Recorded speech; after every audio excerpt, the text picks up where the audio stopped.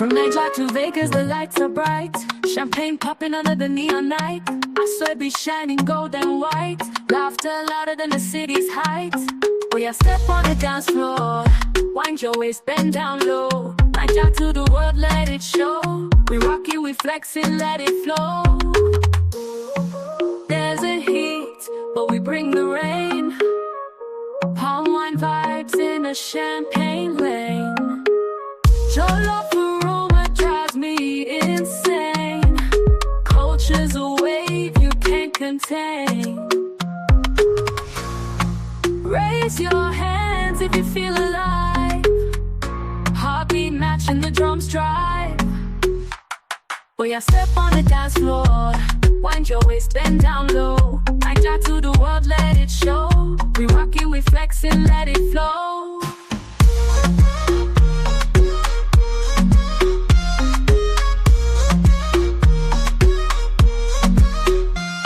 Dollars flying, catch a dream.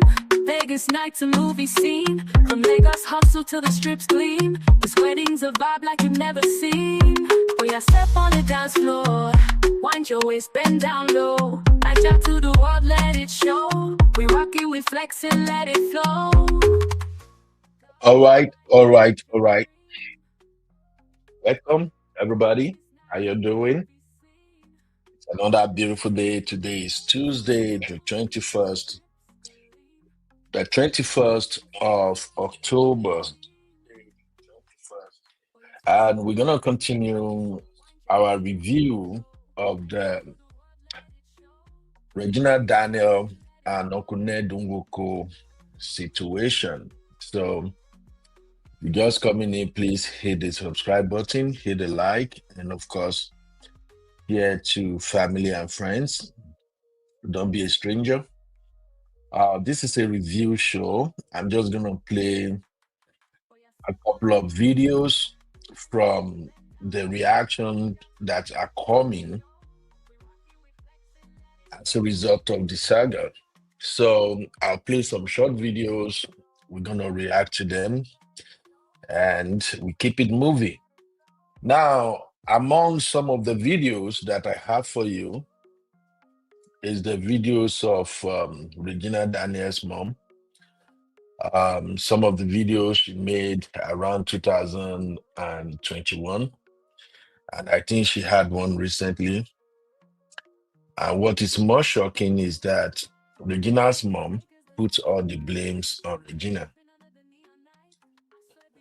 In one of the videos, she stated categorically that Regina chooses Ned, and there is nothing she can do as a mom, because when your daughter says this is what she want to do, what are you going to do as a mom? You have to support her.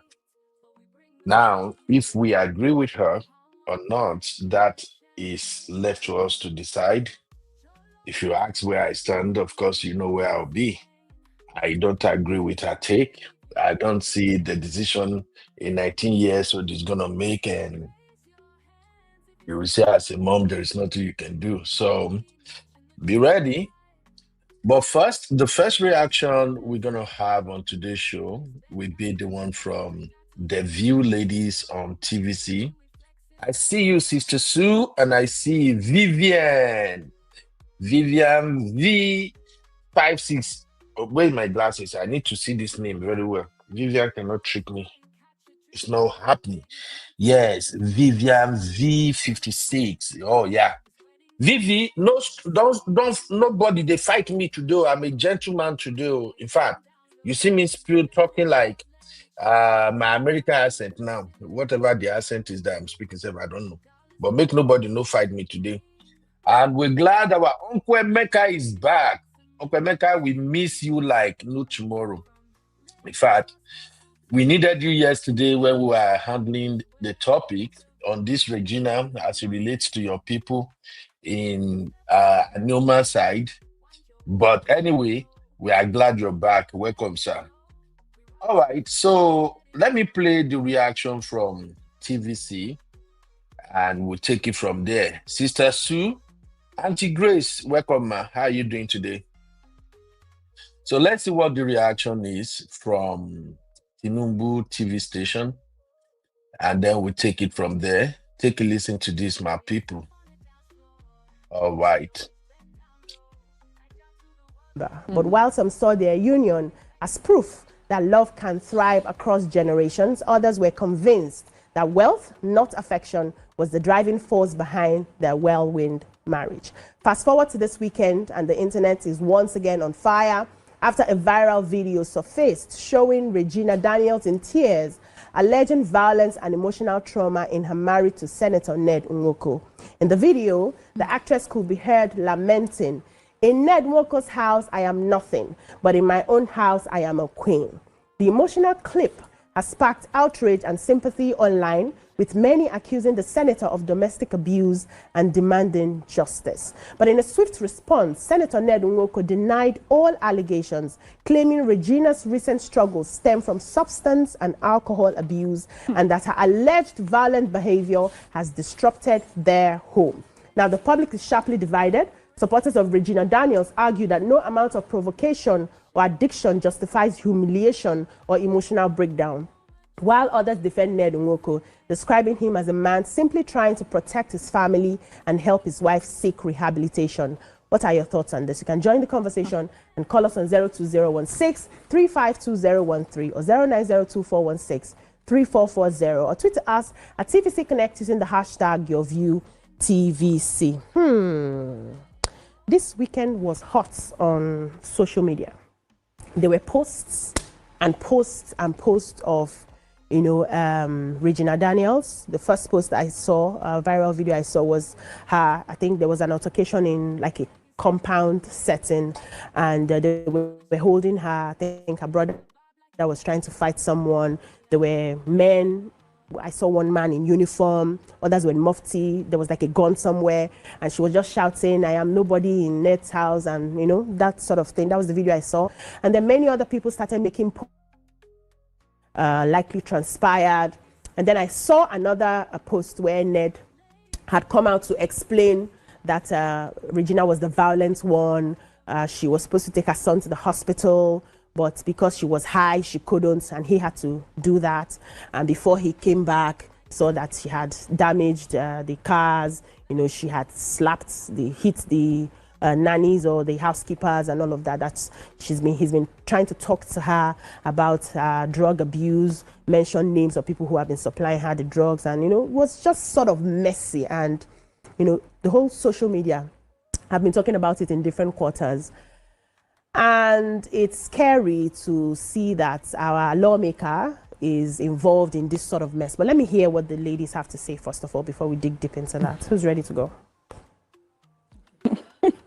Okay, so no, I just want to highlight one or two things. Okay.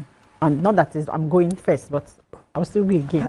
I want to highlight something. Yeah. Okay. So we know when we say domestic violence, I think we just narrow it down to like the man beat the woman or the woman beat the man. Let's also realize that in this video that came online, that there was domestic violence amongst the madam and the staff. Okay. I want us to highlight that because so that we don't, forget that way in the conversation. That we don't limit the domestic violence to just the husband and the wife. Okay. Domestic staffs too were involved in the domestic. Thank you. Okay. That's what I want to say. Okay. I'm putting my thoughts together. So, I understand that this was a sensational marriage at the time because of her young age. Everybody had an opinion, but she was above 18, so she's major. And it was rumored that, or it was alleged that her mother influenced the marriage for financial reasons and as economic empowerment because of the age difference and the class difference. I'm sorry. I don't know if it is just me. Anytime I hear this narrative that an 18 years old girl in Nigeria is an adult, it kind of, I don't know. It kind of sounds crazy to me. I don't believe 18 years old is an adult. I'm sorry. You are not an adult. Even at 24, 25, you still don't know what you're doing. Maybe it's just me, but I just wanted to say that real quick. In both of them. And the father of Regina had also come out at the time to say that he didn't have a hand in the marriage. Yeah, You know, for remember. various reasons, traditional as well, we all suspected that, you know, what is again in the marriage. So that's where I have a problem, and I hope that somebody can clear it.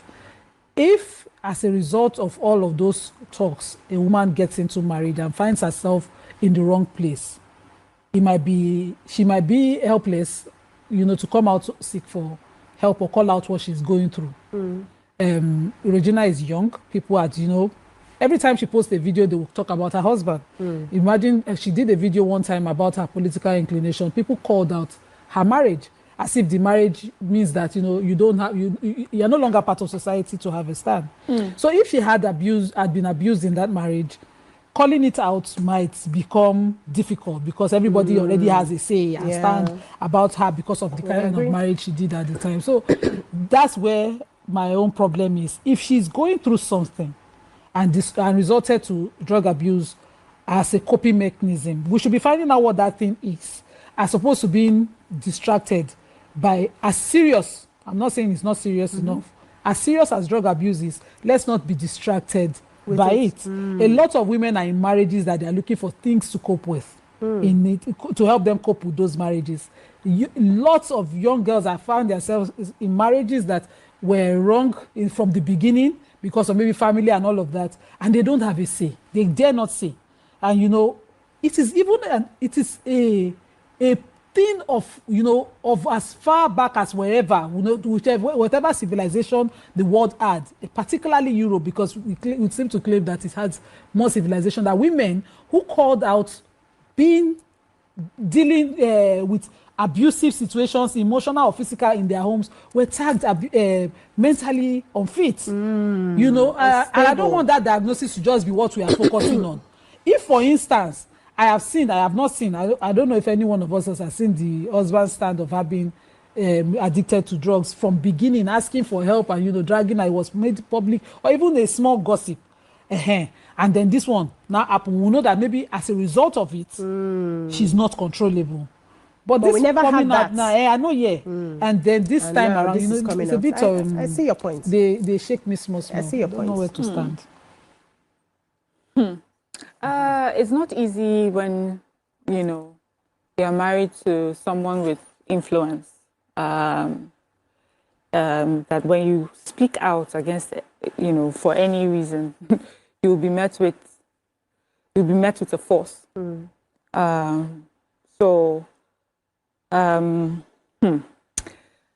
For the senator, I'll start from his response. And his response is that his wife has been using drugs, and she's been in and out of rehab. And he also alleges that her brother or her siblings are part of those who are providing her with drugs, and that this is his fight for his family and obviously his wife's mental health, the mother of his children. And, you know, as laudable and as important as that is, I'm also a bit worried with that narrative, because it's not a narrative I've heard once. I've heard quite a number of times before, with when you are involved with a man that has great influence, has a lot of money.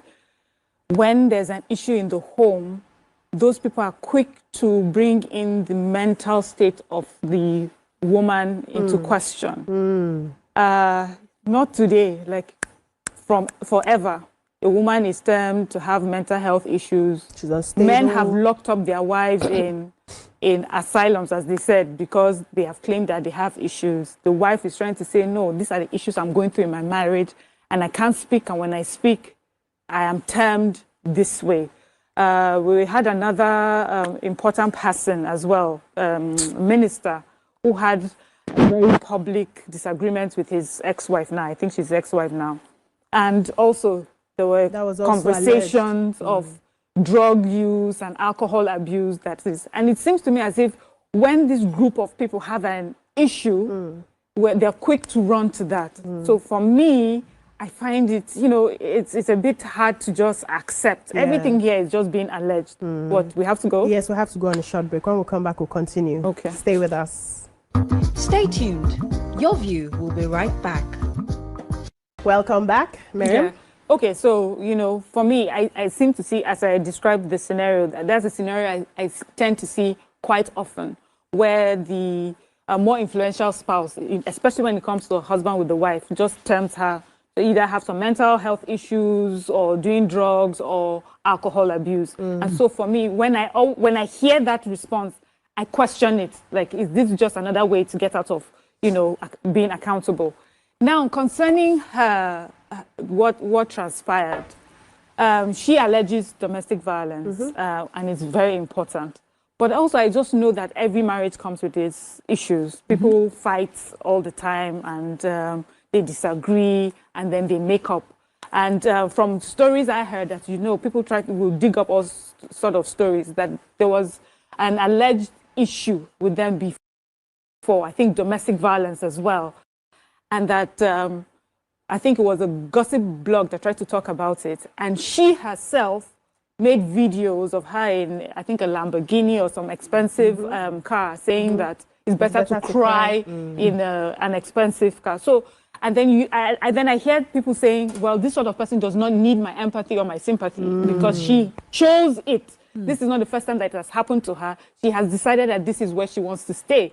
So why is she crying now? So there is also that stance, which is, okay, if you've been going through domestic violence and it has come out and you yourself has said to people, mind your business, I would rather cry inside this domestic violence. Leave me, whatever it is I'm facing, I would rather cry here than be with you poor people who are just jealous of all the money that I have. I think it makes it harder for people to speak up for you. Yeah, really empathize. But I don't also think that Regina Daniel is such a... I took time to look at the senator's page, because I'd never followed him, but, this morning on my way to work, I decided, and she's very prominent in his life.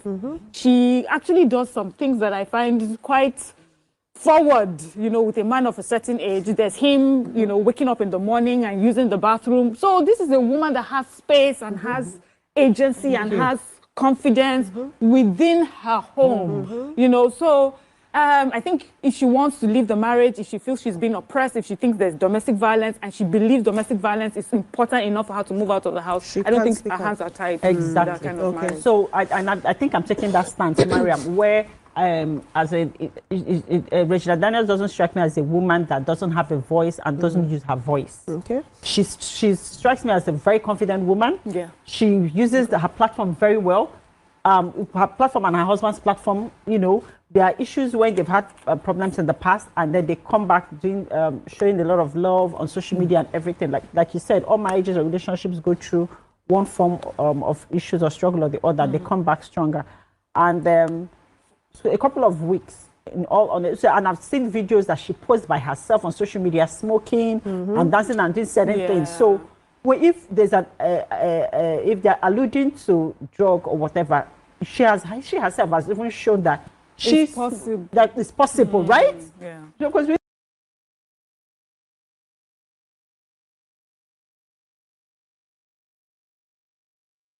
All right, sorry, I'm picking up on different aspects of this conversation from the view ladies. So the lady speaking right now said Regina Daniel struck her as a very confident woman. My question is, does Regina Daniel look like a confident woman? Is she even a woman yet in the real sense of maturity? Are we going to classify Regina Daniel as a confident woman? Does she look like that? A 19 years old who Senator Clinton claimed she met her and married her in less than 3 weeks. And now this lady says Regina struck her as a very confident woman. Where is this confidence coming from, Turiolo? Where is it coming from? I don't believe that. But anyway, for those who might be wondering, why did I choose to tag today's show, Cry in Lamborghini? This is not an attempt to mock Regina, but rather this show is more like a message to younger ladies out there and those who believe in this rhetorics of, oh, let me cry in a Lamborghini. It's better to cry in a Ferrari than to cry in a keke napep. And we all know how that ends all the time. Africa, and Nigeria in particular, is not a place that has a strong protection for women. Here in abroad, of course, we know women, some women, not all women, some women actually made it a point to cry in Lamborghini because they know if everything went to south or if everything gone south, they can actually cash out. But in Nigeria, you can't cash out. So my question to young ladies, all the millennials and Gen Z out there, my question is this. Do you still want to cry in Lamborghini? Or would you rather be happy in a Mercedes Benz or maybe a Lexus with a home where it's just you and your husband and your children, in a home where your husband cherished you, pampered you, in a home where you have a say? Which option is better? So would you cry in a Lamborghini, or you would rather stay happy in a polygamous, in a monogamous marriage and be celebrated by your own man?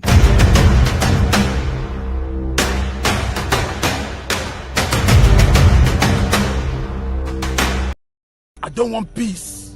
I want problems always. All right, let's dive into today's show proper. Let me take this off. Please hit the like button. If you haven't liked yet, please hit the like. Help us get the likes up so the algorithm can pick it up.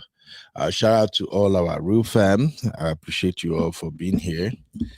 Let me quickly recognize those who just joined in. I see you, Comfort Adagri. How are you, my sister? Blessing Oku, how you doing? Blessing said, the women in the view are always scared of speaking the truth, period, time and time again. My sister, I think I have to agree with you. I think the only time they have a voice is whenever the issue going on has nothing to do with our president. That's the only time they get to speak up. Zeno, Mama, you're welcome. How you doing? Okay, so like I said, this is going to be a review show. Mama Jojo, welcome, my sister. I want us to listen to Regina Daniel's mom. I got tons of videos, so I'm not going to be doing a lot of talking today, unless, in fact, I pray make my Gen Z babies, may they no come for me this morning. I no get strength. You can hear from my voice now. I'm trying to be a gentleman, okay? So treat me with all forms of gentility today, please. All right. You can see that Uncle Ben is a gentleman, no bad bows. Okay.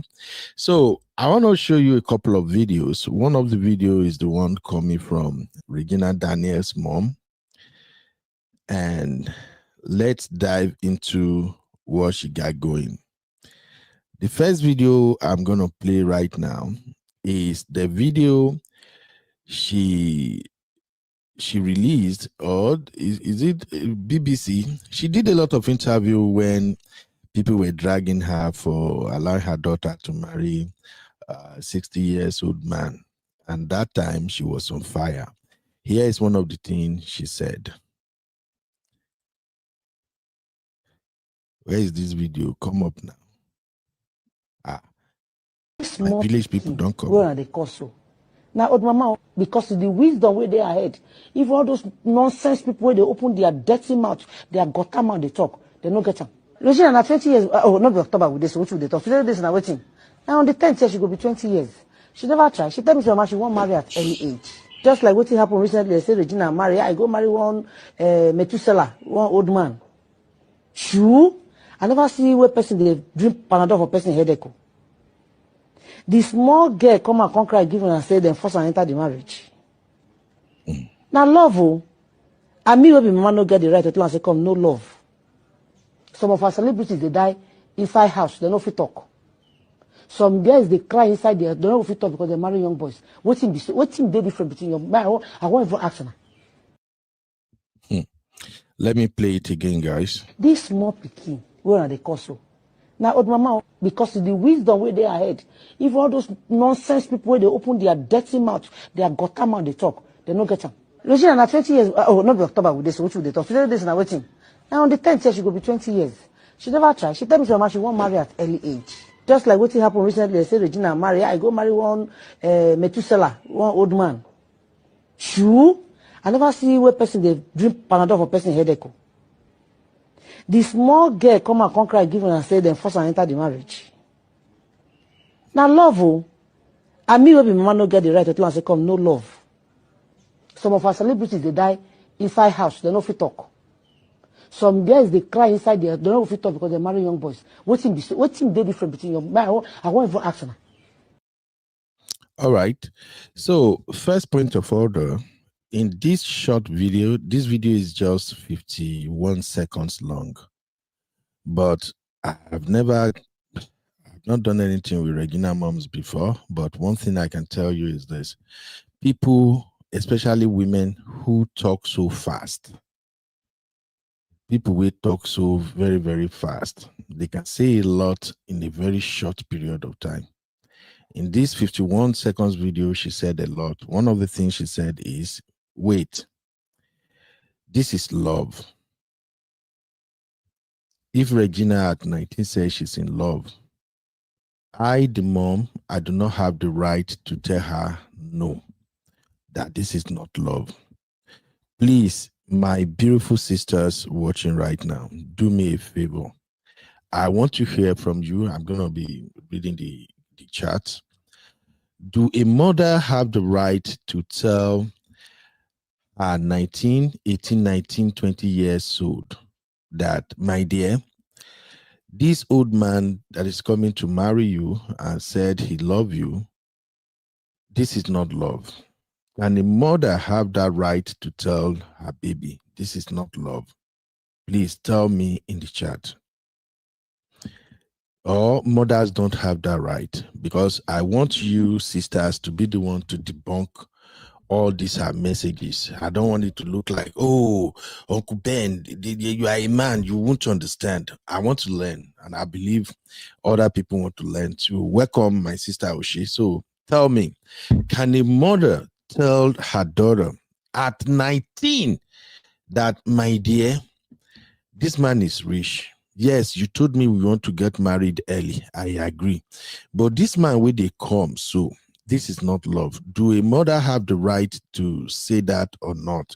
Please drop it in the chat. Zeno say Regina was 19 when she got married, of course. Vivian said Regina was 20 when she got married, so technically she should be 27. So how is it she only celebrated her 25th birthday recently? The math is not matching. Somebody help me. Well, in Nigeria, you know, we have two dates of birth. We have our original date of birth and we have our official date of birth. So we all carry them, except for Gen Z. Maybe people like Abby and the likes. Okay, fine. They were born at a time when there are records, so they can't alter their dates. But man, no lie to you, a lot of people, even those at my age, not even talk of those way senior me, some of them don't even know when they were born, because back then some parents are not good at keeping records of date of birth. So most Nigerians go with two birthday. So if Regina is celebrating 25 and the math is saying she's 27, well, I guess it's the Nigerian factor. All right. To the question I asked, this say yes, the mother has the right. It's daughter's choice if they listen. Absolutely. But Regina mom said, as a mother, she doesn't have the right to tell her daughter that this is not love, right? Vivian also say Regina's dad said she was late 17 when she got married. So who do we believe? Mama or papa? 17, 18, 19 or 20? If you ask me, I would go with the dad. The dad is the one who got nothing to lose here, except losing his baby girl to a rich man. And that was made possible through the support of her mom. So I will go by the dad. I won't go by the mom. The mom doesn't strike me like somebody who is watching out for her daughter. I'm sorry, I don't know her. I'm just going by her public persona. You know, sometimes there are some parents who sees their children as a product to trade in order to satisfy their own needs. I don't know if you agree with me or not, but I've seen a couple of parents who, the way they handle their children, you can tell that they are feeding off on their parent. A typical example is one very popular one we have here in America, who, because her daughter sex video linked, she turned that shit into $1 billion industry. So there are some parents like that. And this Reggie mom allegedly struck me as one of those people who see their children as the opportunity for them to get rich, or their children, they see them as someone or somebody they can trade in order to achieve their own dream. So Sister Ose said, yes, a mother has the right to say no. Thank you, ma'am. That was my thought. Comfort Adagri say, yes, the mother has the right to tell her daughter. And She said, I was in a similar situation with a man twice my age when I was exactly 18 years old. With all the promises the man made, my mom said no. God bless your mom, Sister Oshie. That's the point we're making here. Pino, my beautiful sister Yudi, what's up? Pino said, with the rise way she sounds, a mother should and can advise and talk her daughter out of wrong decisions. That's what we're talking about. Welcome, Sister B. Palmer. All right. M. Jones, you welcome. M. Jones says, a good mama, they advise her pikin and explain life. Ned real age is 75 because they no keep accurate date in the village. I agree with you. Vivian said, I go with 17, going on 18 as well. People who knows them said she married Layla at 17 as well. The backlash of her age didn't look good for Paned, so the increase has to 20, in my opinion. Absolutely, you may be right. Now, older men chasing after children, minor, is kind of cringy. I'm sorry to say, but there is no way anybody can explain that shit to me and it's going to make sense. As an old man, you don't chase minor. Okay? I have a 17 years old going 18, my own Gen Z, my own resident Gen Z. And I can't imagine a man of my own age. I'm in my late 40s. I can't fathom a man of my age chasing my 17 going to 18 years old daughter. Now, multiply that, just add 20 years to that. So imagine a man in a 62 years old man chasing my 17 going to 18 years old.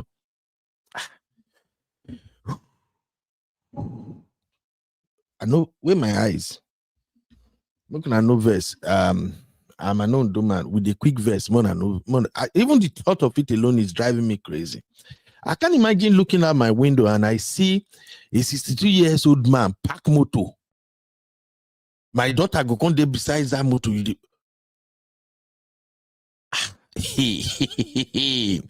Esa, igewe do ni wo pa yin o.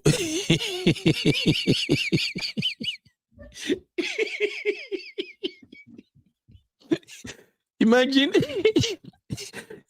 trying to imagine something now. You the para just by imagining it.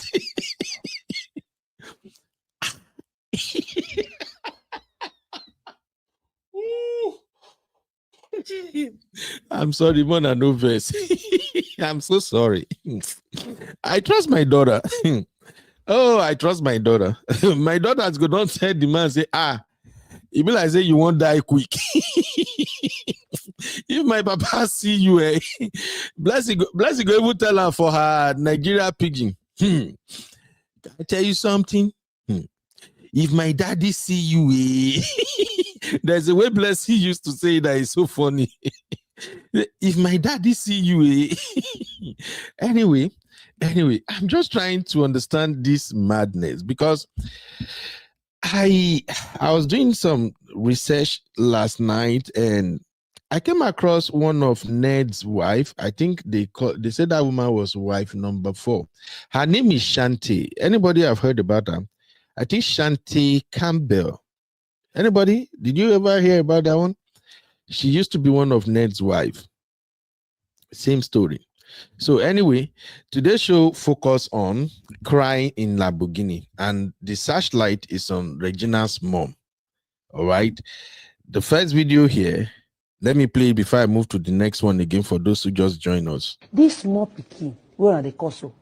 Now, old mama, because of the wisdom where they ahead, if all those nonsense people where they open their dirty mouth, their gutter mouth, they talk, they don't get them. Regina, na 20 years, not be October with this, which will they talk? Today, this is waiting. And on the 10th year, she will be 20 years. She never tried. She tell me she won't marry at early age. Just like what happened recently, they say Regina marry. I go marry one Methuselah, one old man. True. I never see where person they drink Panadol for person headache. The small girl come and cry, give and say then force and enter the marriage. Now love, oh, and me will be mama no get the right to tell and say come no love. Some of our celebrities they die inside house, they no fit talk. Some girls they cry inside there, they don't fit talk because they marry young boys. What's they different between your I won't even ask her. Okay. Before I move on to the next video, did Regina mom attitude here? Did she remind you of one popular person in Nigeria that snatched another woman's husband? I don't want to mention their name, but let me see if people are beginning to add 1 + 2 based on her character. Do you know any popular person in Nigeria that snatched another woman's husband and talks the way this woman is talking right now? Anybody want to try? Okay. One. MJ got one. There is another popular one. Just think. That one talk exactly like the way this woman they talk, and he snatched somebody's husband too. Oh shit! Oh shit! Who else? Una know the fee add 1 + 2. Yeah.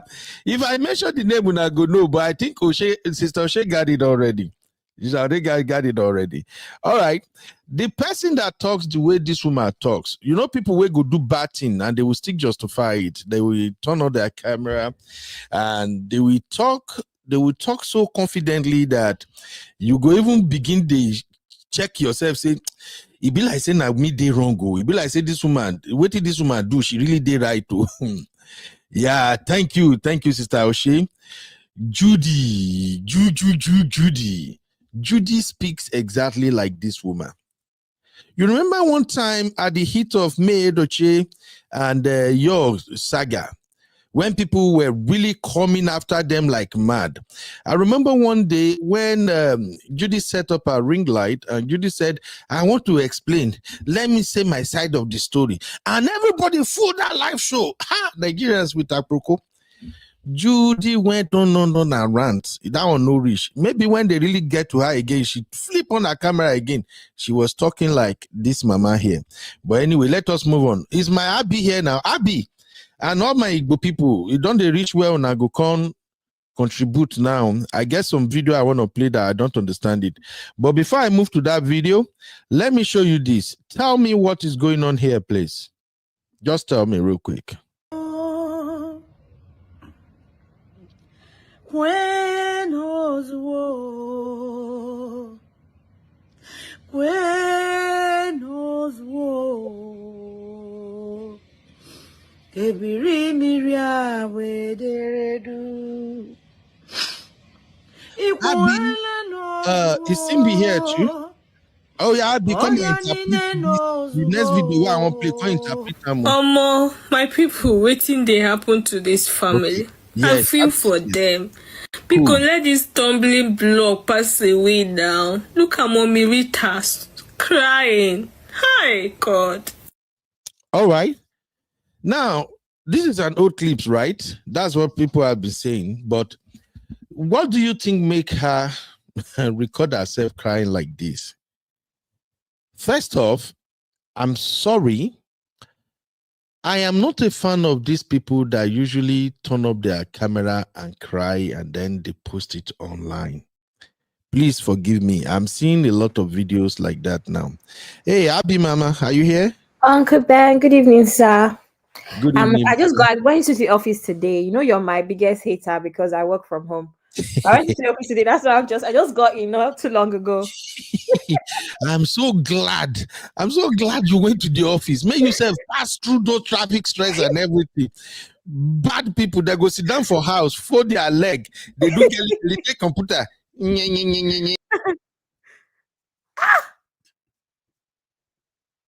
Hi, everybody. Uncle Ben. Oh my God. Hi, everybody. Uncle Ben just disappeared, though. Thank God I'm here. Yeah, thank God you are here. My system don't Thank God I'm here. And I just came in as well. Oh my God. Now my touchpad, the thing is very, very sensitive. Anytime my hand touch like that, it don't work out. So Abby, I'm so glad you went to work today. If you know how much I like it when people pass through waiting that they pass through too. You work for home people are not too like anyway. So that video is an old video, like people said. I agree, it's an old video. Please, I want to ask you a question before you go ahead. Okay, ask so it if you're recording yourself and you're crying and the thing did not record, will you start crying again? Abby, I'm not the right person to ask this question. So God, the comment section, pause. If you just realize that this thing has not been recording, you will not have to start crying from the beginning and start recording again. Abby, please, why are you like this? Abby, I no get strength today. That's my question. Please carry on, sir. I go work yesterday. My resident they stressed me out. I came back then. I don't know why I no fit sleep. So when I wake up, it never even reached 2 hours where I wake up now. So no stress me at all, Abby. All right. So as I was saying, I'm not really a fan of these people that turn on their phone and cry and then they share it. It's not a good thing. It is first off, it tells me there is nothing original about your crying. That is you trying to show off. So that's it. We saw this video when Reggie mom was crying. All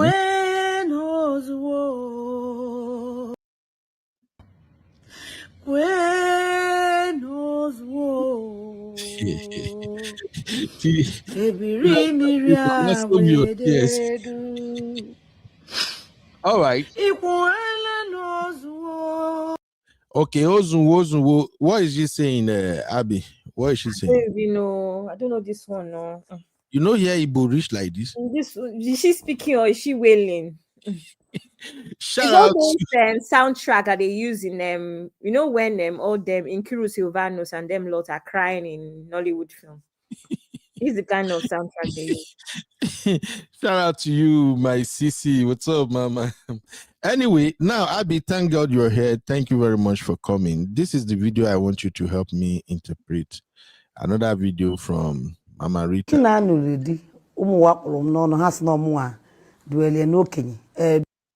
First off, this video is recent, so nobody should come and say, oh, it's an old video. If you look at her face here compared to the past video, you can tell even she herself, she has come of age. So this is a recent video. I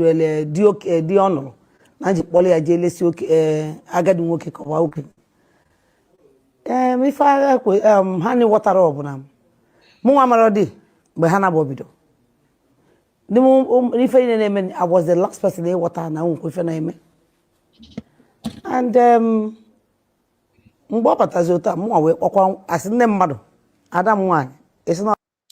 please, who is doing our moderation today? How many likes do we have? Zeno. Oh yeah, I'm gonna check. How many likes do we have? Guys, please get the likes up. Real fam, I know how we the road now. Now the likes now with the first attack where we come live. So everybody, please, let's get the like. Oh wow, 21 likes, and we got like close to 56 or something people watching. Oh yeah, take just 2 seconds. leave the chat, hit the like, and then come back to the chat. Let's get it up real quick, please, everybody. I'll be the listing on. Are you going to interpret to? Okay, the interpretation is there on the screen. If what's Salom? I know, Sam. I still want Oh, when you go near some, like, oh, thank you. One media seven Please, 22 likes, please. Let's. Fear not to be, but we will be seeking. So again, the missing car. And the political term will go on. When you dear, they are all. And immediately after election, dear, there sim near Charlie no one. 8 years we could not away warm. Man, I keep in your one. You are putting along wagon, you are to you know. So when Mrs. Lefa, Unduquan can gado. And Anna, dog Alim Nana, Anna, I call ye referring Hanako. The most important thing I want now all the happy born. And we be one is a woman walk over. A woman yaga so na docas is a for the am. Nobna, the ready, eating, unse, one se macamwea. I will walk along Yagananya, Iwilia. So, Abronam, neither in a hakota. No, cozy wedding. Manamado Niki Apatasu and Obrock with Funuku no Kosiwega. Nga Haposa Akaban one no matter of me. So I come Namanam blue the blame, Cassie one blame. Na dokam na koyerim na koma ono obona. So kedi mo papuna ha ono mu de godunudo. Regina na 20 years oh no be October with this which we dey talk. Today this na waiting. Now on the 10th year she go be 20 years. She never try. She tell me she won't marry at early age. The small girl come and conquer give her and say then force and enter the marriage. Now love oh. And me will be mama no get the right to tell and say come no love. Some girls they cry inside there, don't know if it talk because they marry young boys. What's they different between young? I won't even ask her. Abby. Yes, Uncle Ben. Can you summarize what she said in Igbo? Yes, so basically she said, first things first, she said that everything that we're saying is wrong. That is Regina that said she's in love with this guy. That who is she to say she should not be in love with the guy? Is she going to throw her first child, her first daughter, when she said Adawan, is she going to throw her first daughter away? So essentially, Regina wanted it. She cannot throw her daughter away. She had no choice but to accept it and support her because that is her daughter. That what matters to her the most is that her household is at peace.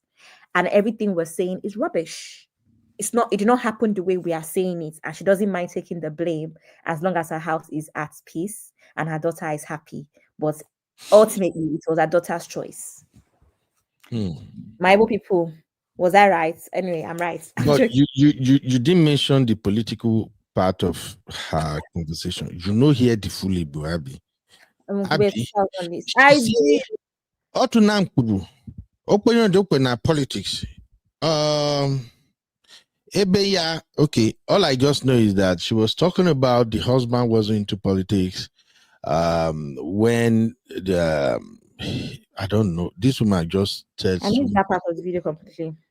Okay, I'll play it again. Please listen. Okay, because she's trying. I think she's trying so hard to disconnect herself from whatever is happening in Regina's marriage now. That's the energy I'm getting. Somebody said it's AI. It's not AI. That's BBC Igbo. Okay, listen again. If they say AI. The Regina already. No has no more. Duele no king. Duele di honor. Nanji poli ajele si agadi nwoke ko wa okenye. If I honey water obu na. Mu amarodi be hana bobido. If I was the last person they water na unko ife na eme. And okay.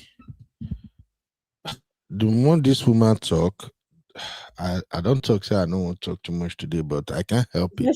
She said she was the last person to know that she was getting married, and nobody knows that she was not even aware. She was the last person to know.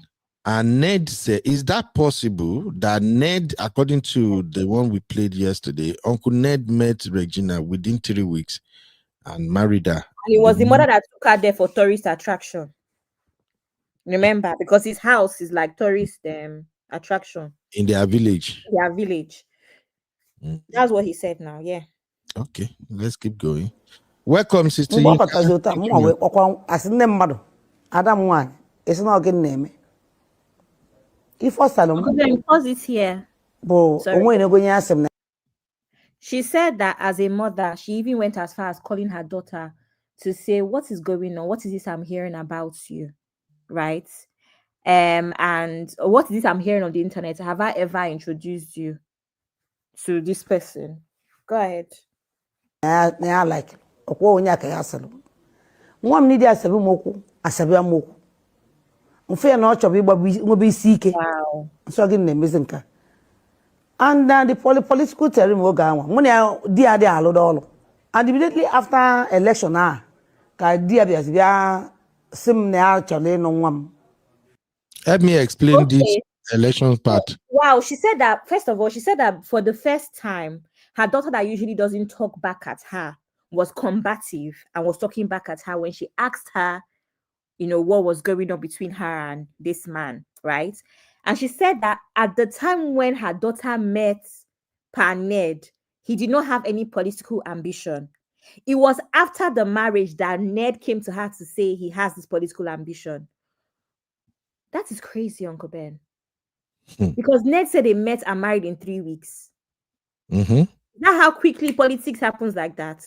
Anyway, she's saying that when they met, he did not have politics was not on the table. It was afterwards. No verse. I don't just know why. I don't know why the sister choose to be so funny today. MJ said, Rita can lie for Africa. See how the love they do now, giving her bass boost. I beg, I don't make me laugh today, please. I don't get strength.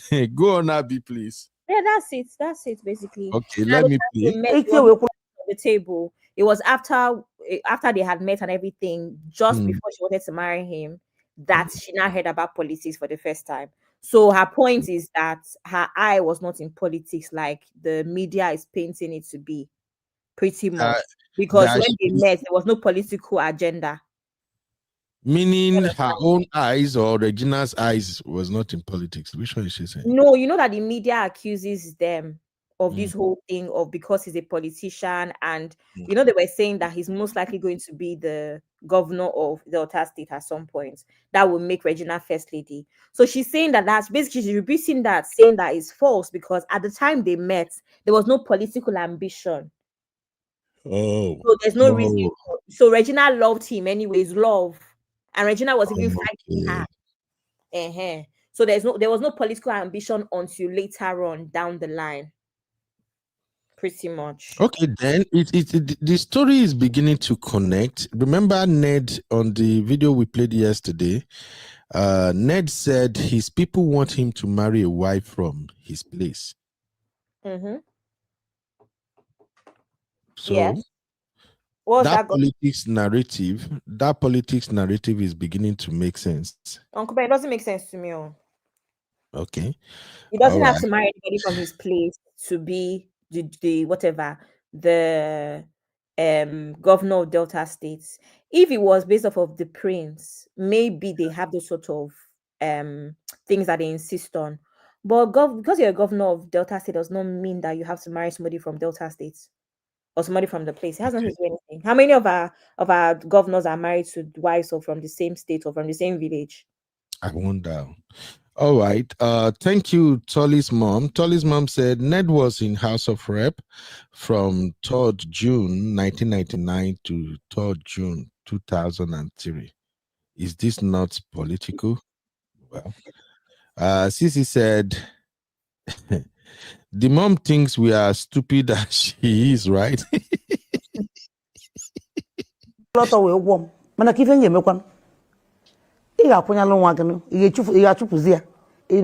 So mgbe mbichazilifa ndukwa nke ngado na adogali na akọ ya erife ha na akọ. The most important thing na nwata na all the happy born and onwe be mu ọnụ isa ụmụ wokwu ọbụla onwe onye agasi ụta na adọkasị isi ka afọ dia ya mma onye ọbụla dị ready iri nsị ma nwụọ nsị maka nwa ya awokwa kalụ nya gị n'anya iweli ya. So ọ bụrụ na ife ne ha kọcha no ka o si wee dị mana mmadụ one ka ya apụtasịwa na ọ bụrụ kwa ifu n'ukwu no ka o si wee ga nga hapụzi ha ka akọba nwa m na o metara ya ọfụma. So aka m na mma na m bulu the blame ka asị ọ na blame na adoka m na akọ yeri m na akọ ma ọnụ ọbụla. So nke dị m mkpa bụ na ha ụlọ m degodo n'udo. Regina na 20 years no be October with this which we dey talk. Today this na wetin. Now on the 10th year she go be 20. Oh Lord Jesus. You see, Abby, same thing you were saying. Uncle Emeka is also confirming it right now. What do you say? Oh, that's not true. He's always been in politics. He was member of Federal House. Yes, now when he came back, I don't know, I know you broke down a little bit yesterday about his career and how he went to University of Kiel. Yeah. And then went to another university in London for his LLB. As soon as he came back in 1998, he joined politics now. So I don't understand what the mother is talking about. Yeah, that's what Okoemeka say. That's not true. Ned has always been in politics. He was a member of Federal House of Representatives before becoming a senator. You see, and Oku, Patrick, and Abby, you guys are from the same area, so I think people really know. Okoemeka. Yeah. So Vivian said political ambition was there behind the scene, just blinded Regina with money and stuff. Now, let's correct something quickly. Or you're talking about the political ambition of being governor? Yeah, he want to run as the next governor now. And there's rumors that he wants to run as the next governor. So is that what she's anticipating and not this House of Reps? No. You in Nigeria, their political trajectory is usually from local government chairman, commissioner, governor, House of Reps, Senate, and then governor. Yeah. But what she's saying now is, are we the one misunderstanding her because she's talking about governorship and not this current House of Rep, or she's just trying to cover her tracks. The whole thing has backfired. You know how daughters behave. Especially, this is why it seems like my own opinion might sound strange at times. What I've observed over a period of time now is that this new set of children we have now, they are stubborn. They actually want to follow their heart. They want to do what they want to do. And if what they are trying to do is wrong, and you, the adult, you're supposed to know that this is wrong, and you are supposed to step in to stop them. If you don't stop them and they will forge ahead to follow that path, when it backfires, they will run back to you, the parent. See, I see what you hear what she said. What? She said, let me repeat what she said. She said, sorry about that. She said that usually her daughter that doesn't talk back. For the first time, she spoke back when she asked her. Now. Yes. You are Ned. That all of a sudden, this daughter that doesn't talk back talks back. Yes, that's what I was saying. That look, these children, they will tell you they know everything. I can handle it. I can take care of it. But as soon as it backfires, they will come back to you, the parent. Now, first they will come back crying, trying to get your sympathy and all of that. You will accept them. You say, okay, my daughter will do that. Then, if whatever they are facing still persists, they will begin to attack you, because this time around, they want to blame you, the parent. They will say, oh, mom, you see, now, dad, you didn't even help me. You did step in. Even if you are reminded that I shout to, I tell you, they will still, how do you guys say it? They will gaslight their parents. So I think that's what is happening now. And now, even Regina herself have finally realized that her mom used her too. Let's call it what it is. Regina knew what's up. Let me play another video of Regina. I download plenty, only say I know to get time today anyway. Where is this one?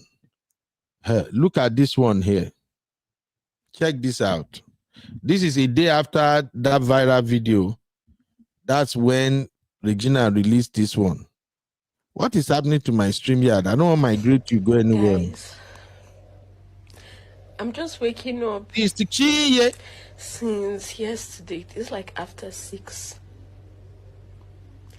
And I cannot help but keep thinking, it sounds funny, but my people did too much. They did too much. But let me tell you something about me. I'm very lucky. So I'm very. Why are you crying now, Gina? But I'm very lucky. It sounds funny, oh. I don't know how it sounds. But I have good people around me. I have people that love me. Most people will say, oh, all these people are just doing all these things because of this. Tomorrow now. Okay. But I appreciate if they are fake, I appreciate it. I appreciate it because what kind of fakeness is that? Okay. Zeno said this is after her birthday. Yeah, but I've seen a couple of videos. I think I still have another video here where Regina seems to wanted to do a tell it all, but then she will restrain herself. I saw one other video like that. Can't trace everything now. They're almost like cryptic messages in a sense. Exactly. I saw the video. She almost wanted to let it go. Then enter politics full time in future. not this one. This one na paid advert for her husband. And to where is that video? The video plenty. She always wanted to say it, but once she open her mouth, she go calm down again. Eh? I can't plenty. Oh, I wish. Okay, that is the Gbasgbos video. Anyway, moving on, let us look at reactions from people. Some of the people who have reacted to this drama. For me, the person I love her reaction the most is the one we played yesterday. That Georgina, is it Georgina Onoha or something? Yes, that was like the best reaction I've seen so far. That kind of women, they fear them. You know, that kind of women we go take, you get how they take words, they flog you, but you know go be fight. They'll just they drop and small. That was her own. I really like that. But here is another one. Regina, do not allow Regina to continue in that place. Let me tell you, take Regina away from that space. And if you don't take her, even if she doesn't die physically, she will die from the inside. And she will be tied for nothing, for no reason. As far as I'm concerned, let her walk away. And even if it is not physically from today. But man, someone like Ned Nwoko will never change. There's no change going to come. And she's going to be using all that he has against. I don't have the Samuel. If you have the Samuel, you can share it with us. I don't have it. Just say, Regina, is the money that you saw, blah, blah, blah, blah, blah. Abby, you know this Sammy? Came to marry Ned Nwoko. the brother now, it's not the video where it was. Okay. When Ned Nwoko married this girl, he was marrying into fame. And for the first few years, it was obvious that that fame was what he was after. Who knew who Ned Nwoko, apart from those who came from the East? Who knew him? All of a sudden, he became somebody that all of us knew. Even though he was married to 7 wives, even though he had a Moroccan wife, who knew the Moroccan wife? Who knew him? How many senators do you know in Nigeria? Go and check now. If they tell you to name 10, you may not be able to name more than that. Talk less of 20. Ned Nwoko was very far from the popular ones. Nobody knew him. So he wanted popularity, and he married her, and she gave it to him. So she didn't come empty-handed. Now, to be candid, I really don't know Ned Nwoko until he married Regina. I no go lie. I really don't know him until he married Regina, and I got to know him when the news was flying that one ancestor married one young girl. That's when I begin to hear about him. So I think this sister is right to some extent. She didn't come all of a sudden. Who he married and where they lived and what he had became a thing of interest. Who knew him as a billionaire? It's the key. I see some traits in this Ned Nwoko, and unfortunately, most people are not aware. You know, you look at people, you cannot read it. His first wife, his wife, the Moroccan wife. Remember, there was a time she left. As soon as she left, she said she could no longer take it. She left. This guy came online and spoiled her reputation, saying that it was because of infidelity. He caught her with infidelity, that she went to do BBL without his approval, said so many bad things about her. and took her children from her, irrespective of their ages. Because if a child is not up to 6 years yet, ought to be with the mother. But with people as powerful as Nedungoku, they will not do so. And so because of that, quickly, not too long, the girl came back that even though she was ready to walk away from the money, now she will walk away from her children. She will start all over again. She just came back and apologized online that it was friends that misguided her and everything. She came back and stayed. It is that kind of blackmail that people like, rich and like Ned Nwoko, they use against their wives. What about Regina's case? As soon as this happened, now she went online. He went online and said, she's smoking this, she's smoking that. So he knows that they have already seen her online smoking shisha.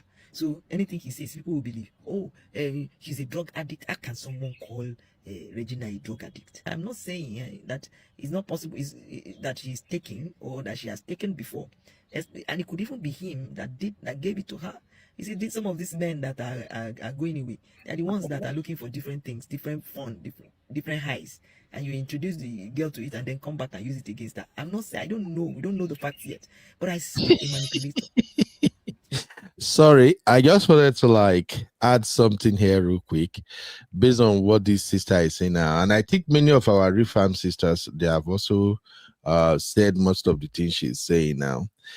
Some people are of the opinion that maybe the husband is actually the one who, lure her into taking these substances and all of that. And allegedly, I don't know however that works. But one thing I know for sure is that wherever there is money, weed is always around the corner. Weed and any other substances is always around the corner. Okay. Wherever there is money, real money, better money, gun is around the corner. All kinds of criminal activities is lurking around the corner.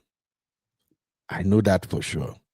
And wherever there is money, stupid behavior also comes along with it. There was one time we hung out with one of our party. That guy, that's that guy. Some of the places we go to, because of the access he's got, I swear to God, I don't go that kind of place. Lie, let me alone. And then at that time you go see something. Abby, Gen Z friends, they're supposed to yarn this kind of thing. No, I'm aware. I'm aware, Uncle Ben, and it ties in with what Dee and I were trying to say, where not all that glitters is gold. Yes, this person might be rich, but there's always something. And one of the things, unfortunately, that is very, very common is DRUG abuse. It is actually very, very common. It is crazy. Uncle Ben, I want to say something, sorry, about this social media presence, because I saw a comment in the comment section. I think people need to understand that it doesn't translate to cash, but you don't understand the importance of social media and having numbers of social media. There's a lot of rich people. When this is one of the things that I will discuss on the segments that we're doing together with social media and Gen Z. Yeah. There's a particular thing that's going on currently on social media. Go and check every rich person's child that you know. See Okoya's children, all of a sudden they want social media presence. Yeah. Look at the likes of Okumbo, the family. All of a sudden, the children want social media presence. Look at everybody that is meant to be rich people's children. In your head, as someone who maybe doesn't have that level of wealth, it makes sense for you to just want to enjoy your money, travel, be quiet. No, there's something about our social media presence that they crave, because even that is currency. So don't knock it down, no, and say, people are saying that Regina was meant to help him get to social media. That does not mean anything to him. It does. As a politician, you'd rather be liked or be impressionable, to people than not. Yes, you can rig elections all you want, but do you know what being impressionable does? So do not knock social media presence. It works. It is needed. Even me with my small presence, I know the access that I've gotten just because people perceive me a certain way because of that social media. That's what they want, to be perceived a certain way. Yeah, right? right. Don't knock it down at all. It might not translate to 1 million followers, might not translate to $1 million, but it translates to its own kind of currency in a way that you might not understand if you're not in that world. Absolutely. Absolutely. One thing I know about children of the rich, make no come after me. I know say many of you guys, you are nepo baby. Mona no come for me. Even my own children, they are nepo baby. One thing I notice about children of rich people is they usually live in the shadow of their parent. That it's almost as if they don't have any relevance, even in the midst of their friends and well wishers. It's usually like, who the fuck are you? Are you? If not for your papa, who you be? I don't know if you understand what I'm saying right now. I'll give you an example. Let me use Sheyi Tinubu as an example. Did you know that of all the noise and everything they are saying about Sheyi Tinubu, this is not like me beefing him or anything, not at all. I still don't see what that guy did till now, to be frank. And mind you, he might have done one or two things on his own that are really, really something that should be commendable. But the fact that he's the son of Tinubu and the lifestyle, the life he is living, there is no way he can get to that point so fast if he wasn't the son of Tinubu. That now kind of pushed down whatever accomplishments he got on his own, if you get what I'm saying right now. So the children of the rich, they always struggle with that. Like, it's like, it's not believable that they can achieve anything. So even when people are hailing you, even when you look at faces around you, they will all seem fake to you as the son of a rich person, because it will be like, oh, the reason they are praising you is because of your papa. And it's true to some extent. If you look at somebody like Sheyi Tinubu now, I can say about 95% of the people who call themselves his friends, they were his friends because he's the son of Tinubu. So I know these guys, sometimes they have their own pain too. Like, it's like, Dad, everybody just think you offer everything to me. So I get what you're saying. Nowadays, social media kind of create an environment for them to say, hey, this is me. I'm doing this on my own. Uncle Ben, do you know what is crazy about Sheyi Tinubu? Is a very good example. I'm even an example. I actually know about Sheyi Tinubu. I know a lot of people that have been around him, and a lot of people that know. And that's what I say all the time about people that come across as popular. You don't know them past social media. A lot of people actually have good things to say about him. Now, somebody come and say he has done nothing. By what standards? Is it by your standards? Do you want to see him giving people scholarships? Or do you want to see that he has an organization and he's doing stuff? Or do you want to see him actually doing his father's job? Is that what you believe is nothing? Because the Sheyi Tinubu that we have heard of, those that are in certain circles, he comes through all the time for people that you do not know, right? It might not be on social media. No, hold on, Abby. Comes through for people, that does not count as achievement. No, Uncle Ben, 1 second. Because let me land. He comes through for people, not his friends. I'm talking about people on the streets and all. But my point is that that is still not an achievement. I know. Let me land. People, you're talking about achievement. You can't land here. Why be me to my land the city? I haven't said what I want to say. So what you're interrupting me, but you don't know what I want to say. I be no stress me. Let's go. Uncle Ben, is it a political thing? Are people expecting him to do his father's job? Are people expecting him to be a good person because he has money and has access? And I'm saying, based off of the money and access that he has, it seems like he does an amazing job with people from what I have heard. Living in Lagos. What do you call amazing job? But with the youth, with the people out and about. How? Give an example. Any structure. He does things all the time, but it's not publicized. Uncle Ben, do I know everything that you do? Abby, if he does what he's supposed to do. Like what? He's not like what? Is he his father? He doesn't have just calm down now, Abby. Uncle Ben, you're one of the people that do this all the time. Where what is Sheyi Tinubu's job? What do you want him to do? What is his job? Okay. Now you are coming back to the point I'm making. Okay. You tell us what's his job. He is just the son of the president. What is his job? Is that a job? Exactly. It's not a job. So why do you expect something from him? You see, I'm on your side, Abby. You No, might that's what I'm just asking not you, get Uncle Ben. what I'm Why do you saying. expect something from him, and why do you expect whatever he does to be publicized past how he's publicizing it? He doesn't have a role. That's He shouldn't have a role. Abby, just calm down. We are saying the same thing. He's a Nepo baby. You agree, right? Yes. Okay. And the conversation is that many of these children of the rich, it's almost as if the wealth, the affluence has brought them some kind of shade. It's like no matter what they do, they are under the umbrella of their father's accomplishment. Now, there are few of them that they will just break away from their dad, or even if they are with their dad, you can tell what they are achieving on their own. In case of Sheyi, I use Sheyi Tinubu as an example that, for instance, now, a lot of people really don't know what he does. Me, myself, I don't know.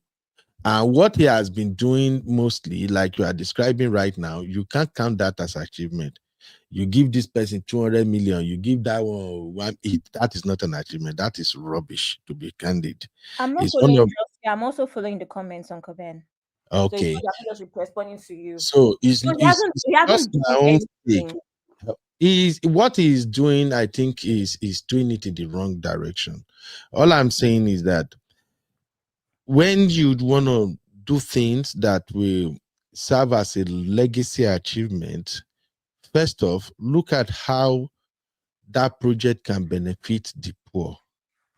Two, make sure the people who have access to benefit from that project, they have no connection with you in any form. Okay, I saw one he did recently now. He gave one woman, something Martins or something, gave her 200 million, then later came out and said his friend did it and all of that. That is not, let's not go there. Let's focus on what we're saying anyway. Uncle Ben, I just want to say something, and this is what I'm saying. I knew that this is where it was headed, right? And that's why I said is because I'm also surrounded by a lot of people that this is their situation. I have a lot of friends who are children to governors and all sorts. And like you said, really and truly, a lot of things that they do is overshadowed. That is no doubt, right? Depending on who your parent is, you're going to be in this situation. But I believe that there's a narrative out there that is not always true. We said it in previous live stream as well, where I think it was Honey Babe that was insisting that if your dad is a certain person, you should be able to reject money. And it's not realistic. A lot of these people do stuff you're not aware of. How would you know if you don't know? The same way you're saying you don't know anything about Sheyi Tinubu is the same thing with a lot of these kids. So we're on the same page, but this whole narrative that just because his dad is this person, he's definitely not doing anything, he's definitely not a good person. Nobody is saying. Not just you. I'm reading the comments. No, don't worry. Look, Abby, if you want to go by comment, we won't move past. 1 second, Uncle Ben. This narrative is actually old. It's the same reason why with Big Brother, the people that actually can add something to society never win, because Nigerians love a grass to grace story. That's all I have to say. Abby, the reason we're having many of this show is for people to learn. And like I said, me, myself, I have a humble beginning, but I'm looking at my children every day and I'm saying that these kids are Nepo baby. These kids have never tasted poverty before. If you know some of the things I put my children through at time, just for them to have that feel of what it feels like if there is no provision. The point is, we have to let our kids know that you need to create a name for yourself. You need to achieve things for yourself, or else you will continuously be living under the shadow of your father. I give you an example again. Make I still go back to the Sheyi Tinubu. There is this conversation in the media now. Uncle Ben, this is why I don't like politics talk. I'm not a fan of Sheyi. Don't worry now. Uncle Ben, it's not fair for people to don't say don't worry when the comments are saying certain things. I'm not a fan of Sheyi Tinubu. There's no reason for me to be a fan of him. But the truth is the truth. That is how Nigeria works. The mentality, we're stuck on that mentality of not understanding that. Like I said, I don't know if you know that trend of if you reach your turn. If you reach your turn, no chop your papa money. If you reach your turn, your papa na Tinubu, don't be Tinubu's child. Reject your father and run away from home. How about that? Don't worry, Abby. I know how it feels exactly when people think you are a nobody just because your papa is rich. But anyway, and I if you look at all of this, it's the same thing. What we are discussing right now is still related to Uncle Ned. Ever since this saga started, I've known more about Uncle Ned than I knew last week, Steph. Uncle Ned himself seems like a Nepo baby. Yesterday, you see how our conversation dragged yesterday, where we are talking about the way even Regina dad cannot talk because this is Ned. And I remember you even said yesterday that Ned is the prince. Jenna Prince are waiting before their area. It's like prince, yeah. So Nepo baby, that's the Nepo baby effect. Always wanted to get whatever they want. Always intimidating everybody. But not all Nepo baby are like that. So it's just part of the conversation. And now it's affecting Regina Daniels because he got her, because he need her for that popularity. He has gotten that popularity now. He's beginning to see that this girl is a useless girl. I mean, one of the things that was said yesterday that I really like it when I watch playback was when somebody pointed out that Regina Daniel is just acting like a 25 years old. You remember that video of where she did bathroom, where the man, I even go watch that video. That video is terrible. I don't even know say Baba they pee for that place. Then she look at the camera and see that oh, you did not know. Uncle Ben, so it was the first time you saw it was yesterday. No, I've seen it before, but I didn't pay too much attention. I just look at it like, oh, see this guy now. The man just wake up. She did who makes TikTok video or whatever video around 4:30 or 5:30 in the morning. But after I listened to Auntie Bisho, and then yesterday when I was compiling all of this video, I now saw it very well. Like Jesus, you can even see the man pulling pants down. It was even confused as well. Man. Oh man. And then if you watch that video again, if you look at the man in that video, that is the reality you get when you are married to older people. That is him. He's not yet wake up. He hasn't even taken care of himself. You can see that he's not even well put together, all of that. Now imagine a young girl sleeping and waking up beside somebody who looks like that every day. And having said that, let me show you something just to back up some of the things we are discussing here. Look at this. I found this morning. Where is it? I took the screenshot to Magekinu Bimi computer. All right. Look at this, please. Who knows this guy on the screen? Maurice Sam. So what Maurice was saying here is that why I will never you say? Oh, no, Uncle Ben, he didn't say this. You sure? You can't say this. Maurice cannot. That's very odd. No, this was published on April 2025. Why I will never act with Regina Daniel again, Maurice Sam. Fast rising Hollywood actor Maurice Sam finally says his mind to Entertainment Jamboree on why he will never act with Regina Daniel in any movies again. According to Maurice Sam, on the trendy story between him, Regina Daniel, and Ned Nwoko, he said, I still value my life and I want to live my life beyond this moment. This man looked me at my eyeballs to eyeball and threatened me not to dare act any romantic role with his wife again. I pray this is not real because this is really funny. But Uncle Ben, you know that that time they said that he used to go to her movie sets. Do you remember? Yeah. Oh, So blood. To do what? So I used to go there and bodyguard her now. Like Ned used to leave what he was doing to go and do bodyguard for Regina on her Okay. set. Okay, thank you, Zeno. Zeno said I saw it then. Apparently, there was an issue. As I said, Cobra looking. How will he look like when putting water? I beg. But You Ned guys, is no you one. guys are funny. Yesterday I was looking at Ned though. Ned is not that ugly. Let me see. I'm not talking about ugly. Who saved my career, Biko. I know No, why. no, I'm talking about the person that said I looks like All right, here is another reaction video. Let me show you this real quick. Abby, you know, I told you this is gonna be a 1 hour show. It's now 1 hour 25 minutes. My time is off. I just wanted to show a couple of things I discovered since yesterday. Look at this one here. Listen to this reaction. Senator Ned Nwoko. Sir! Obuzukwa Gina. Is it Regina you describe like this on social media? The same Gina who is such a respectful girl, which you've attested to multiple times. The same Gina. Now, I have a question before I go deep into what I'm saying. Let's assume that Gina is your daughter, and then she's having episodes or whatever thing you claim is wrong with her.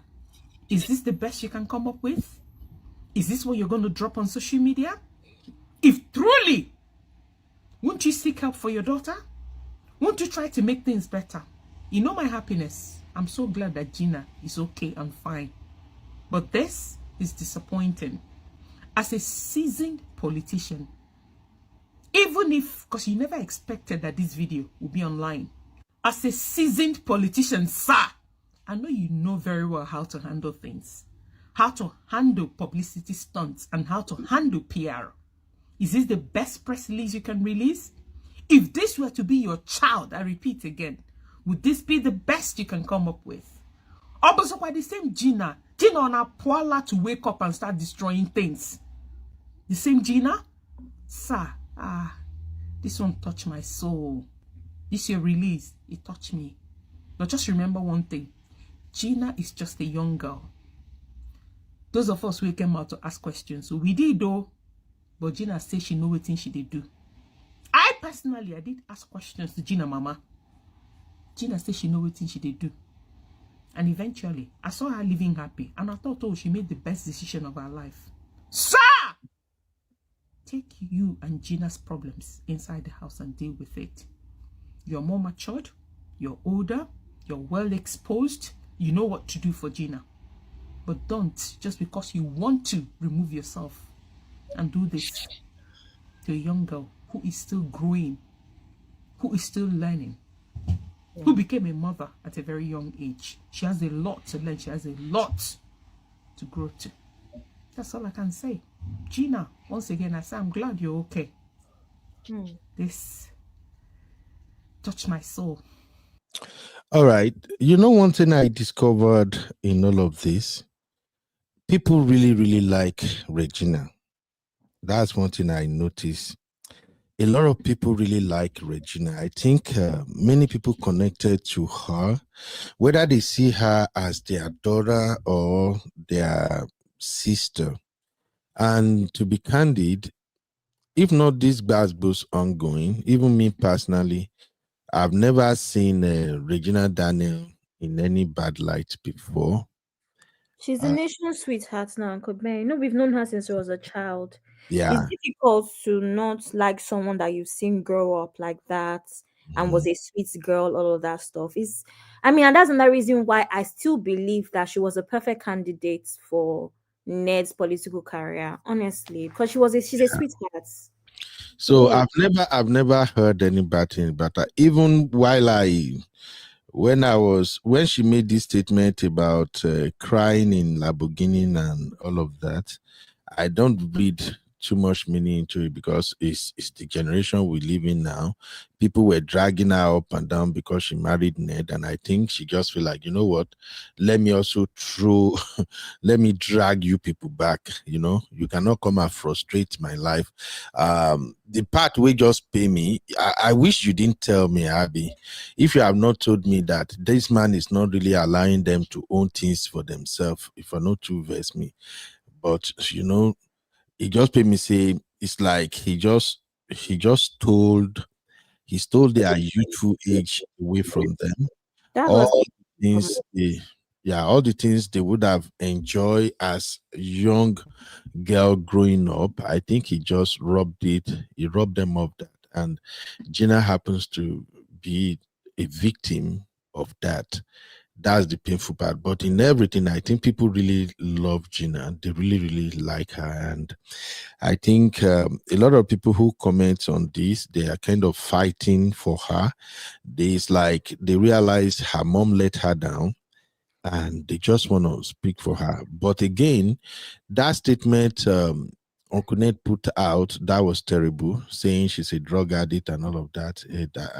I don't buy that. And I like it when people actually push back on Uncle Ned by saying, bro, she wasn't a drug addict when you pick her up. How come she's now using? And anytime I think about the narrative, they pay me say I have to agree with Sisi all the time. Sisi said, "Na men 90 day behind women trauma." They pay me as brotherhood, but it is what it is. So, sorry, did you see that video of her pre-wedding? Oh my God, where did I see that video? Where she was talking about how she had 5 boyfriends for different things, and how she drinks, she smokes. This was pre-wedding. And it's even that Nigeria confuses me because you're not 18 yet and you have this sort of lifestyle. What's your own with 5? And that's the reason why I told you and CB the other day that boy that everyone was claiming in Hollywood that was her boyfriend. I mean, come on, he's 18 years old. All the boys that liked me in secondary school, which one was my boyfriend? So I don't feel like it counts. But there's a video of Regina saying she had 5 boyfriends. One is for airtime. One is to. It's just one of those videos. That is nothing serious, to be frank. No, I know, but what I'm saying is that these are the issues because she also said how she drinks, she smokes, all of that stuff before. And I don't know how I feel about it. Abby, it's good to have a child celebrity. But what that does is it usually rob them of the opportunity to grow up like every other children. Sure, Yeah, we're seeing it all the time. No, I agree with you. I agree with you with the likes of Kiki Palmer and them lots. Some of the decisions that they've made now, it just shows that they were too sheltered. Most of them, because they have to meet up with the schedule of filming and all that, they have to be homeschooled. And then it just kind of robs them of having social awareness in a sense. Yeah, so that's it. Anyway, Abby, I gotta go. But if people want to contribute, I don't know your time and schedule today. Nobody's here anyway. Nobody's on the platform, so I just shared the link now. Anyway. Oh, for the first time. Oh, okay. So the main point is: would you cry in a Lambo or laugh in a Benz? Let me start with you, Abby. Lambo or Benz? Benz and Lambo. Uncle Ben needs to change it to a less nicer car. Do it again. What? Okay. Benz is still nice. That's not a good way. Yeah, reduce which car will compare with like Keke or Tanko. I can't even do that. I don't want any woman to you have to. Do you know why? Because me, I will take Benz because Benz is not a bad start. Why would I cry Lambo when I have Benz? That's the reason I choose Benz, Abby. Because then you're not making the answer hard for me. Now it's very easy now. Let me explain to you why I choose Benz. There are a lot of men out there now that all they can provide for you is Benz. I'll take myself as a typical example. I don't get money, but at least I proud myself for buying Benz for my wife. Yeah, that's what I'm saying. There's no men that will do nice things for you. I agree. So as I did like this, I know if you buy Lambo, who bought me born Lambo? Even G-Wagon, where I was see the money.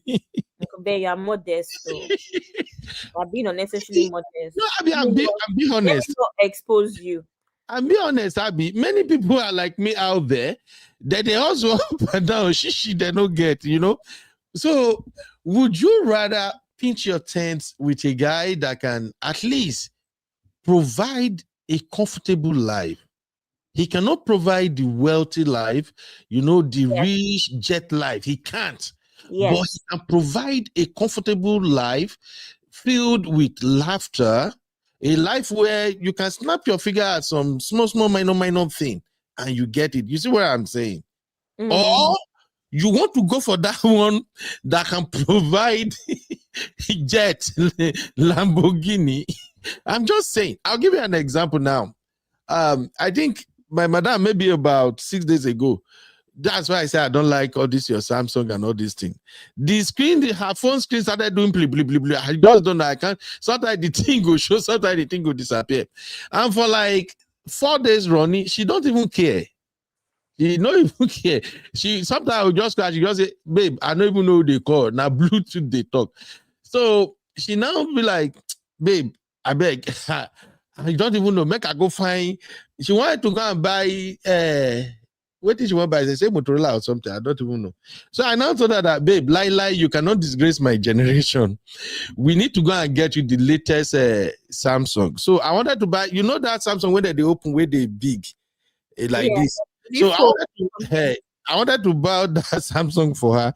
So, but I don't get time. So she's like, okay, babe, if you really want to buy this phone for me, give me the money. I'll go and buy it. So I gave her the money. My madam reached store. That Samsung with tax, everything was going like maybe 2,000 something. Now madam say it too much. Say she no wants. Now I say, okay, if you not buy that phone, what'll go happen? Because that phone represents me, not you. You don't give an F, you don't care. But I don't want you go out, make people can't see phone where they use. They can't say, I see Ben wife phone. So she's like, no. It's too much. I get what I want to take money, do. Yeah. So at the end of the day, she ended up buying this is it Galaxy S25 or something. The bottom line is this: I can't buy much. I can only provide a little. But I'm glad she appreciates that I can provide a little. And the coolest thing is that she can actually do it herself. She will buy it herself, but she no go buy. Now, Omoibo, Akab gum. So now she got the phone, and I just look at her yesterday when she was struggling setting it up and everything, and I'm like, babe, what's going on? You never even come job me, you hug me every night. She said I was wasting money and all of that. And we are treating, we treated this topic yesterday. Now I can't begin the thing say, oh more. Now some people they like this will be say, I carry money give you. You end up go buy something of maybe $1,300 or something. About maybe I think she still got like maybe $800 or something left. So I started thinking, how are some people wired like this? Like they really don't give an F about many of these fancy things. And there are people that can literally stress the living daylight out of you for you to go and get that kind of big thing. And that's why I started thinking that, wait, even me too, I'm not too poor self. Easy. I'm not trying to praise myself. I just feel like, wait, Ben, I'm not too poor self. Easy to buy this phone if you feel buy and go run up. So when I was thinking about today's topic, I'm now like, wait, there are many guys out there who are like just hustling, working their butts off, doing everything, and they are happy with whatever they have. Can a woman choose that okay, this guy, he don't stress me, we are happy and be treated well, but this other guy, this one I would this one, if he make phone call, make they can't deliver Ferrari for house, but he don't get like 3 wives already. Oh, come on, Uncle Ben. You added that one now. You spot everything again. Okay, you know how many times I don't defend my boy the video for you? No, Uncle Ben, the reason I'm saying this is because when you add that polygamy thing, it becomes another layer to refuse it, right?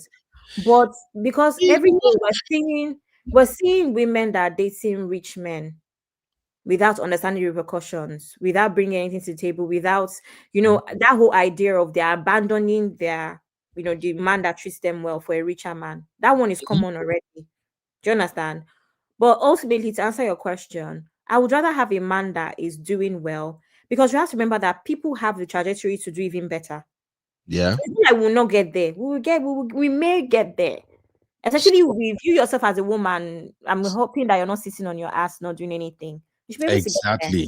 Exactly. You know, one thing I do tell ladies too is this: always make sure that whatever you are expecting from a man, you can provide it yourself. It's not expected that you have to go out and buy it, but it does something to a man's psychic where he knows that even if I don't give this woman this thing, she can get it. But when a man knows that if I don't give this woman this thing, she can't, she has to depend on me, that is where the power play usually comes in. And that is why I want our ladies, because we are rounding up now, except people want to contribute by discussing this topic with us. If you're going to cry in a Lamborghini or you will laugh in a Benz, we'll round up now.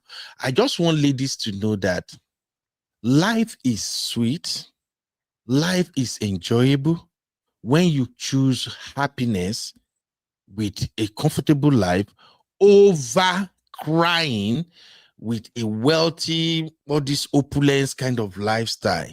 A lot of women are crying in all those big mansions you are seeing. Not all of them, some of them are actually bawling, but many of them are crying. That wealth, especially in place like Nigeria, that people just became billionaire overnight and you cannot place your hand on their source of income. That's the one that is very funny. There is Uncle a lot Ben, of this is going to sound very contradicting, right? This is going to sound very contradictory, Uncle Ben. It is how a man will be rich. I can't though. I'm scared of you. You are a cultist. I don't want. You are going to use my womb for your next money. I don't want. Oh. You want to use me? Will use my firstborn.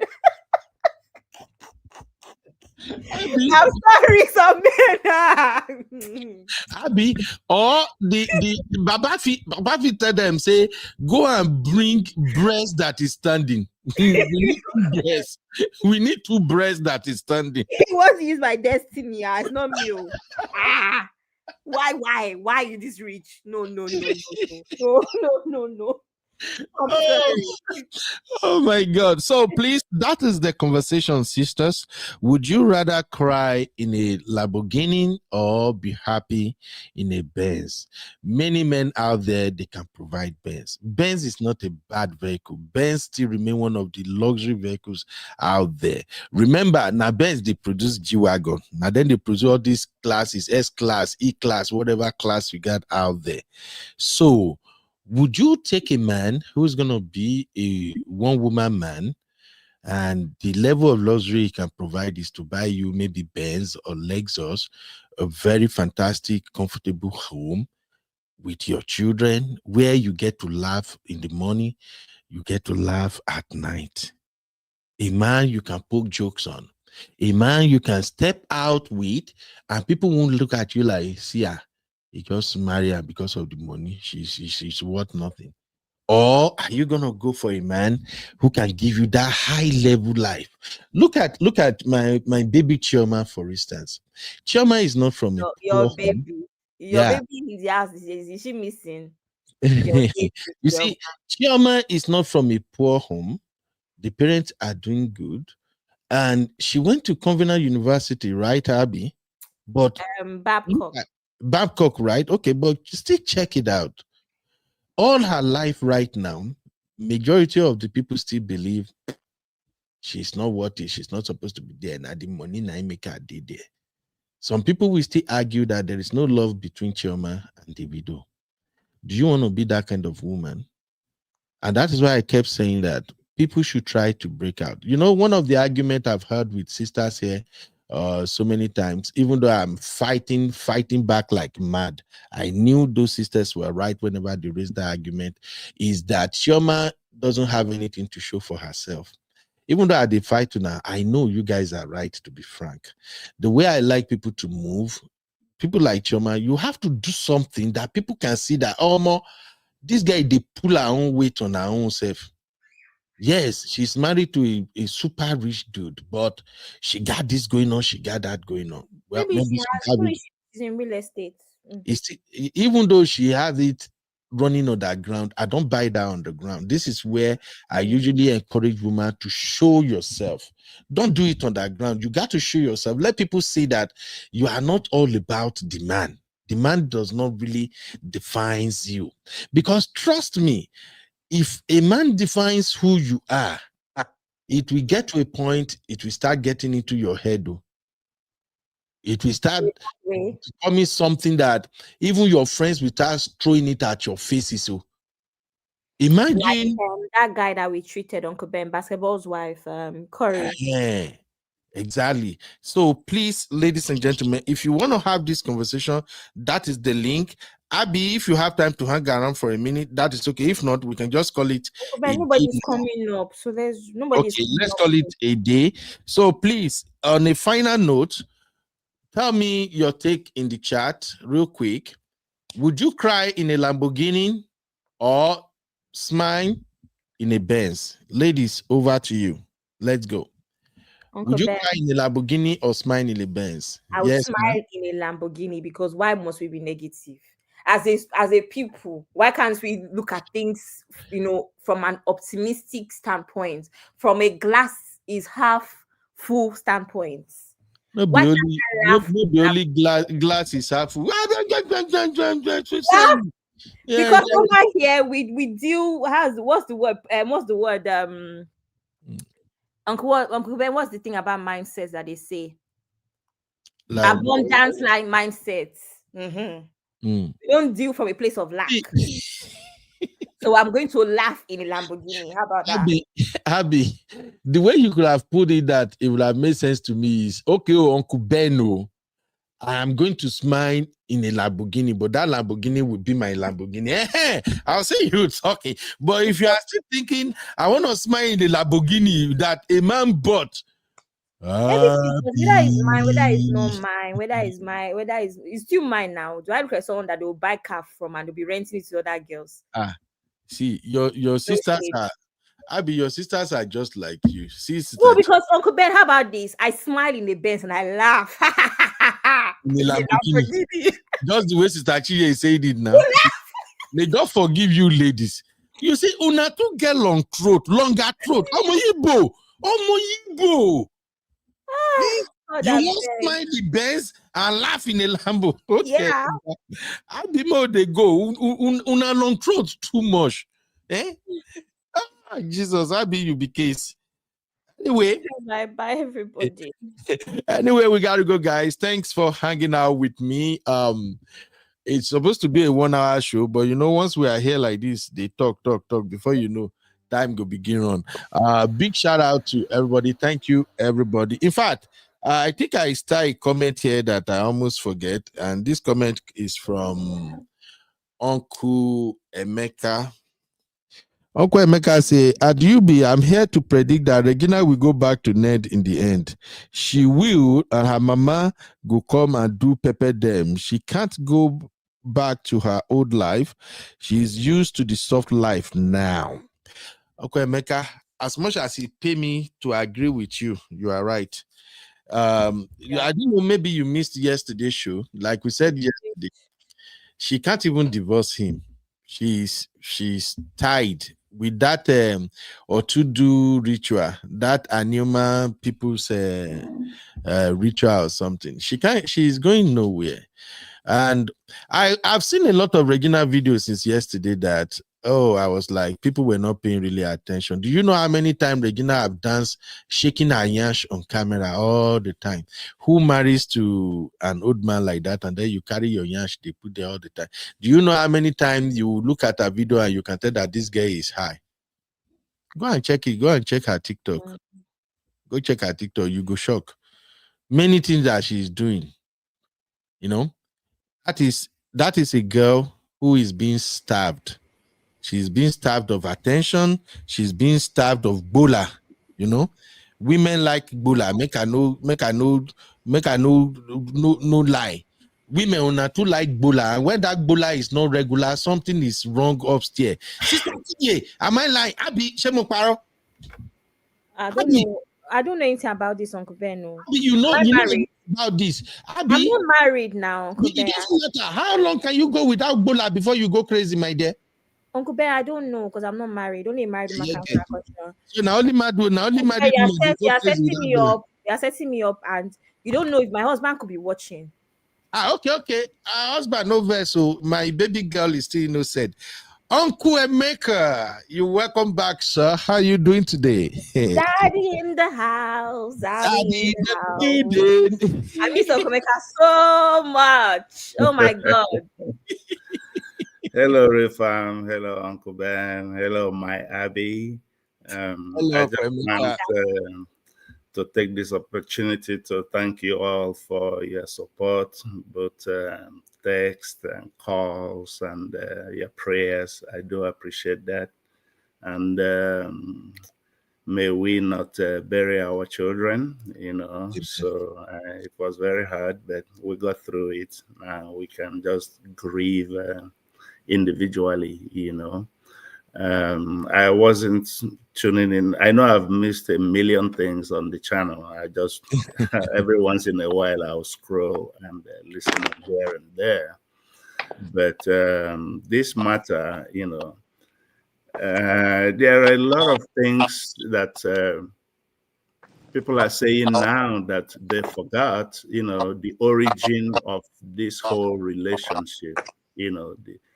It was, people that were in the social media from the genesis of it all. And one thing people always forget is that the internet never forgets. You can come tomorrow and try to spin the story, but you forgot what happened a year before. That's the disadvantage of the internet. I can't really regarding about the tradition, whether she can leave or she cannot leave, a lot of people don't really know. Yeah, Ned is supposedly a prince, but that's a prince bought with money. I can tell you that for free. So yeah, so all that traditional thing is that it did not even start right in the first place. So I'm just going to leave it at that. Unfortunately, I was watching the show, last night. I almost didn't go to bed till 3 o'clock this morning because I said, it was 5 hours long. I was just shaking my head, but that's it. Trust me. Missed you yesterday because this story is not ending yet, and like I typed in the forum, I will bet you everything you can think of that this lady is going back to that man. They will come back and do us pepper them. He can take it to the bank. So she's used to soft life and she can't do otherwise. Having said that, thank you guys. I appreciate you guys, Uncle Ben. I think I've rested enough today, so maybe tomorrow we'll join from the beginning. Thank you guys. I appreciate it. Thank you, Zaddy. Uncle Ben, where are you? He has disappeared. Okay, I know that. I think he's going to work anyway. Okay. Film girl, good evening, sis. Are you here?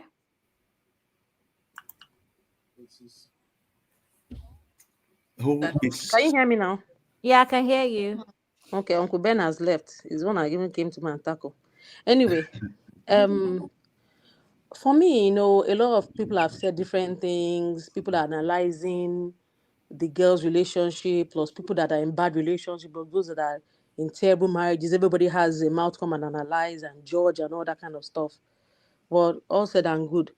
All I want to say is that the reason people are laughing at her right now doesn't even make sense to me. Like,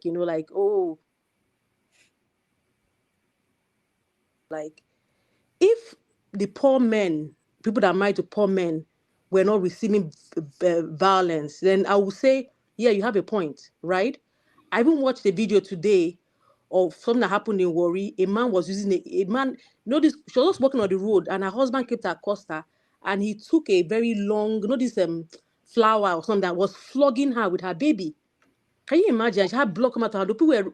Then people now got involved and said, they said beating the man and he ran away, but it was actually his wife. So you have women that are married. Sis, you keep going off and on for some reason. Can you hear me now? Yes, okay now. Yeah, so I don't understand what you have to. They have to find something else that will say, "Oh, this is the reason you should not marry an old man," not domestic violence. Because if it's domestic violence, people that are married to their mates younger than them, people their love of their life, whatever it is, people that are married to that don't have a car at all, they are all experiencing domestic violence. Do you understand? So this narrative that we're putting out there to say, "Oh, this is the reason why you should not marry an old man." No, I'm not saying what she did to marry the old man is right. Is something is making me go off and on, but it's not me. It's not you. Uncle Ben just came back in. Uncle Ben, are you there? Like he's not here, but like he's on his way to work. So continue. Yeah. Sorry. So I'm yet to hear something that makes sense, right? Because it's just like how people go like, oh, it's good for you to be this. Then show me the results of people that have done that thing. Then I will know that it's good, right? So show me the results of people that got married to young men, people that got married to poor men, women that sacrificed all their money to build a man. Tell me what their results were. Tell me what they are. I don't know if you get my point, right? They're all having the same results. All them are a lot of them are still experiencing domestic violence, some even worse than others, right? We had the one that the guy that set his wife on fire, the one that happened in Anambra State, right? Then the next one was one that had used the machete to give his wife a shortcut, took off two of her arms. And these are really poor men that live in the village. So tell me, what is it that is making us say that the reason why she's spread domestic violence is because she's married to an old man? I don't know if you get what I'm driving at. There should be something else. Maybe she's losing herself. Yeah, maybe that one. Yeah, but the domestic violence one doesn't have an angle to this whole story because everybody's experiencing domestic. Not everybody, but I'm trying to say like domestic violence seems to be prevalent in a way. Even people that marry them. Even there's some. I won't start mentioning it, but there's this ex-president that was very notorious for beat the hell out of his wife. Very, very, very, very notorious for it. And they're about the same age bracket. So, and she came from a very rich home as well. She came from a very super rich home and married him when he wasn't really anything. But now he became a president, and then he was still putting his hands on her. Even, do you understand? So my point is, we need to address the domestic violence from a different angle, not from the point of she married a rich man. We need to address from the point of why men feel at this needed. They still have to put their hands on their wives, as in it needs to be a different thing. I don't know if you get my point. Yeah, I get your point, but unfortunately, in this situation, because he also spoke out, the real truth is, and I did see a conversation like this before about somebody trying this nonsense about, oh, she's greedy. And I remember the response being, excuse me, don't be silly, because poor men hit their wives all the time. Yeah. What are you on about, right? However, we're treating her case as Regina's case, and one of the issues is that she didn't even choose, or we think she didn't even choose, or she didn't have a choice. And even if she did, like I always say on this platform, you can't give consent with that, with the disparity in wealth or even age. You can't properly give consent, right? There's something that's happening. Like somebody's echoing. 1 second. Okay, I think it might be better now. You can't possibly properly give consent. I'm going to go and ask she think at the word that she used yesterday is like a legal term. You can't, right? So it's tough. But based off of Regina's case, I think the idea is maybe if she chose somebody, that whole talk of, oh, she was even dating that Somadina guy that was a young, promising Nollywood actor as well. I think that's the whole idea. Maybe if she had a chance to choose someone, then maybe she wouldn't have been in that situation. But again, it's all maybe. Maybe. And there's some people as well that got married to regular guys, that their mom influenced them to marry the regular guy, or their dad influenced them. It's not because this guy is a billionaire that this whole thing is making a whole lot of and the age difference. But I don't know how to put it, but I don't know how I'm but my point is that I understand your point actually. Yeah. is not that angle is not making sense to me, right? And then again, I think it's a case of we pick and choose who we vilify. If it was somebody else that was married to a regular guy and he put his hand on her or something, or that kind of thing happens, you'll be like, oh, this one, that one, that one, that one, that one, because she has made a couple of posts showing her age. A lot of things that Regina has said online that we actually say to ourselves behind the scene, but because somebody put a camera to her face, all those stuff of you cry in Lamborghini, she's not the first person that's ever said it. I've heard women say those kind of things before. Do you understand? I rather cry in a Lambo than cry in a keke. It's a normal people, a lot of girls use it as a statement, that's like something that's offhand, right? And a lot of things we say when we are young that we don't really think about it. Do you understand? Because you're really very young and then you're just having fun and all that kind of stuff. Because remember, even men as well, there's always this thing about they talk about like maybe all these footballers or all these young guys that get into sudden wealth, that sudden. It always it can drive you not crazy, but it can really make you a different person. So you have to understand that this girl went from grass to that effect of seeing so much money. Maybe in her life, she's never seen that kind of money. Like even if she's not spending, but she's seen physical like 10 billion naira. Like, whoa, do you understand? That kind of money, it can do something to a young person. That's why they say it's not really very good for a man to make money very early in life. It's better for him to like make money like in his 30s when he has seen life and he has a maturity to manage wealth. You have the sort of it's kind of money you make when you're young. It can actually damage you as a young person, right? You need to be in a certain age, maybe your 30s and then or late 30s, and then you have more value for things. I don't have to explain it, right? So work so much money, and then she just said saying all the nonsense things that are in her mind, which all her friends are also saying as well. It's just because she's Regina Daniels that is not a big deal. Because all those things, all those posts that she makes about Lambo and all that, I don't really take it too serious. I just laugh and she's just talking, she's just speaking. Or you know how girls always say that thing of my money is my money, your money is your money. You know those kind of statements, right? I'm sure you've heard it before. Girls make all those statements like whatever, me or whatever. It's things that you do out of youthful exuberance. But now we're holding it against her, right? Or whatever she did. So I just feel that people are just, I would like to use that word, not us. I'm not saying some people that are being that laughing and judging. It might be a place from jealousy. Not really that. Do you understand? Like they're just upset that she has, I don't know what they're thinking. I don't know what it is. But there's still a place of concern whereby we feel that she shouldn't have married the guy. But anyway, it is what it is. She's not the first, she's not the last. I always tell people that they keep on saying Africa, Africa, Africa. Even in the West that we're here right now, if you go to like places like California and Florida, do you know when you go to places like Florida, like all those places that have like yachts and all that kind of stuff, do you know how many young girls like 18 that are married or dating very old men, right? Because the man is a billionaire. Yeah, it's a bit, not that it's common, but it's noticeable in some rich parts of America, like California and LA and Florida and all that kind of area. You go there, you see some age disparity kind of dating. So it's not just only Africans that do that. Rich men. Did you watch our show yesterday? No, I didn't watch your show yesterday. I didn't watch the show. It was 5 hours. I have school like that's what. No, I'm just asking because this came up as well, where I said particularly that I'm also a bit concerned, because I feel like these days, especially with social media, I don't know if it's always been the case. In social media, there's a lot of just getting married to men because they can provide certain amount of certain affluence or amount of money, right?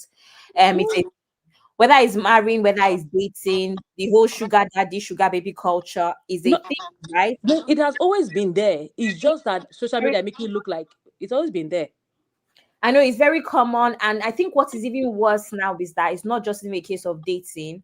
There's a lot of terms for prostitution as well, like OS, hookup, and all sorts. It just seems we're not actually going there. Like for example, now in my family, right? My great granddad, he was like a healer or something like that. I don't know what it was, but And sometimes when he goes to like, do something in the community and he heals them of, will give him a wife. As a matter of fact, there's actually a wife that he married, and she was very young, like maybe 16 or 17, and he was an old man, and they gave him the wife, right? So that's the wife that I even met her, because my granddad died like many years ago. I met her and she was not, maybe I met her like in her 60s, right?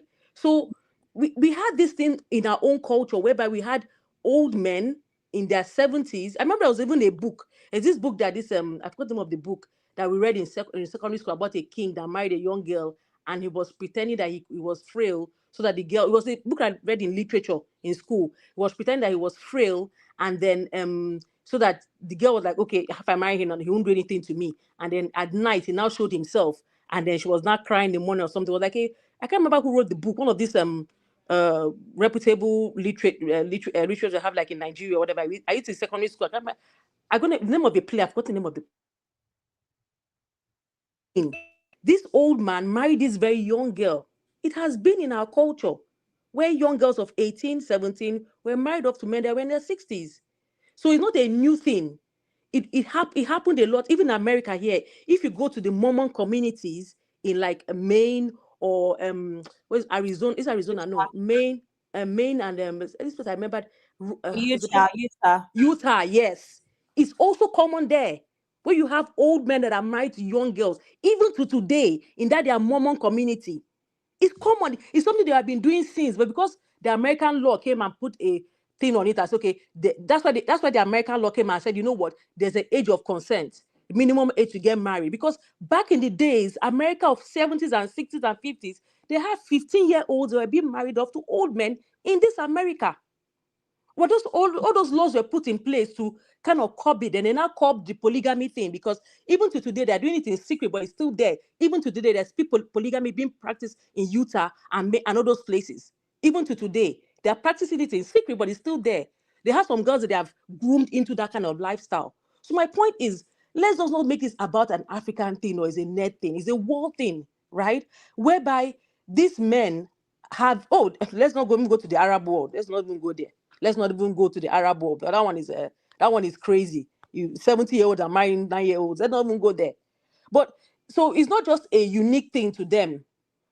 The man has a predilection for children, and that was something we should be questioning first of all. Why do you like young children, right? That's all together. And then anytime people say that anytime there's a thief to marry, there will always be a married woman to marry him. So she was just the person that some other girls will have agreed to, but he just showed her, maybe because she was the most popular. I'm sure the other girls that will have been lining up. Okay, look at this guy, this old king that just died. Oh my God. This old king that just died. What's that his name again? The king of what's that old man's name? The one that just died, the Alafi or something. I have the Alafi of Oyo. Is that okay? Yeah. Do you see how many girls were bringing? They're bringing them in 2 and 3s for him. Young girls. That one of them now became Portable's whatever after he passed away. Do you understand? Oh yeah, of course, I remember. Yeah. So my point is that it's not. So why would they do that at Lalafi and it's okay? Nobody's really saying anything, but because it's Ned, they're not saying something about it, right? If the culture permits it, then it is what it is at this point, right? It's unfortunate that she's whatever, but I'm just saying that narrative, like I said, I'm not supporting her. I'm just saying I wouldn't age gonna marry that kind of man, if I cannot, But I'm just saying that we have to, let's not be too one-sided about this whole thing. Like, oh, she made a mistake based of her life. Yeah, she did. Well, but she still had the opportunity to come out of it eventually. Even look at the Iwayanwu situation, Seth. The girl that Iwaya will marry. Remember the story that we covered recently? That the Iwaya now died and said that she cannot remarry unless she will leave all the world behind. How old was she when she married Iwayanwu? But that one was even worse because the guy was overweight, was even, oh God have mercy. He was, at least Ned is still in shape. I don't know if you get my point. No, we are understanding you, sis. Mm-hmm. So we have to put all this in context. That'd be like, oh, this is the reason why. No, it's just, I just feel that it's just because she made some inflammatory statements, which is within her age and her exposure. She's a young girl. She's not exposed. She didn't really I don't know how to explain it. She's, and you know, people always make that mistake. People always feel that once you're a celebrity, that means you're intelligent. No. A lot of celebrities are not that smart. Even abroad here, they're not that smart. When they open their mouth, like, that's why you have to have they have that publicists that help them create what they say in public. A lot of them are not that smart. Some of them, as creative as they are not really that intelligent. So maybe she's not really an intelligent person. So we are expecting too much from her. She just came online, not having a PR person, just saying anything she wants to say, and then we're now using that against her to say, oh, she's making her the pariah for whatever. She's not the pariah because she's not the first, she's not the last, and there are lots of people around her. You know, so I really don't get it. A lot of so Okoya did it as well. When did he marry Shade? Shade was 18. Married Okoya. Absolutely, sis. Okay, okay. Thank Okay, you. maybe I'm just like, it's okay, but I'm just gonna get off as in I just feel like when I hear all these people Other online, angles to it. different angles, yeah, I'm not like, man, this is not even the point. This is not even the point at all, because there are other Bianca Ono was another very good example. Bianca married Ojuku when Ojuku that one was really terrible.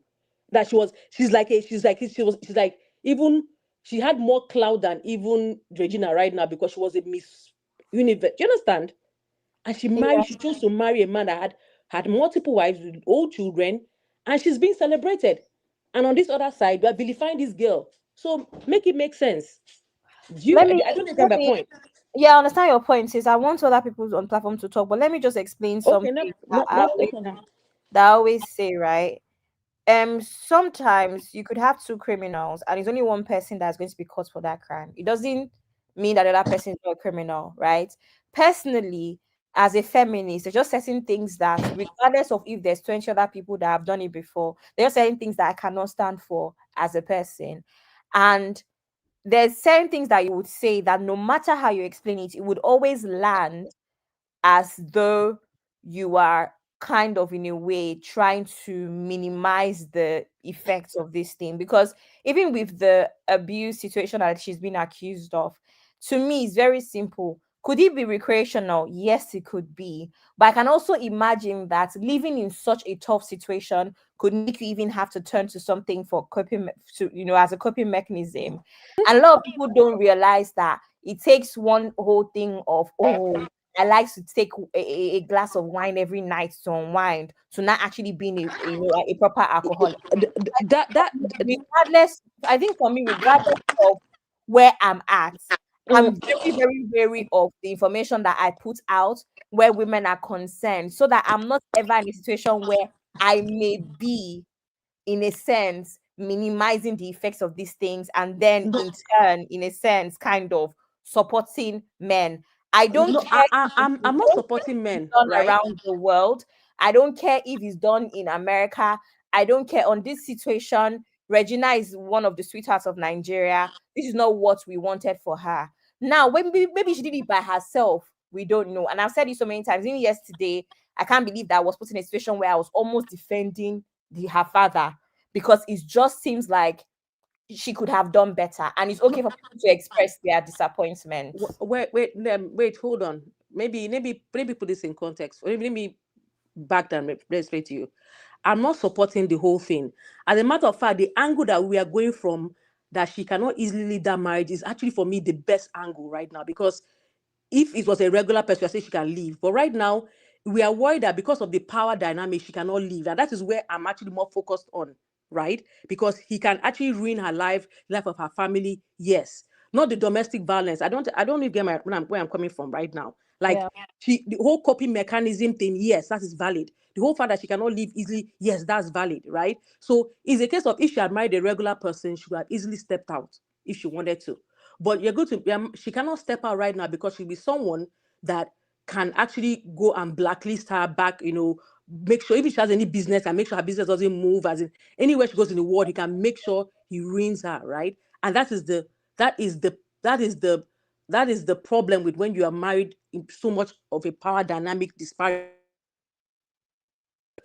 To be the focus, not necessarily about the domestic violence, which most people are going through anyway. I don't know if you get where I'm coming from. Absolutely. Yeah.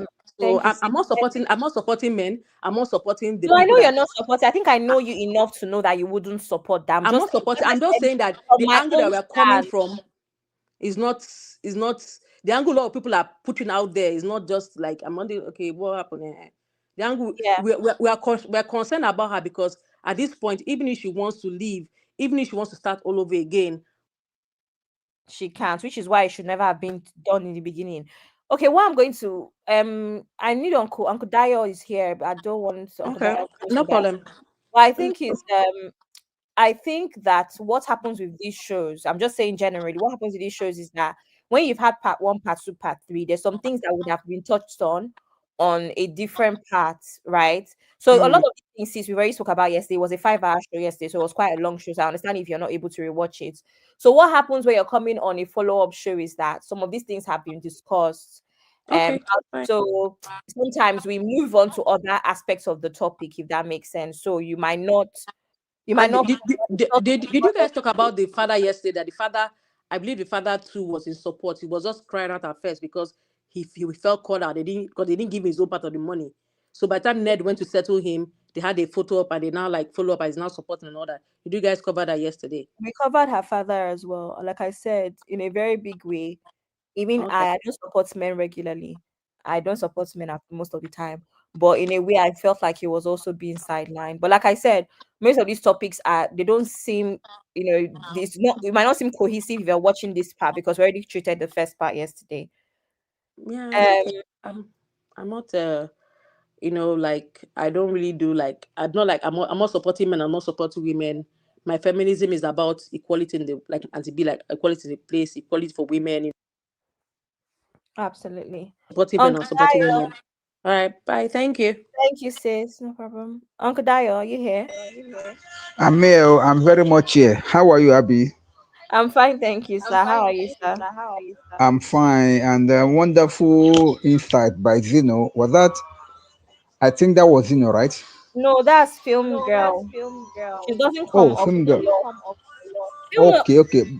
Now she made some kind of a comment that to me struck me differently, and I want to start from there. She said something about Ned um uh, making up with Regina's father, giving him some money, and he supported the wedding. Nobody has touched on that. If what she said is true, Uncle Ben, I've never so Uncle because Ben. I've never heard you before personally. so that's why I said she said it just now, and I don't know where she got that from. Because nobody, I've not seen it on social media, but when she said that Ned actually settled with the father, they took pictures and that he supported. To me, it struck me as if where is this one coming from? If that is true, that will change the whole narrative about the situation on ground, definitely. However, back to the issue that we're talking about today, and the thing that I see here is just that when it comes to this marriage per se, Regina can't go anywhere. We have already established that yesterday. But today, she also mentioned, I mean, the lady that just finished speaking, she also mentioned something that struck me also. But I wanted to like clarify it a little bit. Abby, when it comes to elderly man marrying younger girls, it was even in the Bible. It was even in the biblical days. When King David was old, they went and married a young girl for him, thinking that that would keep him warm. It has always been like a normal tradition from even from the Bible days for an elderly person to marry a younger lady just for the sake of whatever reason they may have. However, that is not to say that it is acceptable by any standard because we have issues like this. Why do we have people called PD?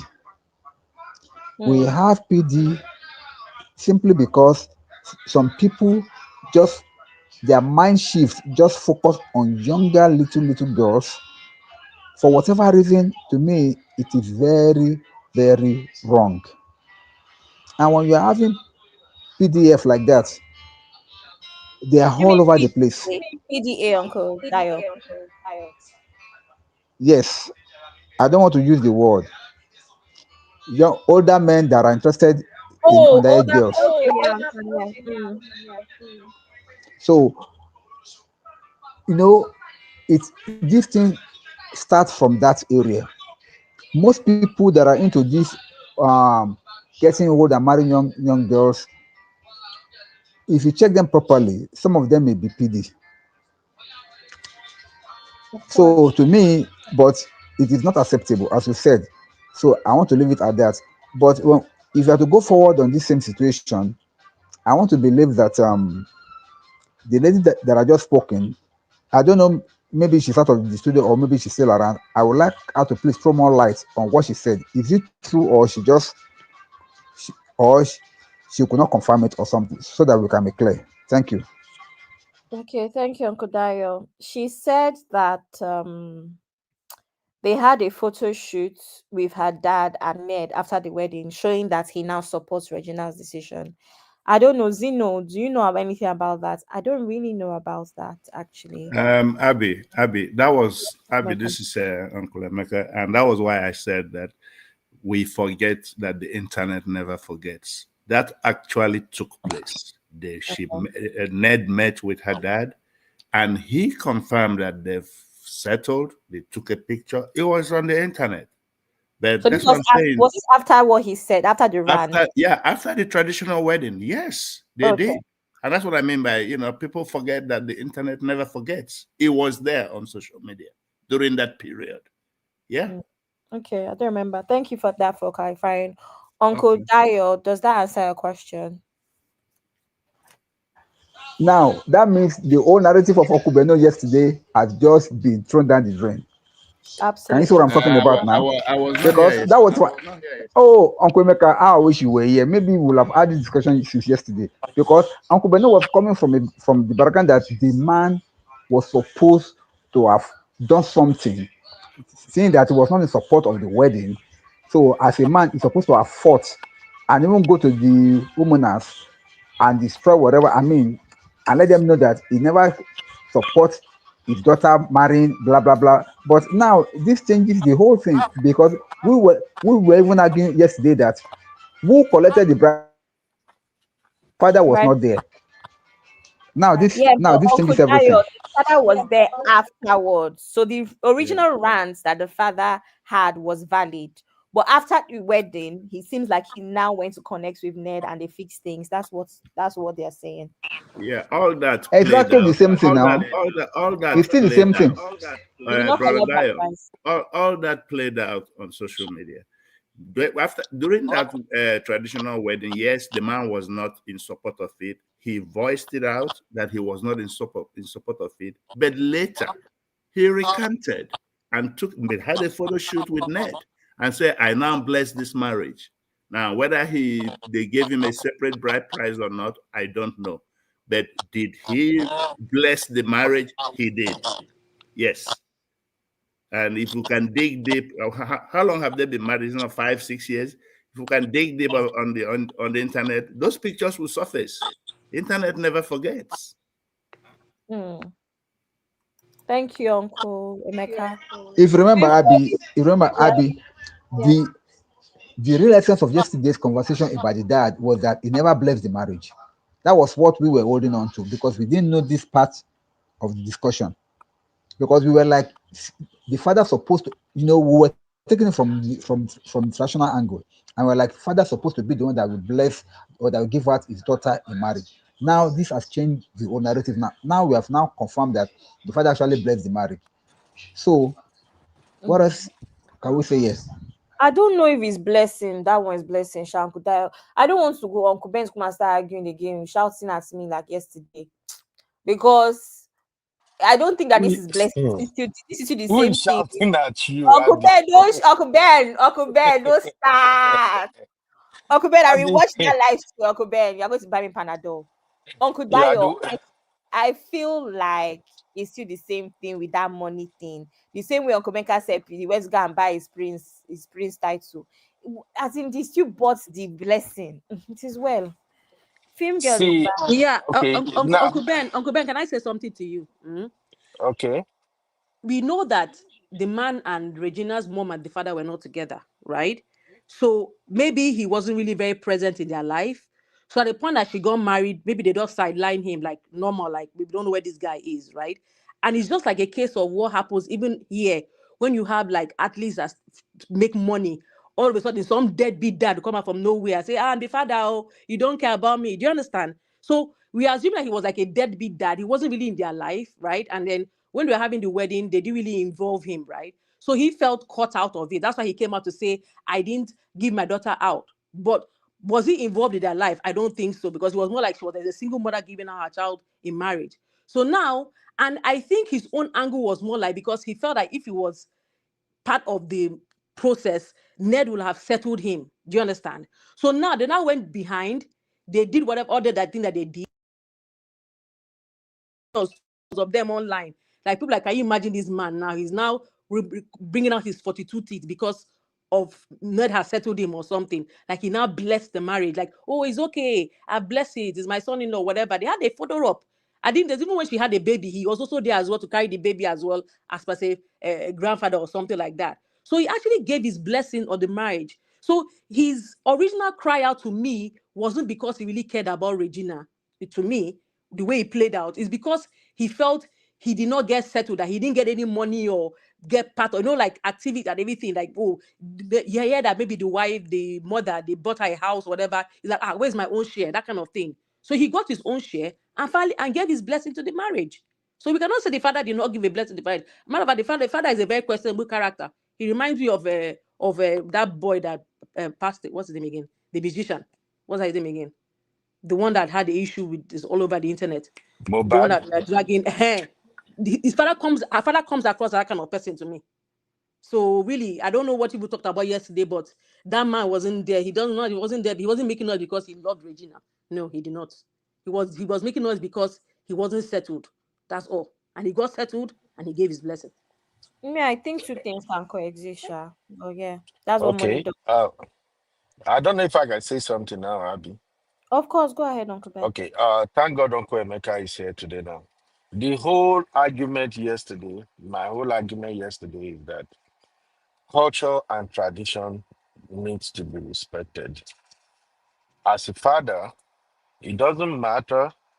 Once somebody wants to marry your daughter, it is a matter of necessity that the person who wants to marry your daughter needs to come to you and come and ask permission to marry your daughter.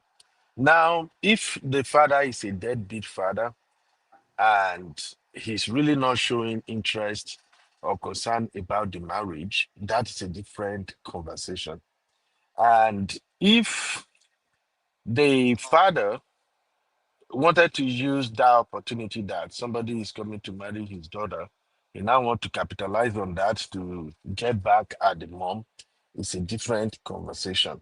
But my whole argument yesterday is Ned Nwoko knew exactly what he was doing, and people are kind of excusing him on the basis that, oh, he's this powerful, he's this rich man, he can do whatever he wants to do. That was what gets to me yesterday, that where me I'm from, you can't do that. Even though you have money Definitely. and be anything, I, that I'm, I, doesn't. I'm I, coming with my sister. So where okay. me I'm coming from, I'm from Ondo. And in Ondo, one thing everybody know us for, we stubborn. Yes, Mm, we get crazy. Where I'm from, we have a lot of poor old men. One mm-hmm, of the reason many of them are poor is because they are stubborn. No mm-hmm. matter the money you have, you can't buy their birthright. They won't sell it. So I'm just coming from that angle yesterday that the whole thing, I just don't buy that argument that, oh, it's Ned. Oh, he's so powerful. I'm just like, if as a father, you really want to speak up for your daughter, at that point, when they were about to make this silly mistake, that's when you have to speak up. Now, regarding the father later saying he give blessing already, it's all transactional, and that's very stupid. I'm sorry, that is common in some culture and tradition. which I think they need to look into. It doesn't look well at all. It's almost as if whoever have money get away with anything. And that's the result of what we are seeing right now. Mm. So if the father later turn around, go and eat his own vomit, well, that's his own cup of tea. It just means that the Gina go suffer well for that marriage. They can't do nothing. That's just Yeah. my whole argument. Yeah, and then where I'm from as well, we don't play out the culture, like, not everywhere, but like in the Igbo side, because they are more like Anyoma. They're not really like Igbo, like across the Niger, right? Like Anambra and Enugu and all that. They don't play with culture and all that kind of stuff, right? And then there's also cases whereby in our culture, whereby the father is proving stubborn, maybe he's a deadbeat, or he just wants to punish the girl or the mom, whatever it is, and they agreed, Umuna agreed, because your father doesn't necessarily have to give you out. Is so you can actually get married with actually your uncle giving you out, right? Because for my own part of Igbo land, right? The whole they are seen as a unit. The woman is seen as a unit. One represents all, right? One person represents all. So it's not a case of your father, but it'd be nice for aesthetics to have your dad there, right? Can But I can I ask you a question? yeah, Are you saying in Igbo land, people can actually give another man's daughter out for marriage, even if the father opposed to it? Is that how it works that in I'm Igbo land? saying to you, it's possible if they Oh, see in the Igbo context. land. Yes, In Igbo. Oh, okay, yeah, okay, I Igbo, get you now. IGBO, not, I don't know about Delta and all that, but it's possible across the Niger in some circumstances whereby the Umuna themselves have said that this man is being difficult, right? Like they've seen, a couple have done their marriage, not in their father's house, done it like in their uncle's house, but it's actually nice for your in-laws to know that your father, see, it gives you more respect as a woman for your father to be involved, right? So there's, like I said, there's some circumstances that it had to happen, but it's not really like it's ideal, but it can happen, right? Because if your dad is not there, your uncle steps in, right? That's the whole thing. Is like is the woman thing is more like is like a functional unit, like they all function as one. And no matter how rich you are, even if you're a nerd, even if you're a president, you cannot be greater than the poorest person that umuna. You cannot come and you cannot, when you're with them, everybody is the same. You're all the same. You all the same, have the same power, right? Is the way it functions. It's a bit the dynamics a bit funny, right? So my point, I don't know about Anyoma, but my point is that it's possible that the father was sidelined for some reason, because if he really cared, like you said, he should have come out to say something before the marriage. Because what, of course, there'll be hints in the family now. You have said something before the marriage. The marriage went through. You now heard about it. You now came out from wherever you came out from, made a video, and then the next after a week or two, I don't know what was after Uncle Emeka, was that a week or two? That after that video, we now saw you laughing and smiling with Ned and taking pictures, and giving your blessing. So what does that say? That you were easily bought, that you didn't really care about the girl. You're like the mother, you sold your child as well. You're right. You're right. That's exactly what happened. Yeah, that's how it looks like. Same girl. That's the photo. Emeka, Yes, Abby. do you have anything to add, seeing that you're from that part of the country? Because I think from what I'm hearing, either way, we're saying the same thing. Even Uncle Ben is still on the same thing. He said the same thing yesterday. This man has significant amount of money.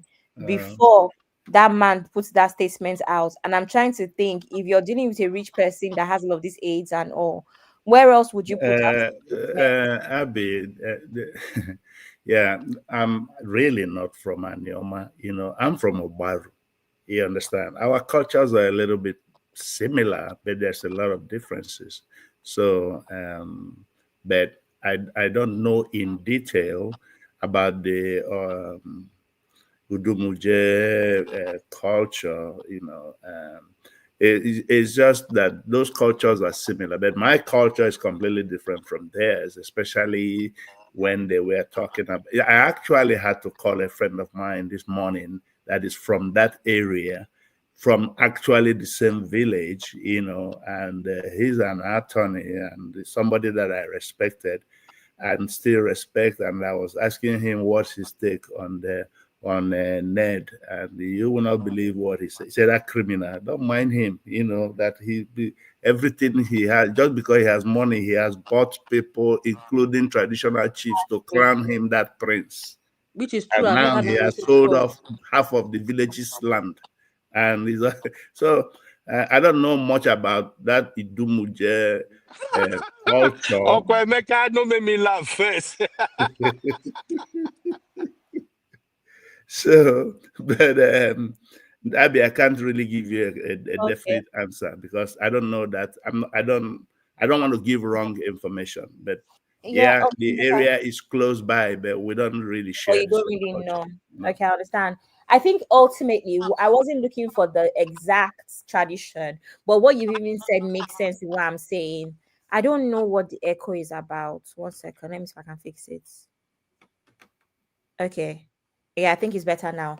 Ultimately, I think that we're saying the same thing where it's money and it's unfortunate. A couple shows ago, I think it was CB that talked about Umuna or something. And I'm like, in many situations, some of these people can be bribed. And we say this all the time. I had that situation with my mom. My mom is from Ibuzo, as you know, and I had that situation with my mom's burial. It's always something. It's not hard. These people are not that well to do, and they're looking for something. They're looking for an opportunity to make money, and they tend to make money from all this kind of burial, weddings, all of that, because now they can impose all of these things, and you now have to negotiate with them. And then in negotiation, we see this all the time, right? We see this all the time. These people are poor, and they're going to take advantage, and that's exactly what I'm saying here. A lot of these umuna could have gone ahead of the dad to do whatever anyway because they can. Because this man will bribe his way. Someone that can bribe his way into being prince. What else can he not bribe his way through? And then now there's nothing that the father can do. That's what I was trying to explain to Uncle Ben yesterday. Wow, I'm learning every day. Oh. I got Yeah. you, Abby. The thing is that In Uncle Ben, in that particular village, they actually have two traditional chiefs, and the village is divided into two. Whoever pays the highest has his own followers. So back in the days, such things can never exist. But with money now, people buy titles with money that they're not entitled to. And even where I came from, one rich man from nowhere came and declared himself the king. We took him to court and proved that he was not, as a matter of fact, he's a descendant of slaves. And, so, but just because he had money, he felt that one of these money misrode in Abuja. And no, there's some cultures you can buy titles, but are there people that buy titles? Brother Ben, you go to Igbo parties, right? Let me shock you. You see these Igbo parties that you go to, where if you have 100 and let's say 100 Igbo men with red caps, right? You know what I mean by red cap? Yes, sir. Do you know that out of that 100 men, maybe only just 20 are actually titled chiefs? All these other ones is just facade. I'm telling you the truth. And that is why when I go to, I'm a titled man, but when I go to Nigerian parties, I do not I don't even wear traditional dress. I wear t-shirts and jeans, and I dare anybody to come and talk to me. And they will not, because they know.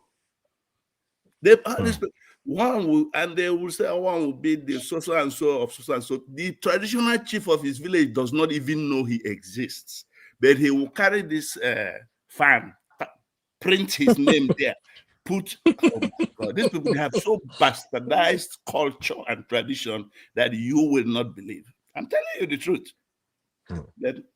Thank you. Uncle Emeka, I'm glad you're saying this now because yesterday it was really kind of tough when we were going back and forth on this subject. I'm even shocked now that Umuna can literally give out a daughter without the father present, and even when the father opposed to it. I am shocked. Where in my own culture, as I dey follow you talk now, they no born me well. I can't give out my niece. I can't. Any of my auntie picking, my brother picking, I can't give anybody out. The only time I can do that is if the father expressly give me permission to represent him. Say, okay, maybe you guys are in the US, I'm not there, my daughter is there, is getting married, I can't be there. Oh, yeah, go and be the father. But if that agreement is not in place, if I dare try it, there's gonna be a repercussion for that. So that's why I was just kind of like struggling yesterday to understand that somebody can just point and kill. You can just point to one girl and say, I want her. And then everybody will be shaking. Hey, you want her, or even the father words wouldn't really matter. That's why we were kind of like going back and forth yesterday. But I think the whole thing is clearer now. I just feel sorry for the young girl, Regina. Hopefully, God will help her to get out of this. Uncle Emeka, I was going to ask yesterday too. You were not here. Are you aware of the Otudu ceremony? The one where they initiate a girl into a Newman community or something. Are you aware of that, sir? I, you know that Otuodo, it's actually called Otuodo. It's just an Oh, sorry, initiation. my It's bad. just an initiation of women that basically puts them on a higher pedestal. Onitsha people has the same thing. Iwodo. It has nothing to do with whether if you marry, you stay married. No, it's not true. You can quote me anywhere. That is not true. We even She's included just, the cheating, where the woman. even when she was initiated into that Otuodo, right? She got a lot of pushback because that let me just use the generic term title is reserved for older women. She got a lot of pushback from her people that why are they? Is it because her husband has money? Once again, the money factor. Yeah. It has nothing to do, that thing was not, it's completely separate from when she got married to, it has nothing to do with her marriage. The Otuodo is just a high, it's like women, placing them, in the society, they are placed on a higher pedestal, but it's reserved for older women. When I'm talking older women, and if you look at, even her mom is even young to belong to that Otu. Yes. I agree. Okay, Becca, can I say something about that or do something, right? Yeah. If it's that what event it is, then is a normal, like in Anambra now, when you get married to your husband, they give a period of time, maybe a few months or something, and then the women association will start disturbing your husband to come and register your wife with them. So they do a whole ceremony about it. They receive you in. Yes. When they receive you in, they will give you a name, this title name. They give you a name from them, like maybe Uncle Ben, that would be like Oriki, Uncle Ben. As I speak to you, I'm actually getting somewhere, right? They would actually give you a name and all that. That initiation one is different.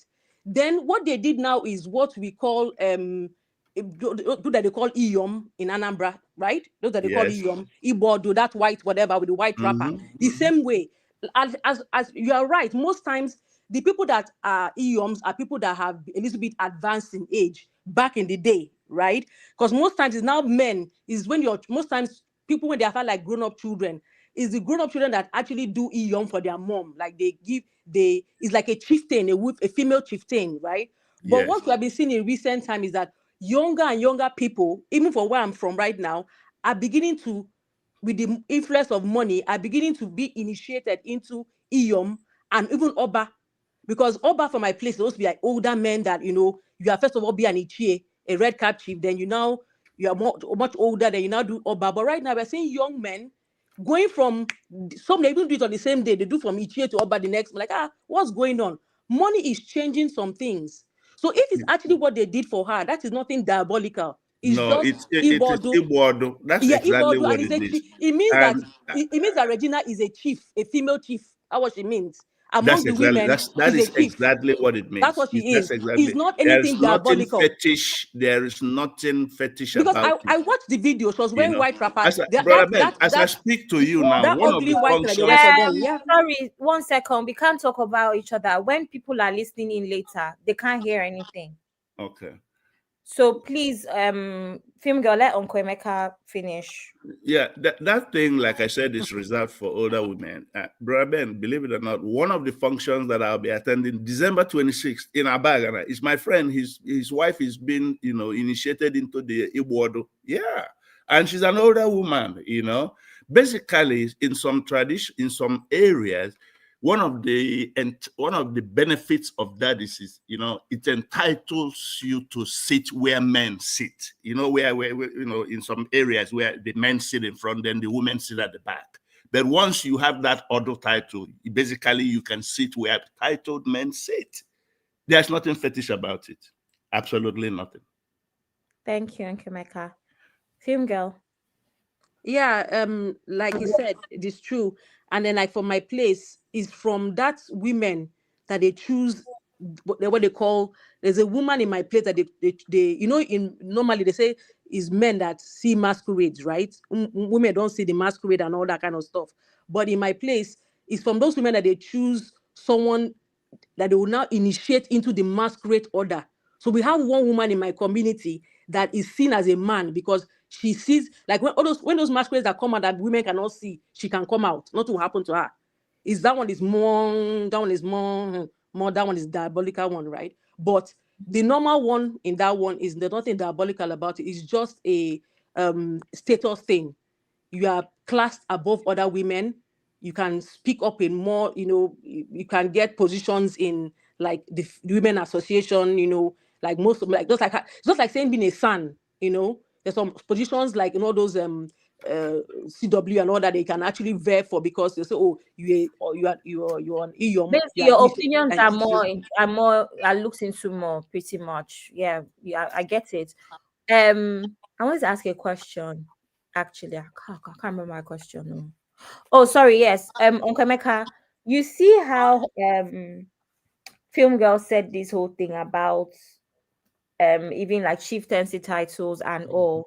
Just like we said earlier, I think it's actually become a money thing because I have friends that are less than 35 that have all sorts of chieftaincy titles just because they've either gone to Ghana, maybe go to equip the school with books, maybe the community school with books, or the community school with computers, or just done things here and there. And then that's how they get chieftaincy title. And I know growing up, I never used to be like that. And most of the time, when you see a guy with like the red cap, you know that he's a chief, like he's an older man. But these days, all you need to do is do borehole. Your father's house is the biggest on that street in the village, or you go and equip the school or the village hospital. That's how they give chieftaincy title now, Uncle Emeka.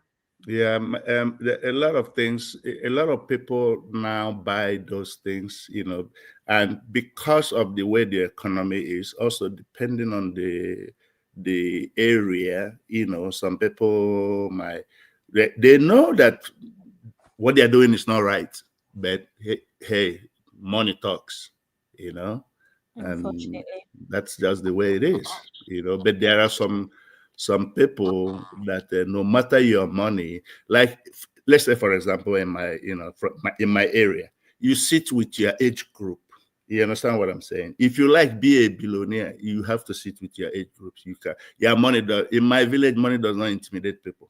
Absolutely not. They'll tell you with your money, go and sit with go at the back, go join your group. But in some areas, people can buy kings in some areas in Igbo land. Yeah, people buy kings. Okay, why do you choose to just make people they laugh this afternoon? No. You say in your village, money can buy shit. No,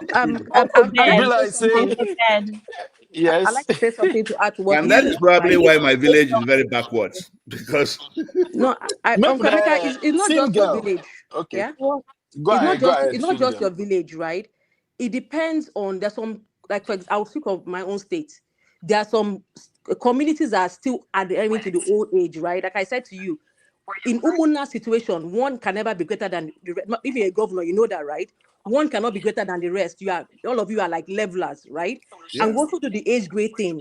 And we have had cases where people have had money and try to join an older age grade. I will tell them, are you crazy? Go back to your age grade, right? So is there some things that money can buy, even in Anna, some things that money cannot buy. There's some things on culture that you cannot even change. Nobody, people would kick against it. Even if you are the governor or the president, they're like, no, you cannot do this. You cannot turn the culture backwards, right? And again, I want to clarify something about the chieftaincy title. In Igbo land, there's a general chieftaincy title that anybody can get once you have money. If a matter of fact, there's some men, my dad did it for my brother, and my friend that just did his own recently, his dad did it for him. You can actually, when you have a son that is young, you can actually pay and do some of the rights for him, right? Like he's like half a chief. So by the time he's now grown, maybe even if he's 18 or 21, the moment he gets married, before it was like you have to get married and have a child, they can now finish up the rights, right? And then you get the red cap. Even if you're 21 years old or 22 years old, they now have reduced it now in my state now, some place in my state, to just be married and they can complete it. So the general Ichie, that red cap one, anybody can be an Ichie. You don't even need to do any borehole or anything. As long as you can bring the 7 cows, the requirements that they're asking you for, you become an Ichie, right? But there are other ones now that are more like you become a chief or whatever it is. There are other ones that are more like statutory, that they kind of like political, that they appoint to you, and those ones that maybe cabinet and all that. And that one, yes, it comes with other things. But I don't want to clarify that in my part of Nigeria, you don't need to do anything. Once you have the money to pay and do the right, you will become a red card chief. Some people are even red card chiefs at they're 5 years old. Yes, it's just when they get older that they not give them the cap and all that. That's Okay, all. thanks for clarifying that, sir. Uncle Yes, Becca, did you want to say something? you are correct in that. Like in some, in some villages, right? You can have up to like 4, 5 different titles. Like in my area, there's a title called Ibu, right? Your dad can do Ibu for you even at 6 months, So you just grow up being if your father is an Ibu person, he can do that for you. Like me, I'm a titled person, but I think I was like 3 years old when my dad did it for me. So people that are doing it, my mates in the Ibu, in fact, half of them are dead because I started very young. But there are other titles like that, people that maybe sits in the Igwe's council, right? Like the Ogene, the Ojiba. Those ones you cannot buy it. Those are by merit, And that's what I mean by sometimes when you go to these Nigerian parties, you see somebody says Ojiba Nkwere. That means, let's say, basically he's claiming he's the prime minister of that village. It's not true. And if you ask him, does the Igwe even know that you're answering Ojiba Nkwere here? And he would just laugh it off. He said, man, in Igbo, he will tell you, we're in overseas, nothing will happen. But if he goes back to the village, he better not, because there's already one existing there, unless he's representing his father. Yeah, he'll be fine. He'll be fine if he does the last one. He'll be fine heavily, and they know. Yeah. But anyway, Okay. I'm sorry I wasn't here yesterday. Uncle Emeka, yesterday was awful. Uncle Emeka, please, I want to say something. No, Uncle Ben, no. Let me report. What do you want to report? Uncle Ben really, really bullied me yesterday. Really? Uncle Emeka, don't listen to her. He was really, really a stubborn girl yesterday. He was shaking but Uncle Ben, everything that I said, Uncle Becca confirmed. So Uncle Ben, what are you going to do? You have to appease baby of the house. No, you didn't say anything that Uncle Emeka confirmed. Uncle Ben literally just said it now. Uncle Dayo. Uncle Dayo is my witness. You were stressing me out yesterday. You were just stressing me for nothing. Anyway, we'll come back to that. Film girl, one quick question for you, my sister, so that we can come back to this conversation. Will you cry in a Lamborghini or be happy in a Benz? That question is loaded because like I said, like you were not here when I said it. That the whole, I'm not going to reiterate. I know Abby will be mad if I do that, but I'm not going to say everything I said. But I said, will not be mad. but no, I get this hint that you are kind of like irritated about me because you thought I was supporting men, but I'm not. I was just pointing out that I was no, really no, sorry. I read the comments as well, and yeah, I know people might so not when understand where I'm coming from. I'm when I'm moderating. I'm not supporting or anything. I've just said it generally based off of the comments as well, where feminism is concerned. Nothing to do with being irritated, please. It's not that deep, sis. Okay. I was saying earlier on that if you show me that all the poor men in Nigeria are loving their wives, they are not divvying their wives, right? Then I will agree with you about crying in Lamborghini and whatever. Everybody is crying. People are crying in Keke, they're crying in Lamborghini. So that point doesn't make, do you understand? So I'll be with Abby and say, I'll laugh in a Lamborghini. I'll laugh in a Benz. I want to laugh everywhere that I am. Because I watched a video, I just said online today, about a man in Warri that was walking on the road. He doesn't have afford a car. And he was using a cane. He plucked a plant from the street and was wiping his wife that was carrying a baby. Ego. And she had blood coming out of her nose. And people had to stop him. And that is a very poor freaking man. Doing more than even what Ned did. Because he was really wiping her like she was a baby with that long stick like a masquerade. Like at least I counted 12 strokes on her head, her back, everywhere. So this whole cry Lamborghini, I'd rather laugh anywhere that I am. It's not about the Lamborghini or the Benz. I don't know if you get me. It's not. I don't know. Uncle Ben, go ahead now. So basically, it seems you see, this is something about our sisters. You guys don't really take time to read into some questions. This is not about poor men. Poor men don't buy Benz. The question, would you cry in a Lambo or laugh in a Benz, simply means that would you rather be with a man who can provide comfort and all of that without being super rich? The Lambo there represent men who are super, super rich, men who got all the money in this world. Why the Benz stands for men who are real men, they got their thing going on, they are comfortable.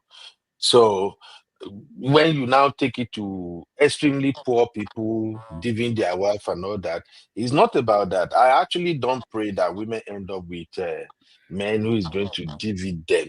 And that's why my stand has always been that a lot of sisters usually make mistakes when they want to choose their men. That is why they tend to end up with men who they hammer them with blow. A man who have the tendency to beat you, if you pay attention very, very well, if you not talk well, if that guy is your friend, you are really into each other, you talk about everything, you would have known that this guy might have the tendency to sample me. And if you get to know yourself, if you get to know who you are, I'll give you a quick example right now. Any woman who is very, very argumentative, who like confrontation and high-tempered, I swear, on a scale of 1 to 10, I will tell you that 8, that woman will get beaten one day. If she venture marry a man who is impatient. So when we go to the extreme at times, I really don't agree with it to my sister, film girl. The thing is just that I just say a comment right now, M. Jones. I did not say I'm normalizing DV. I do not say I'm against DV. I cannot stand it. My auntie, my mother's younger sister, she cried because of DV. Till today, yeah. I cannot stand it. I really cannot deal with it. I don't understand how women stay there. What I'm saying is that when we start comparing people and we're laughing at Regina because her husband DV'd her, I'm like, that is not the point. Because people that are poor are also DVing. We should be looking at other issues. That's not the point. The point is that we should address DV as a whole for poor and rich. Right? So it's not that, it's good for her. That's why she's being DV because she married Ned. No. That's not the reason why she's DV because we have a community that is permitting DV and we're not doing anything about it. I don't know if you get my point. I don't stand DV. No man has ever slapped. If you raise your hand like this, I'm out the next day. I don't deal with it. I cannot. My papa did not DV. I cannot. I don't know how to deal with it. So I'm not supporting DV. I'm just saying that the narrative that we are all pushing, people are pushing out there and laughing at her, is doesn't make sense to me. Oh, okay. Film girl, maybe you do more bad bros here. You first off, you know I'm a consequentialist, right? Mm-hmm. Okay, and you know how consequentialist roll. Our style is simple. Don't put your hand in this fire. This fire go burn you. You Yeah. say no, you don't know anything. I must dip my hand in the fire. Once you put your hand in that fire, we consequentialists, we usually laugh at you. We don't even have any form of sympathy because we already know that that fire go burn you if you put your hand. So if we are talking about people laughing at Regina, to be honest, I'm so sorry, all the sisters watching. I don't get one single issue with whoever is laughing at Regina. They can laugh at her as much as they want and laugh at her mom. You know why? Look at the age gap. It's already there. Polygamous home. A young girl. It's a messy So you situation. already know one time, one day, somehow she must collect. So why is it that when people are laughing now, we are now blaming them for laughing? We go laugh, my sister. No, I'm sorry. Uncle Ben, you don't No, understand me, Brother right? Ben, I think You're not understanding me. people, regardless of what she did, DV cannot be supported just because she did pepper them and stuff like that. Somebody is still being harmed, and that should just not be condoned because of actions that she took in the past. Exactly. I think that's what they're saying. Uncle Emeka. Yes. People laughing at her does not mean they are supporting DV. Do we agree on that one? People making mockery of her now doesn't mean they are supporting DV. Across, because people are saying go and cry in your Lamborghini. Exactly, but that doesn't mean they support DV. They are telling her indirectly that we saw this coming. You Uncle ignore it. Your mama ignore it. So now we should be crying that they hammer you. That's why I started with this consequentialist kind of thing. Honestly speaking, many of us who are consequentialists, they see us as devil at times. My own thing is, look, Uncle Emeka, let's just be honest here. Would you, even my sister, your baby girl right now, Uncle Emeka, will you allow her marry a 65 years old man? Brother I know, Ben, say she love her everything, but will you just sign up for it? Brother Ben, I heard somewhere yesterday somebody told you to be very guided. Why are you throwing me into this mist? Be guided. I'm not throwing you, sir.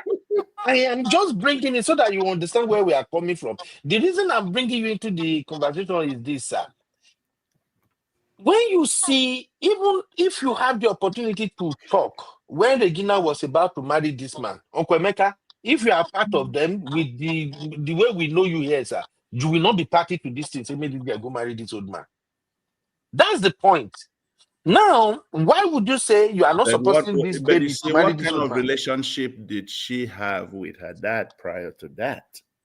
You have to be in somebody's life to influence that person. If the father was never in her life, how is she going to influence her? So it's like me now. I think we should be asking my her mom, daughter sir. because I've always been in her life from day one. So my advice counts. Uncle Ben, Agreed, I sir. told you But yesterday. Uncle Ben, doesn't mean nothing. I told Ben this thing yesterday. I told him. Told me what? I did not start. You want hide under your zaddy now? Take attack me. No, that's what happened. I told you the same thing yesterday. You refused to accept it. No problem. Uncle Emeka. I actually agree with Uncle Emeka, Uncle Ben, that because Uncle we don't Ben. do the influence. Sorry, can I say something? Right. Go ahead. I know you're consequentialist. I know we have talked about different angles, and I agree with you. If she was my sister, I would never support it. There are some people that got married in my family. I told them I don't support this marriage, but they went on, and eventually the thing that happened. So now, me, I'm concerned about the fact that because I know that once you marry that much age disparity, you're going to have a lot of issues because you're from two generations. You might not be fulfilled as a married woman, right? That is the part I'm worried about her about. I'm also more worried, and I said it, that what I'm really worried about in this totality is the fact that if she was married to a regular guy, anyhow the marriage be, whoever is at fault, she can easily carry her bag and leave. It was a normal guy. But now that she's married to this kind of person, she cannot easily carry her bag and leave. We agree on that, my sister. She can't leave. But Agree. what were they watching? What are they looking at when she was entering into it? That I was don't all my know. argument yesterday. That Abby At won't this agree point, with me. and it's possible that because of this money, he bought the influence of her kinsmen. Oh, You know, with his money, he has bought these things are a bit is the dynamics are whatever. Like he bought the influence of her other. So even if she goes like, I don't want to do like, are you the first person? Look at this person. Oh, Bianca might say this person. It's okay. It's normal. You know, he will treat you like a daughter. film girl, Okay. clock it. Clock it. Oh, Waiting you the clock clock. it. No, See, film guy is see, not wait, clocking wait, wait. anything Oh, Oh, yet. clocking. Uncle Ben, let me say something to you. Me, I know what they told me. If say my head no strong, I for dey in a very bad situation till today. My auntie come look me, tell me, say, why are you doing this to your mother? Do you want people to laugh at your mother? Do you want your mother to die? Look at your grandmother. Look at their face. Just endure. Do you understand? They will come, like not one, two, three, four, up to 50 women will corner me in different parties to tell me, like at the point my head was full. One day, my mother called one pastor. The man sat on the phone with me. I'm not lying to you, 4 hours, made they buy a recharge card. He was telling me, he tried to brainwash me into staying. They will brainwash you. You don't understand the influence of these people. And again, one thing you have to understand is, look at the way Regina is with her family. You can tell that they are very close. The way she with her brother, her mom, you can tell that they are very close. They can easily influence her. Those things play a very big role. That's why I agree with whoever said that. I don't blame Regina in this whole thing. Because even if she didn't want to, they can brainwash you into doing what you don't want to do. At that age, you are very impressionable. Even women ready for 30 something are still brainwashing them. Talk of women that a girl that is 18 years old. They will paint a picture for you. So I don't know what yesterday, but we have to understand all this whole thing. She was a sacrificial lamb. She made a bad decision. And she's not the first woman to make a bad choice. That's my point. We shouldn't put her on chopping block. She's not the worst person that made the worst choice. The people who marry people get 7 children before they marry them. People that marry people that known cheaters and serial, they all made bad decisions. It's Okay, wrong, but film it's girl. done. For no verse, I won't make Uncle Dayo come in, but just one quick question. What do you want us to do now? Maybe they sympathize for Regina. Maybe they cry I'm not for her. saying we should Hey, see. Regina. What should we do? I'm not saying. Okay, Abby, maybe you can explain to me what I'm trying to say. Okay, I'm not let's saying just we go should to Uncle sympathize. Dayo. No, I can't explain. No, I explained everything yesterday already, and it did not. We're not saying we should sympathize with her, but we have to understand that when someone is a victim, you can't be laughing at the victim. You can't be Victim laughing at the can make victim, herself number a one. victim. What are we saying, for God's sake? Uncle What, Ben, Uncle see, Dayo? No, no, it's no, just no, no, no, no, no. it's This just is where morally wrong. I don't no, know. no. This is where women get it wrong all the time. We're Let us not begin getting to you wrong. We're talk not about Exactly. it getting now you for wrong. correction. Exactly. Exactly. This Uncle is where Dayo, go women get ahead, it wrong please. all the time. Uncle Dayo, after all the See, accolades I gave you last night, you're wait saying now. Wait. You asked a question earlier on when you were talking to Uncle Emeka, and you were like, I am your witness. I didn't want to say anything, not because I don't support what you were saying, but I want Uncle Emeka himself to find out. Now Uncle Emeka can see how Uncle Beno has been stressing you since yesterday. So that matter is settled. So this is the continuation of what happened yesterday. Uncle Emeka, if you are hearing me, Uncle Beno has been stressing Abby since yesterday. Not with me do you too, you don't think about yourself now. Now Is that to the why issue at somebody? hand. Is that why somebody told him to? Is that why somebody told him to be guided? I don't know about that one. but now that you know the truth, you know what to do. Now, to the question here, the question is that So you should people we have been oppressing my baby here, right? no, Now, wow. not we people, sir. Not we people. It is Uncle Ben, not we people. I beg. Brother So Ben, now one goat, you have been fined for Christmas. One goat. to the question, please. Now, the issue here is that should we sympathize with Regina or should we laugh her? I think Regina is an involuntary victim. She fell for lack of ignorance to whatever happens. Now I'm not absolving her from the blame, but I think the blame rather should go to the mother. It is the mother, and thank God that the poll that we did yesterday, if Uncle Beno can still pull up that poll, majority of the people put the blame on the mother, which is the truth. There is no shortcut about it. The mother was the guilty person here that caused all this hula baloo. If the mother has acted right, if the mother has not been greedy, if the mother has not overlooked our daughter's future just for our own momentary gains, I don't think we are going to be here now. This is where women have to step up. When you are sacrificing your daughter's life for your own momentary gains, it will come back to haunt you. So if anybody should be blamed at all, it is the mother that should be blamed. And I like what Uncle Ben also said too. Even though when that now there's another in my language that says that I mosheko omorogun onijeko makori bono. That is the lack of not being able to reject an errand is what makes the Tony what they call this omorogun, the Tony rod, to be entering into hot water every time. Because if the mother, even though your mother was telling you to marry somebody because of, and then all these humaners, according to what Film Girl said, they can influence you, they can brainwash you, the onus still lies on you. As a young lady at 19, that is maturity age. Of course, they may be able to like influence you, but you should be able to use your tongue to count your teeth. So that is as far as I will blame Regina. But the bulk of the blame is on the mother. Thank you. Uncle Daya, can I just say something to you? Right? Do you know how many men that were influenced into marrying the kind of wives they have right now? They need someone that they don't want to marry. In Igbo land, there's some case where they married a woman and brought to the house for the man. This is your wife. Do you understand? Maybe doesn't want to marry. Like they force on some men. It's because there's money. But I'm making all this. We're saying all this. A lot of people were forced into marriage, men and women. So it's not forced, but cajoled into marriage. She's not the first person. When you are getting older, some people your family members can cajole you into marrying somebody that you're not really interested in. Hey. I'm saying I've seen it before. I don't know Film whether girl. people have not seen it before.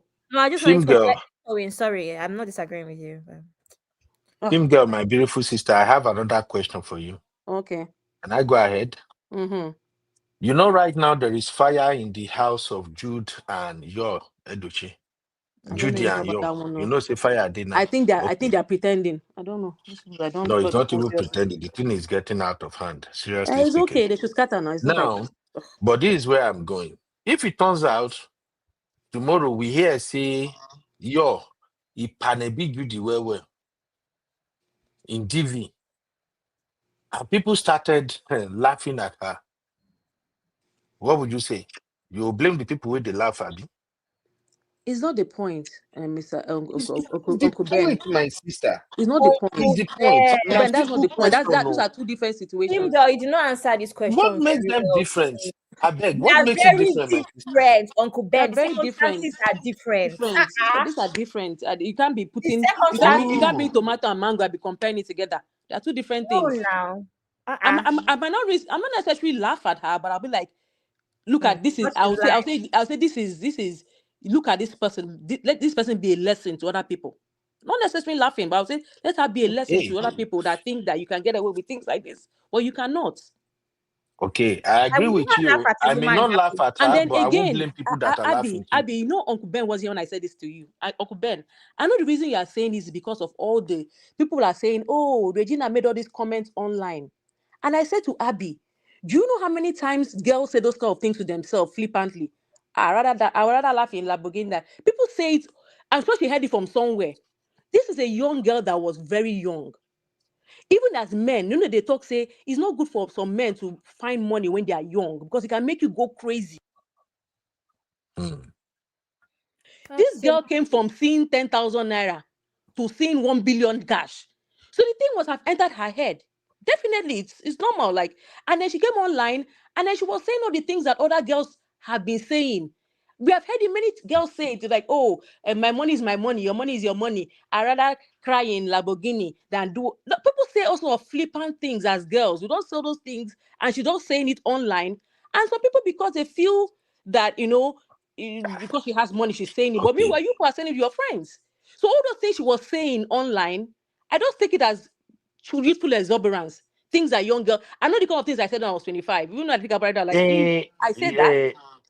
Film girl. You're not thinking about The that. You're people, not film thinking. girl, no verse. The people that are also laughing now, they are laughing and mocking her as youthful exuberance too. No, there's some old people that are there. There's This some is old where people I that are there have. that should know better. Even if they won't laugh, make them laugh. I like it like that. You know why? Uncle As much Ben. as I felt, as much as I like her for being the innocent Regina and all of that, as much as I hate the fact that the parents, they actually allow her to go enter this one chance. But when it comes to people doing what I called repeat mistake, look, as we are talking right now, one mama, one papa go there for one corner for Nigeria now, Of ready course. to put their daughter Of course. for this type of marriage again. As we are talking now, of course, here in America, I've seen a lot of women where when you see them, you see their husband.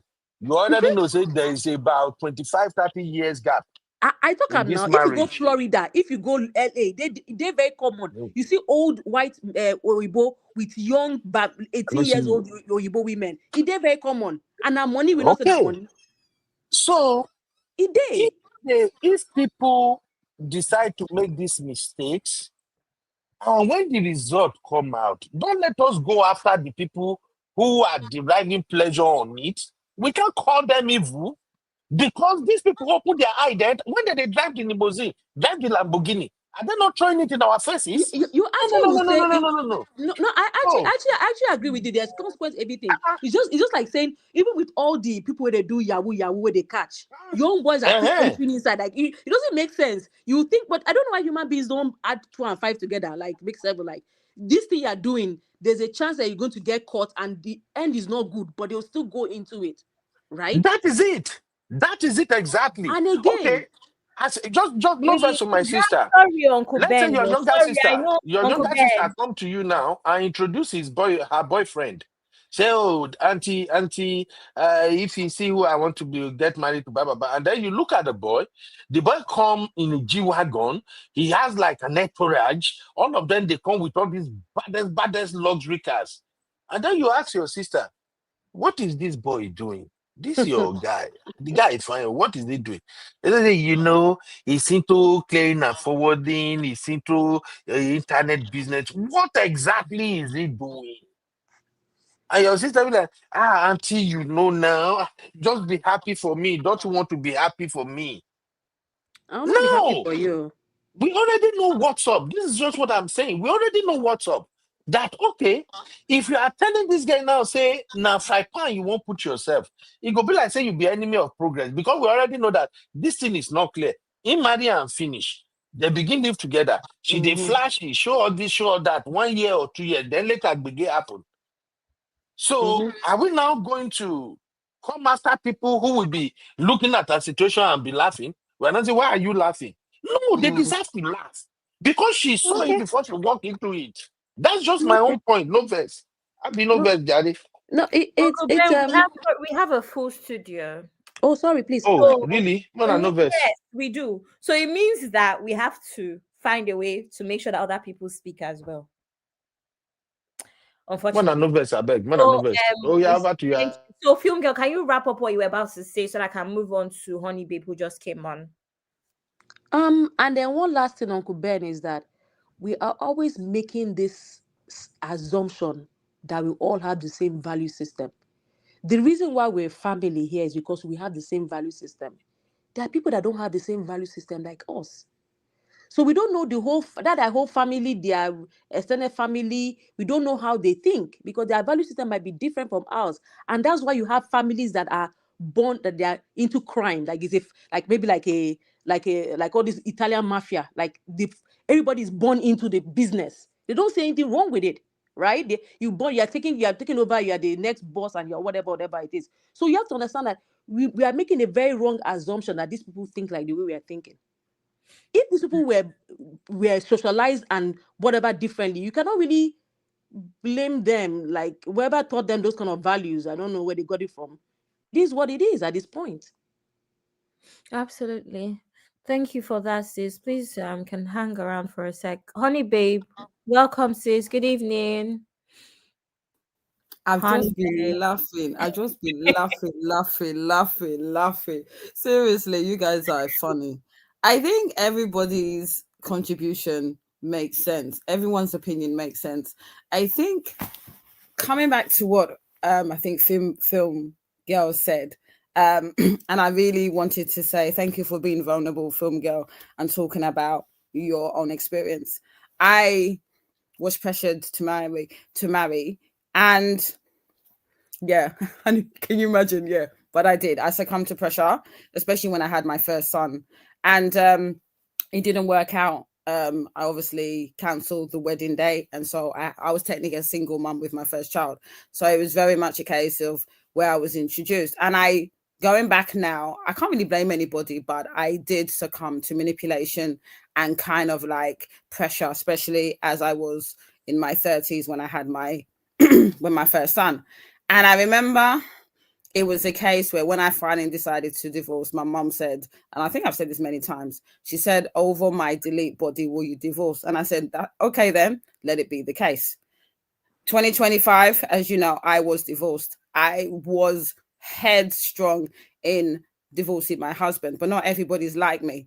But at the same time, I take accountability. I know I'm much, much older than Regina. So even though I said what I said yesterday, well, I still think that Regina at the time equates to 10% of the blame. Thinking about it over 2 days and giving grace, I think maybe definitely there should be maybe 85% or even 90% to Regina's mum and maybe 10% Ned. Simply from the point of view is that I was in a unique and privileged position where I was based in the UK. So it's very easy for me to now say, I'm done, it's over. And I was able to have the resources and the power and the funds to divorce my husband. I had my own property. So thinking about it from Regina, she's in a different locations, in a different dynamics in terms of trying to leave a marriage. We also need to have grace in the fact that we've been in situations, and myself included, where we have made mistakes. But I think what the issue is that how do you learn from your mistakes? Now, she's 25 years old. Yes, she's a lot older than when she initially married Ned. But the issue is that there still is an imbalance of power. How does she even leave the marriage? That's where the problem is. And the issue is, as basically, is it Layla, the one that tried it? She was very sophisticated. She came from a non-third world country, and she still had to come back because of her children. So how do you leave a marriage? And I think it comes down to the mother. Like I said, things have happened where I'm going to be quite honest, my mother pressured me to marry my husband. And yes, I should have known better, but I've come to a place of peace and we've moved on 10 years later. There's nothing wrong. And I think there always has to be a case for forgiveness and grace, especially in families, where even if you are silly enough and to advise your family members, you should be able to come to an recognition that, okay, this is not right for my daughter. Where can I help my daughter to leave? Whether Regina's mum can do that, I don't think so because of the position she is. But I think what we should be thinking about is that, can she even leave? And I know that has been discussed. And where can she go from there? I just personally think that, I know it sounds really harsh, but some lessons you have to learn yourself, even at 19, 20, 21, 22, 23, 24, 25. I know it sounds quite harsh, but we can't, us as online spectators, we can't help her. She has to get to a place where she has to decide whether with her mother, whether without her mother. I don't know how she does it, but I believe that everyone as an adult has to figure out a place of how they're going to help themselves. And she has to get to a place of that. That's what I wanted to say. Absolutely. Thank you, sis. I agree with you. Uncle Dio, do you have anything to add? Actually, I wanted to just say something about what Honey Babe just said. See, there are two things here. Number one, you may be influenced, you may be pressured into doing something, and then you may fall for it. So then the consequences, when it comes up, you realize that no, I never bargained for this, and you jumped out. In the case of this other one, I don't want to really believe that Regina was really pressured in that way. Two things. If you remember, even before that age, Regina has been in the limelight. Even before her marriage, I mean, she has been in the limelight. She was she was a Nollywood actress. She started acting at the age of 8. She was making some money. Of course, she was not a millionaire then. But Sorry, so Uncle from Dayo. my, One sorry, sir. Uncle Ben, are you here? Okay, I need to go for 5 minutes. Continue, Uncle Dayo. okay, now excuse me, she was she was making some money then. Of course, she was not a millionaire, but from her acting perspective, I want to believe she should be smarter than her age as at that time when she was 18. Because if you go back to watch some of the videos or some of the film that she co-acted before her marriage, you could see that she was really exposed. That's number one. But the love for the limelight, the love for wealth, the love for fame, the love for all these beautiful things contributed also to her bowing to her parents, I mean to her mother's pressure. So the blame is not entirely on the mother. So because I don't want us to to see her as a victim. I say, oh, it was because she was young, she was pressured into it. She has never come out once to say until this wala started. She has never come out to say, oh, she was pressured into marrying Ed. And I'm sure she will now never do that because she knows that she too had a part to play in it. We have to note that. So when we are trying to like apportion blame, I think we should focus more on the mother because even though she was interested in jumping on that train of marriage with Ned, the mother supposed to have said, "Hey, girl, that's not good for you. Neither is it good for your career, or neither that is it good for your future." The mother supposed to be the guiding light. And that if she now refuses, it's a different. But we all knew the role that the mother played. How the mother was busy going from pillar to post to make sure that the wedding holds, blah blah blah. We saw it. It was all on everything. Is on social media.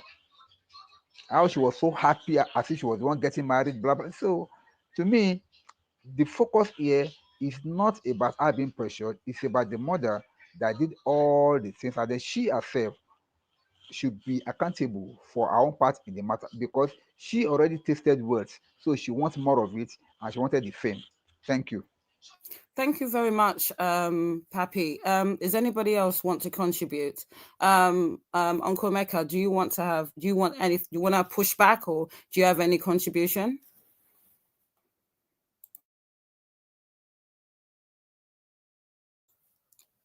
Uncle Mecca, are you there? Yes, Hello? yes, I'm Yes. here. Thank you. Do you have any pushback in regards to what our lovely Pappy said, or do you want anything else that you wanted to say? Yeah, I totally agree with Papi, and you see, these things are the ones that blows out on social media. I don't know if you guys are keep typing on the chat group. Do you guys remember FFK and his wife? Their drama was worse than this. And what happened at the end of the day? She left. In fact, I think she even left like about 3 times. Everything was playing out on social media, and they're back. And I still maintain that no matter what is going on right now, as bad as it sounds, this lady is not going anywhere. You can take that to the bank. We're here on the internet. We will see. That's all I have to say. Thank you, guys. Thank you, Uncle Mecca. I think you're right, and it's very unfortunate going from the case study of FFK, going from the case study of his what's the one, Layla, and I think this is unfortunate, and I think it's a lesson for people, whether you're a man or women, a man or woman, in that, especially in our community, be very aware and really think about when you want to get involved with someone that is literally your grandfather, especially when the balance of power is literally, when you have a seesaw and literally the balance of power where you seesaw up, one is down, one is up. And it's a situation where there's such a power imbalance in terms of money and British power and one too. influence. Sorry? Sorry, did Oh you say no, go something? ahead. Go ahead. Yeah, Go ahead, please. so I was just, I was just gonna contribute before I give it back to you. But I was saying there's such a power imbalance, and I think this is what happens, and people don't really think about, and I've done that myself. We don't really think about, if it doesn't work out, where's my plan B? And this is very unfortunate. And back to what someone said in terms of Florida, and a lot of palm colored women, are quite young. Guaranteed, most of them have got a plan B, whether it's a case where they have a divorce lawyer that will rinse the person, or all the time they've been in marriage, they have been stacking money. See, that's the difference. You have some women that consciously will enter a marriage, but they always will have a plan B, whether it's ex-wife of Bezos or other people where have got a fantastic divorce settlement because they've had a plan B, knowing they're going to leave. So that's the big difference in terms of, the likes of Regina and someone that is based in Florida that, yes, is an 18-year-old married to a great, great, great, great grandfather, but she probably has a plan B. Over to you, UB.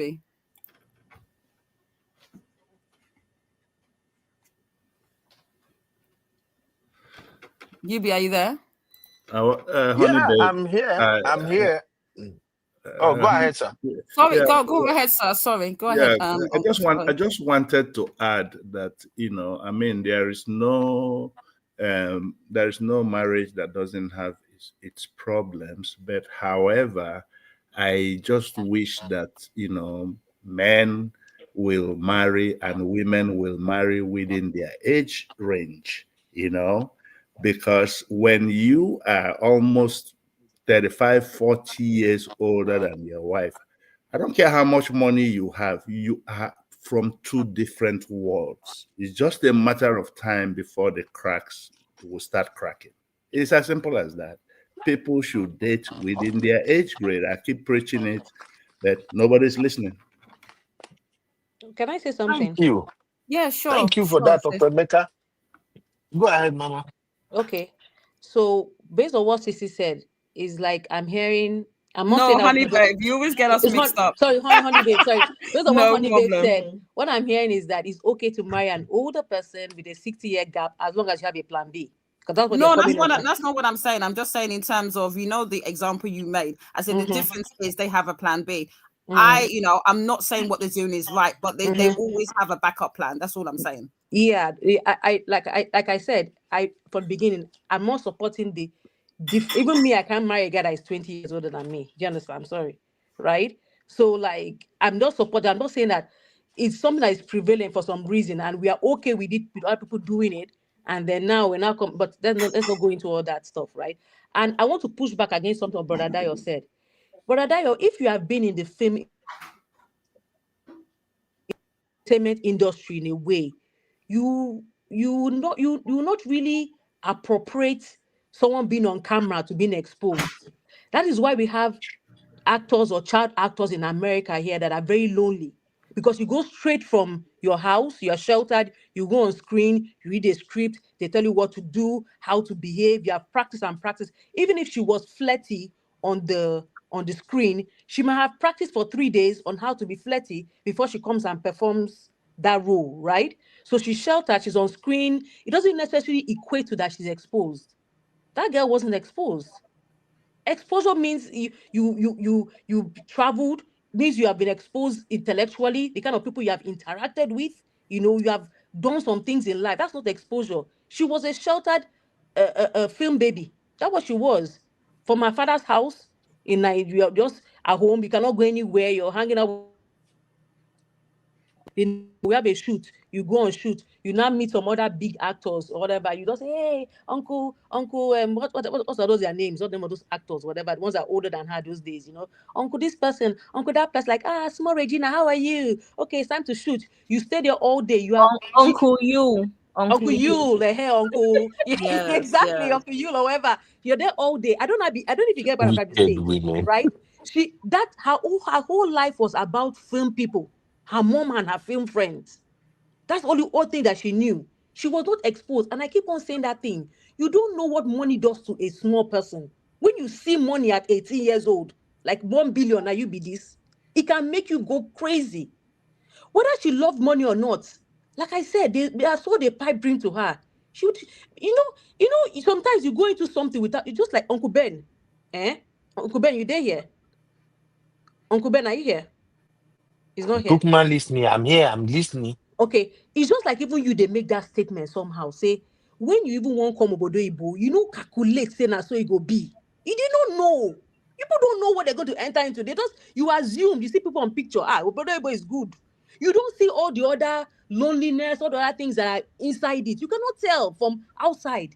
So she's there looking at, they'll give her, I'll tell you how this thing works. To give an example, this person married this person, kind of she's doing okay. Shadow Koya is this person is that. It's okay. Even if some people are married, their age mates, what are they gaining from them? Some of them, they're even popoing them too. They're even busboying them. What are you gaining? They're collecting slap up and down on top of nothing, There's a way they'll package it for you. We're thinking, my person not so bad. And then she now enters in her life. She had entered private jet for the first time. She's seeing diamonds. She's like, oh my God, she's just going crazy. Like, hey, all this.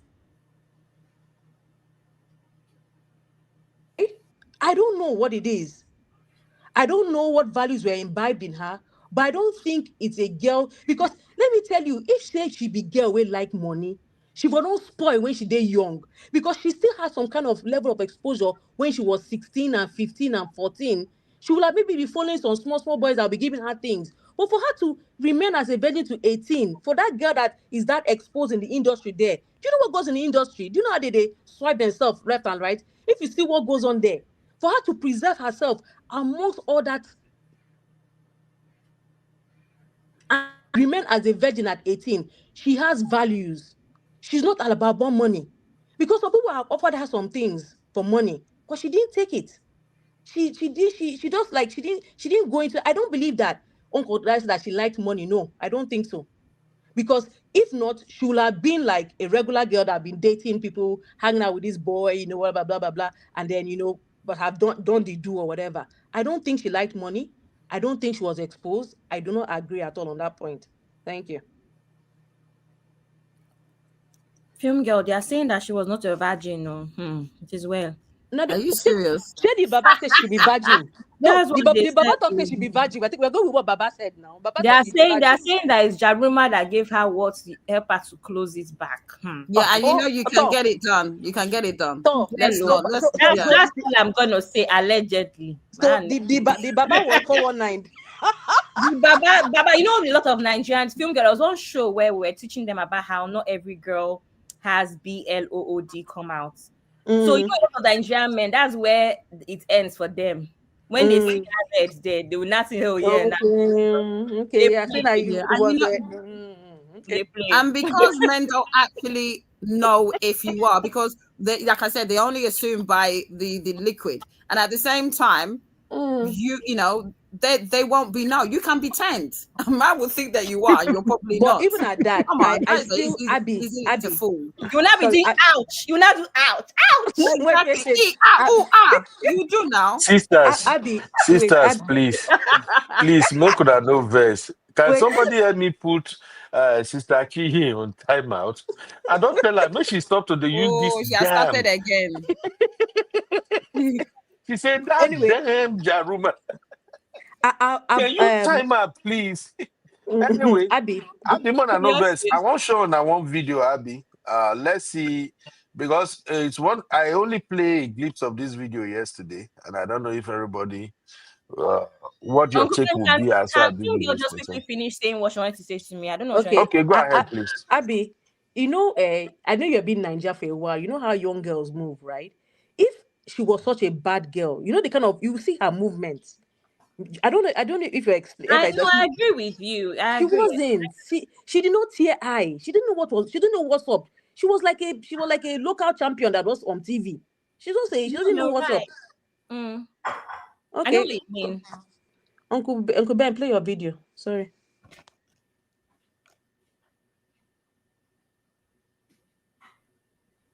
Uncle Ben. Actually, I don't know. I can play it though. Uncle Ben. No vex, I dey ask my sister wey there with me if she know Jaruma, because I hear well na talk say Jaruma say he help somebody close him this thing back. Now I dey ask if it's possible make that thing close back to virgin. See women, when God go end this world, now him go cause wetin go vex God to end them. Anyway, let me play this video. Hey, I never hear this one before. Jaruma say he help somebody close things back. Blood of Zachariah. Okay, let's go. Been a lawyer all my life. I studied law at the University of Kiel in England. That was for my first degree. For my master's, I was at King's College, University of London. Then I was called to the English bar as a barrister at law of Lincoln's Inn. First, as a practicing solicitor in UK, I had many big briefs from Nigerian government, from Moroccan government, from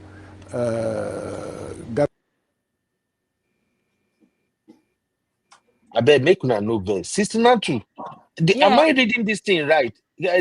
Abby, can you read this thing? Is Sister Natu really saying this? Sinatra says Hausa people do that a lot. You go things say babe na virgin but na wash. You know Jaruma is Hausa as well. I knew that Sister Natu will be able to give us insight on this whole Kayamata and all of these things that they do. Babe. What ti gbá mi o. Let me drop link for Sister Natu. Let her come and shake. Sister Natu, why are you like this? They can never come back together to the alone. Now, what are we saying? Sister Natu, come and break the table. No, but Uncle Ben, that's what a couple shows ago we spoke about this day, and we said men are so obtuse when it comes to women's body, and you don't want to agree. You think that I explained to you how not even every virgin sees the red kidney when is exactly. That's just how it is with women's body. Like, how would you know? I don't have a clue. You're gonna have to take her word for it. There's people that even put all sorts of things there so that when you not see red.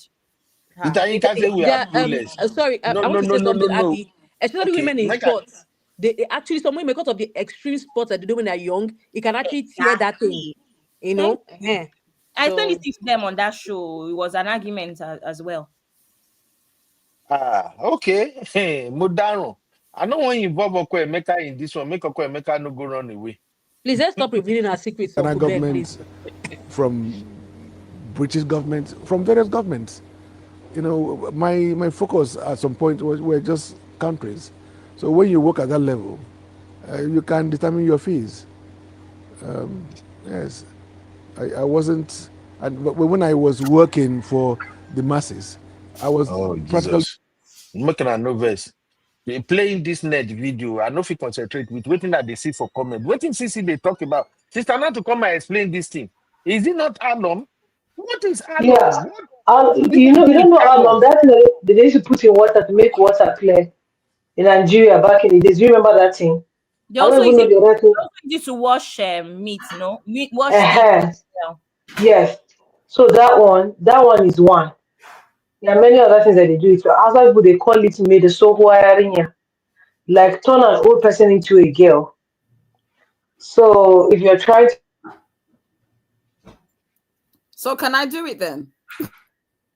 Honey babe, for what? Honey babe.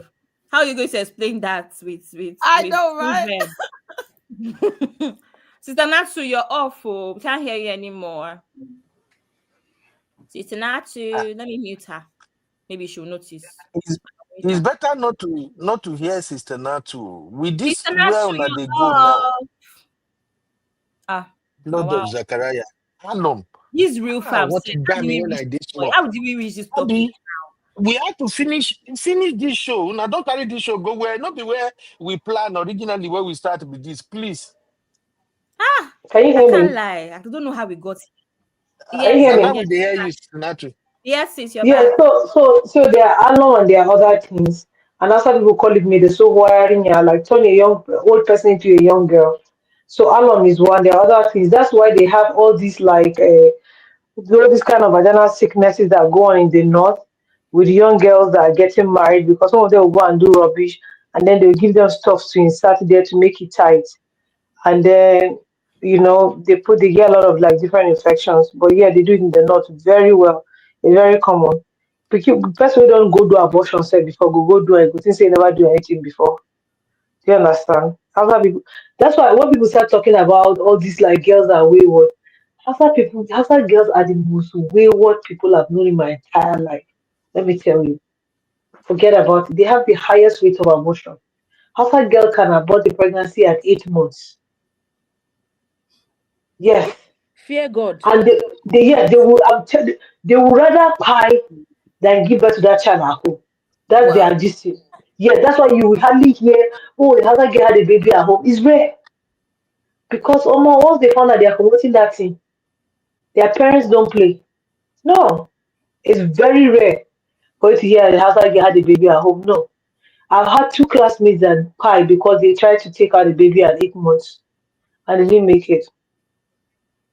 But they're very dangerous, please. They're very dangerous. Yep. So, Sister Natu, Hey. you are So, indirectly saying that they have been scamming my Niger brother for way too long. oh yeah, oh yeah, oh long time since before social media. Ah, when they carry me go memory lane, I dey remember how many people don't scam me with this nonsense now. Blood of Zachariah. Want to grab me, Baba, want to leave me grab me, want alone, to grab please. me. Leave me alone. Jesus. Yeah. Anyway, let Oh, me outside girls bring are this very topic common. back to leg. Una be Sometimes these outside sister. girls, it's their parents, it's even their parents that help them out to do it. Oh. It's their parents. Mm. Yeah, it's their parents that help them out. Let me say something problematic so that Uncle Ben can react. At the end of the day, as a man, if that's what you're looking for from a woman, you deserve to be scammed. Exactly. I agree. Bam. Ah, Because if you're MJ, not a virgin, you have been did somebody everywhere. see this? M. Jones said, "You be myself, I did celebrate for 5 years. Can fool someone by wearing cover-up clothes and play naive." Ah, oh no. See, on Yeah. Judgment Day, let me tell you, sisters, on Judgment Day, God go first arrange No- the women. He go put all Nothing of will una for happen. one side. We will He go repent. first judge Nothing will women. happen. He go judge men. May we they go first before he go begin with una. It's not Women, true. Uncle he Ben, go the truth first that judge you guys need to know is that a woman's body is elastic, especially that place. hey, So the longer you stay celibate, the tighter it gets. Do you know that? Do you know But that? at least the first day, second day, by third day, he go begin arrange back to where he come from. You can pretend now. You see, say some men they think once they reach there. Now just the enter they don't think. So they know they get time to analyze. Say, wait, oh, this was tight. Yesterday is too open now. You go teach that them open now. Men don't think like that. You don't know. Once that thing for middle of their leg, just they talk to them. Every other thing is invalid. Just they there, they say, by third day you go. No waiting. How many times have you guys known? I'm ready. Ah, Obìnrin. Oh, is it not uh, Israel DMV that was parrying that he did not see blood the other day? And I won't finish that guy. Yeah, Uncle Ben, You that's when we see, had this conversation where I was telling you that it's not always the case and it caused an there argument. must be blood. Let's cut this nonsense. Come on. But they Uncle cannot Emeka, always. Uncle Dayo, You please cannot, let me tell especially. these sisters, at least maybe we put this one to rest. Sure, Because I sure. know so I go still bring this topic back. If it Mm. is original, blood must flow. Case closed.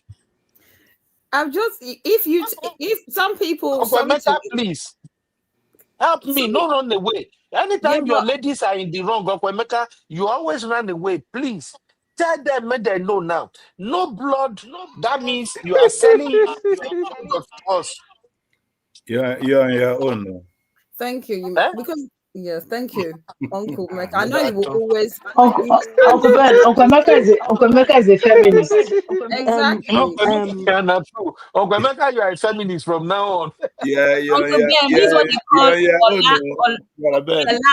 call Ella Ojuko, Uncle Ben. That's what Uncle Emeka just give you now. Uncle Dayo, Uncle Ben, beg. I actually Your thought about takes, something. Not I thought about something. Do you know that they sell all these fake blood capsules that is for films, right? So if you really want, she can actually insert it there, right? Hey. And then it's true. Hey. And then when it will burst. You think it's possible. Wow. That's okay. levels. That's levels. Are you scared Uncle now? Ben. Are you scared now? Uncle Ben. Yes, sir. Uncle Ben. Yes, Can I sir. say Uncle Ben something? is humble. See, we are learning every day from Uncle Ben is humble. our sisters. I Now, told the truth of the matter him is to be guided. the truth is that in our days, nothing like this ever happened. You can't fake this thing. If it's real, it's real. But in these days, they just showed us with every reasonable doubt that what you think you know, you don't really know. And I think I succumb to their whims. Now, let me say this. I need to correct something. Even during that time that we had the show that we're talking about this thing, I did say that it's not every time that you may see blood, because some strenuous exercises can actually affect it even before the lady ever comes near to the man. And then once it's broken, the hymen is broken, it is broken for life. But Uncle they Dayo, can use you it are to trying to deceive. give this sister a soft landing. What do you No, want take I'm blood not. to do I'm to not trying to real give long, them. Uncle Ben? What do you want take the blood No, do? What I thing? don't understand. Sacrifice. Do you want to drink Uncle Ben. it? No vex. Uncle Ben, our tradition dictates, in the olden days, when you marry, the people will be waiting outside your house for that first night, and you go into your wife, you must come out with the evidence of a stained bed sheet. That was in those days. But even Israel DMW, what was it called? That want to really to pick up a girl. That girl that he thinks was a virgin, maybe Jaruma must have gotten in touch with the girl somehow, and then they must have done something. Is that what she wanted? I mean, is that what he wanted? They gave him what he wanted. So what our sister is telling us now, that which I want us to hold on to, is that if what you are looking for in a girl is for her to be a V, if she is a V for you, Uncle Beno, there is no way you can scientifically proven it that she's not fake it. They have a lot of ways of faking it. There is a natural way. In fact, if I even say another way that they do it now, you will not believe it. But I will not go into that. I don't want to teach Uncle Dayo, something else. speaking. No, nobody has mentioned this yet. So I don't want to say it. I don't want to say it, I beg. So let us just say with the one that we know for now. They use Uncle alum, Dayo. they use abstinence. Can I say something, Uncle Dayo? Please let me be. I want Let to me add to run, what you please, I said. beg. Sorry. I want to add what you said, Uncle Dayo. You know, back in the days, in olden days, not be them say, there have been cases where a man and a woman have had intimate stuff, like in those olden days where they used to wait for white bed sheets, right?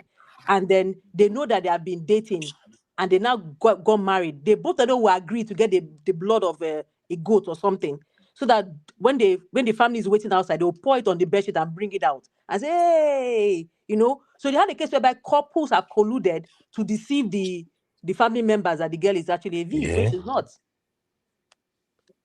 But that is criminal, right? Uncle Ben, you're on your That own. is criminal, right? Uncle Ben, that's the problem we tell you men. You people are looking for the wrong things. Call police. No, we are looking. Police. Look, we are looking for authentic, original, tear rubber. Are you tear rubber yourself?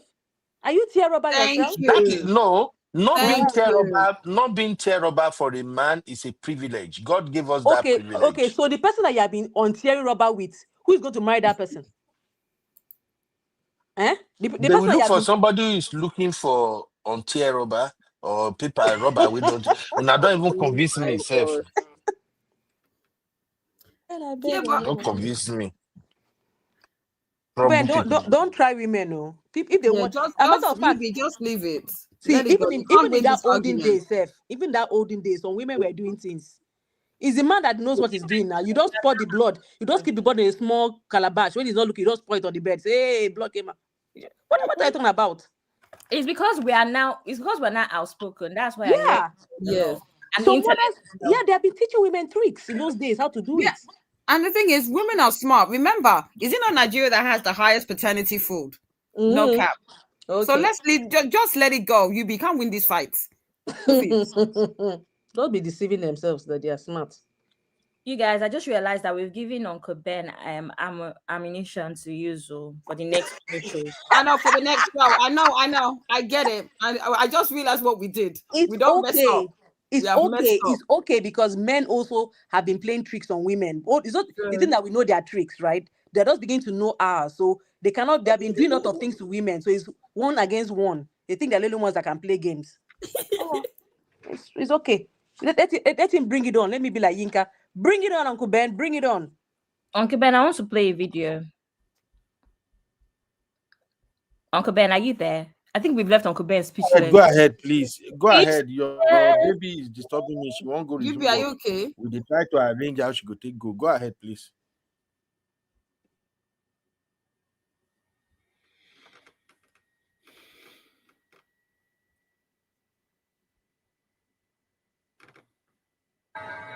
Clock him! Clock that team! Clock it! We're so ATL! It's your clock that thing! Sniper! Cha cha cha cha cha cha umana clock it! Clock it! Clock that team! Clock it! We're so ATL!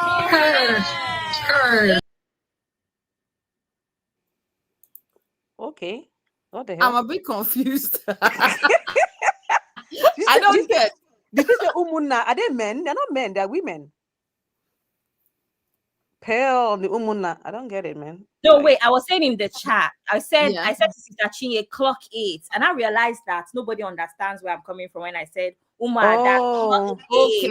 Okay. The video is the point of view is that Gen Z attending all of these meetings because obviously we're not a part of we don't know the culture.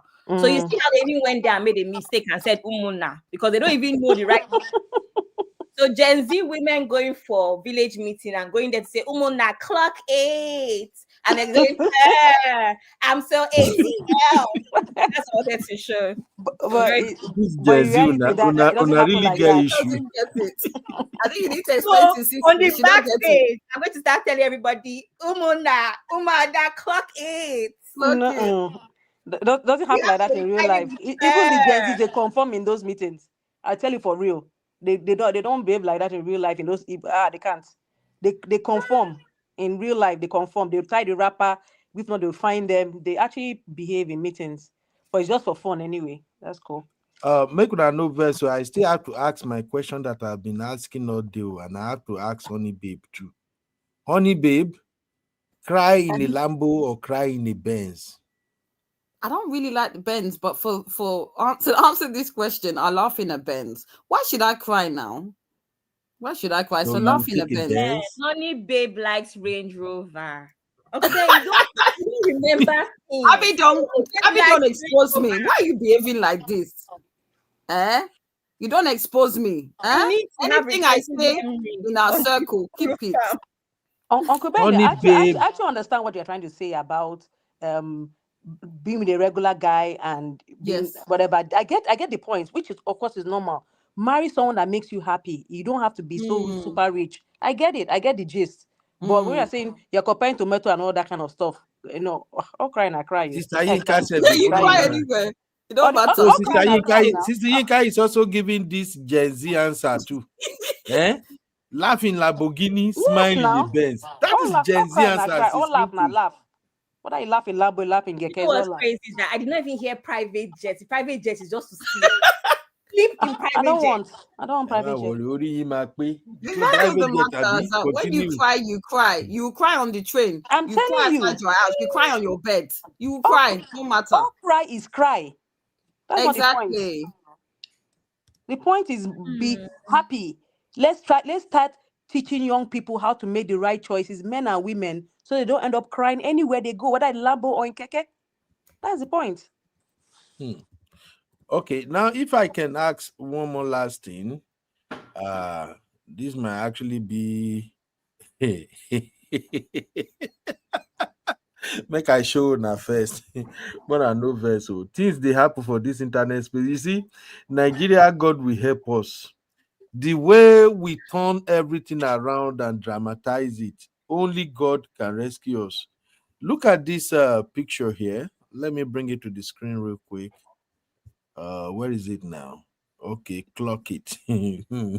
Umada, clock it. Develop Gen Z won't spoil Umada. Anyway, so look at this.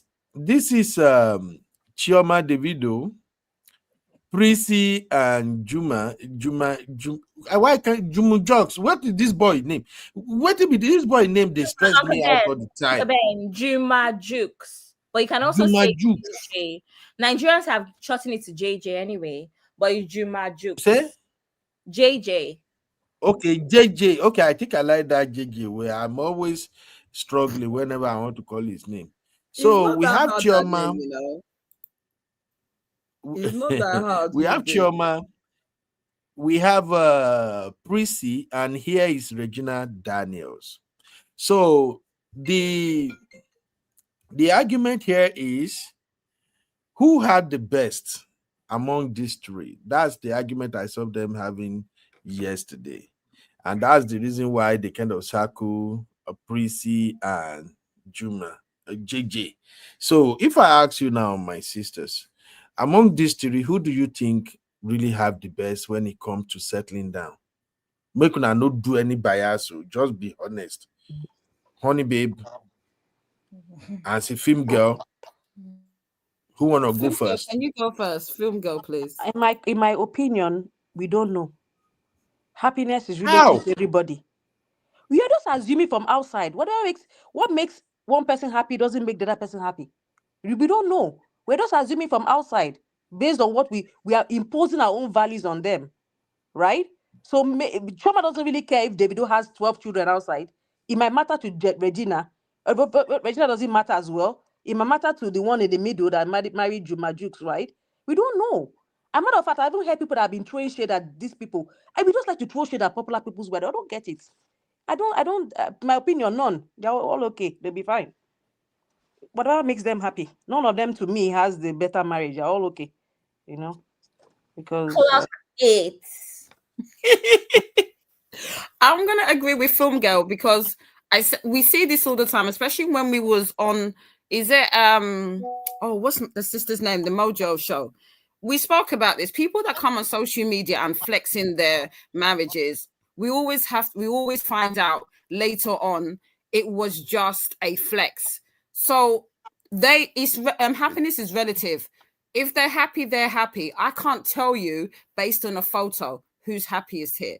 Only the persons involved will know if they're happy. If I'm happy, I don't need to post a picture to say I'm happy. So I'm of the premise that they know who's happy. I'm not going to choose anybody because we know that a lot of the people on social media that do all these, public displays of affection and kissing and wah, wah, wah, we find out that the things scatter the next day. So I don't know.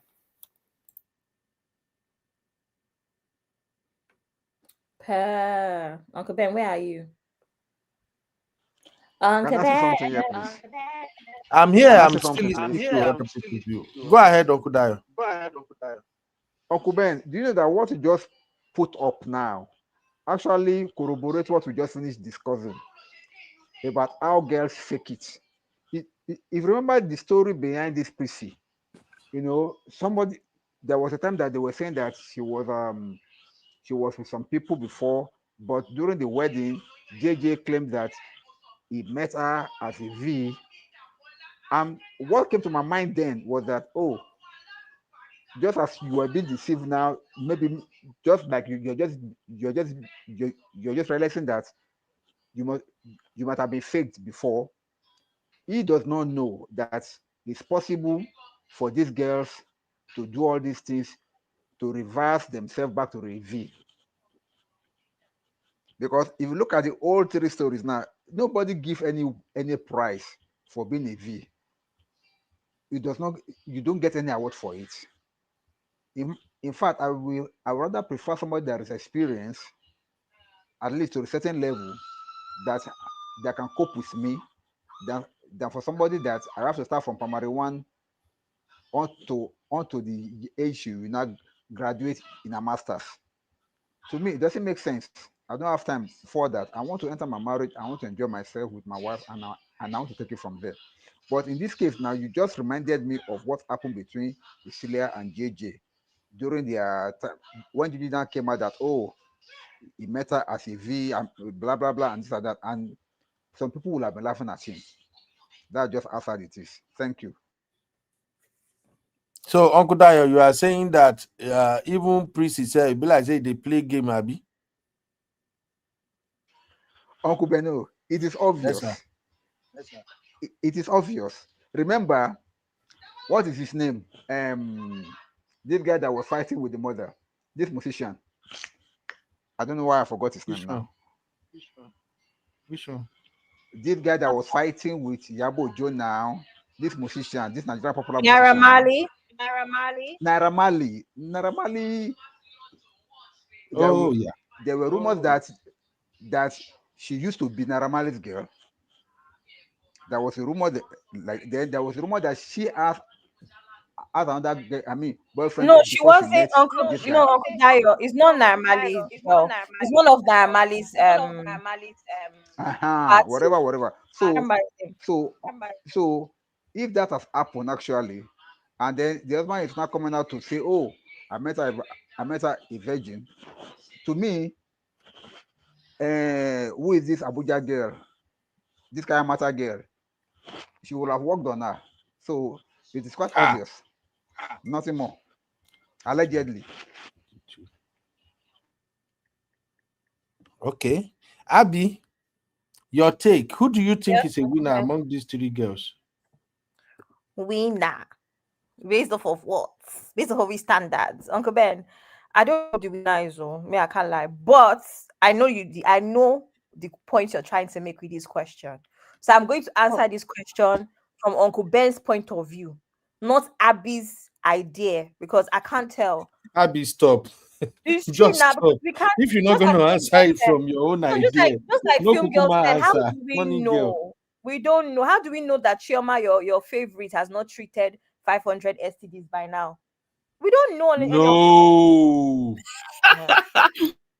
Uncle Ben, we don't know any of these No. things. So my opinion is based off of what I No, believe. I'm just no. What I'm asking is in I know what you're terms asking. of who finds men on basis of how they find their men, who seems to be the luckiest one with when you think about compatibility, specs, and all And this still idea of enjoying money as well. crying in a Lamborghini and all of that. Who I do know you your think question. get the best So, in fit? my own opinion, based off of the setup of things, I would say Priscilla, because JJ is not known to doesn't have any babies outside of the marriage. JJ is not known to have been fully on the streets in the past. Everybody knows JJ's own ex-girlfriend Vanessa. There's no story. He doesn't have any scandals on Caben. So if we're going by your standards or the question that you asked in this setup, I would say it's Priscilla and JJ, because also, while there's also a significant age gap, I believe it's around 12 or 13 years, it's still not the worst thing in the world, right? And he seems to be a nice husband. They're having fun. They're always throwing parties. So far, although the marriage is very new, so time will tell. But based off of the current setup, and comparing with Chioma and Regina, it's Priscilla that has won this competition so far. Uncle Ben. How? You said I just Priscilla won so far? I've just explained how now. I just said that JJ does not have any baby moms. JJ is reasonably And you young. forgot the reason he doesn't have any baby mama. What's Don't the let reason? us go down that route too. What's the reason? Don't let us go down that route too. Uncle Ben, give us the reason. Let's go down the route. What happened? Stories are on the street too. On whose street? Sorry Is that you my heard. is that my Sorry that you CC? heard, but we've not heard. It's CCO. Hey baby What girl. will make that Please CC? don't welcome her because she abandoned us. Don't go back to where she's coming from. Where are you coming from, babe? Go back to where you're coming from, Sissy. No, Abby, leave me alone. Hey guys. Hey CC, okay, my dear? I'm good. I thought let me come in Good. quickly. I just Thank you. back Please up deal what with you be just frustrating no, us. I'll back up what Abby said. 100% JJ are the couple that are winning in this messy situation of couples, because like she said, he doesn't have any. I don't know what Uncle Ben is trying to imply. A man that has not had a child, is in his 30s. What's wrong with that? That's the ideal. Doesn't mean there's anything wrong with him. Just means that he's being selective and he doesn't want to have a baby mama out there. Unlike some other people that will remain nameless, but we know who they are. And obviously, Regina's setup can never be appealing to anybody in their normal senses, because I don't care how much of a billionaire the man is. To the idea of having to be intimate with a 65-year-old man as an 18, 19-year-old man, you've got a strong stomach. And then to have kids with him, nah. That can never be appealing in anybody's book. Right, so JJ so far for the win, and he's my East African brother, so yeah, why not? Period. Yes. CC, do you have anything to say about Chioma in terms of her situation? Chioma's situation is tired now. Like, I mean, women who want to struggle with a man 20 years, you've been the side chick, you've been the main chick, you've been the baby mom, then you've been wife, then he's cheated, then he's come back. Those women, I mean, if she feels like she's won the prize, then mate, if that's what makes her sleep at night, good for her. But to me, I've always said nobody should be looking up to Chioma's level of endurance as anything to measure a good relationship by. That's just me personally. It doesn't work out like that for everybody. An anomaly, as I always say, is not the norm. The fact that she wants to stay in that relationship, all the best to her. She feels that she's invested a lot, so yeah, kudos to her. She got the ring in the end, but only time will tell how everything will cut. The same thing happened with Annie. Today, she's not doing my BFF with Swanky Jerry, walking around looking lost. Oh, she's best friends with him now. Are you kidding me? All these things, I just wish them the best. But for me, I can never be. I mean, I can't be in a relationship like that type of relationship that Chioma went through. But all the best to her. But for me, a healthy relationship so far is, in terms of the inception of their relationship, to me, I don't see an issue with their age difference. I've always said a girl who's mature, Priscilla is very mature. She's not the typical 22-year-old running around like an airhead. She's very like entrepreneurial. She's got her shit together. She's making her content. She's making her money. Like, she's not your average 20 or 21-year-old girl. So her mind is already 5-6 years ahead, right? So to me, her marrying somebody like Juma, who's 10 years older, it works, right? Because they're still on the same wavelength, because men mentally are still catching up to women. So to me, I don't see anything wrong with that. Personally, I'll always advocate date a little bit older than your age. Her dating a 21-year-old, she'll be doing the rubbish that girl is dating that boy that's, I don't know, that couple. You know the couple, Abby. The couple, the girl is older than him and she's dating that young boy and she's going backwards. Yeah. I mean, Yeah, that so- rubbish. Who are they? Yeah. Pella and Pella, exactly. yeah. I mean, you're dating a boy that is like, that's the kind of guy that you guys will say, oh, date your age, date your. Those are the boys. Confused. They have money, yeah, but their mentality, nah. They're still secondary school mentality. It's not the right. When you're a girl who knows what you want, you got your shit together, you're working, you're grinding, you need a man. You need a man that's doing the take same. it easy. Well Chioma said. Davido is the winner here. Uncle Chioma Ben is too. 30 How? years old. Please. How? No. Chioma is 30 years Please, old. please, Davido please, is 32 years old. Leave that one. She's going to No. Let's she's call going to it what it STD is. clinics every Is it single about week. Let's age? not leave that one. No. She's going to clinics every week. I beg. Uncle Who Ben said is a that lie. now? Am I lying? Abby, let me shout allegedly. If you say allegedly, I will agree. Allegedly. Not of Zachariah. Allegedly. I disagree.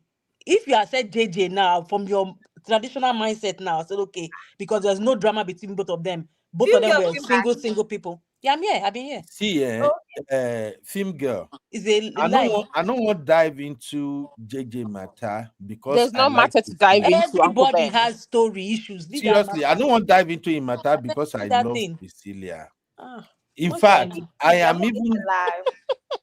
I okay. I Finish, I film have girl. I have some issues with the marriage setup as well, but this is not the live stream for it.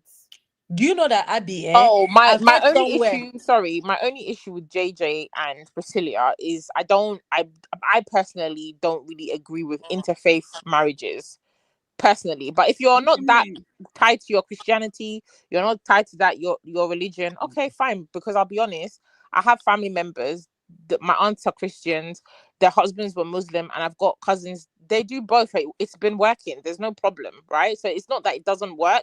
Is it an ideal setup to bring up a child? Not really, but since she's willing to, change her religion, become Fatima or whoever she is now, Halima, then if that works for them, fantastic. But to me, that's the only question mark.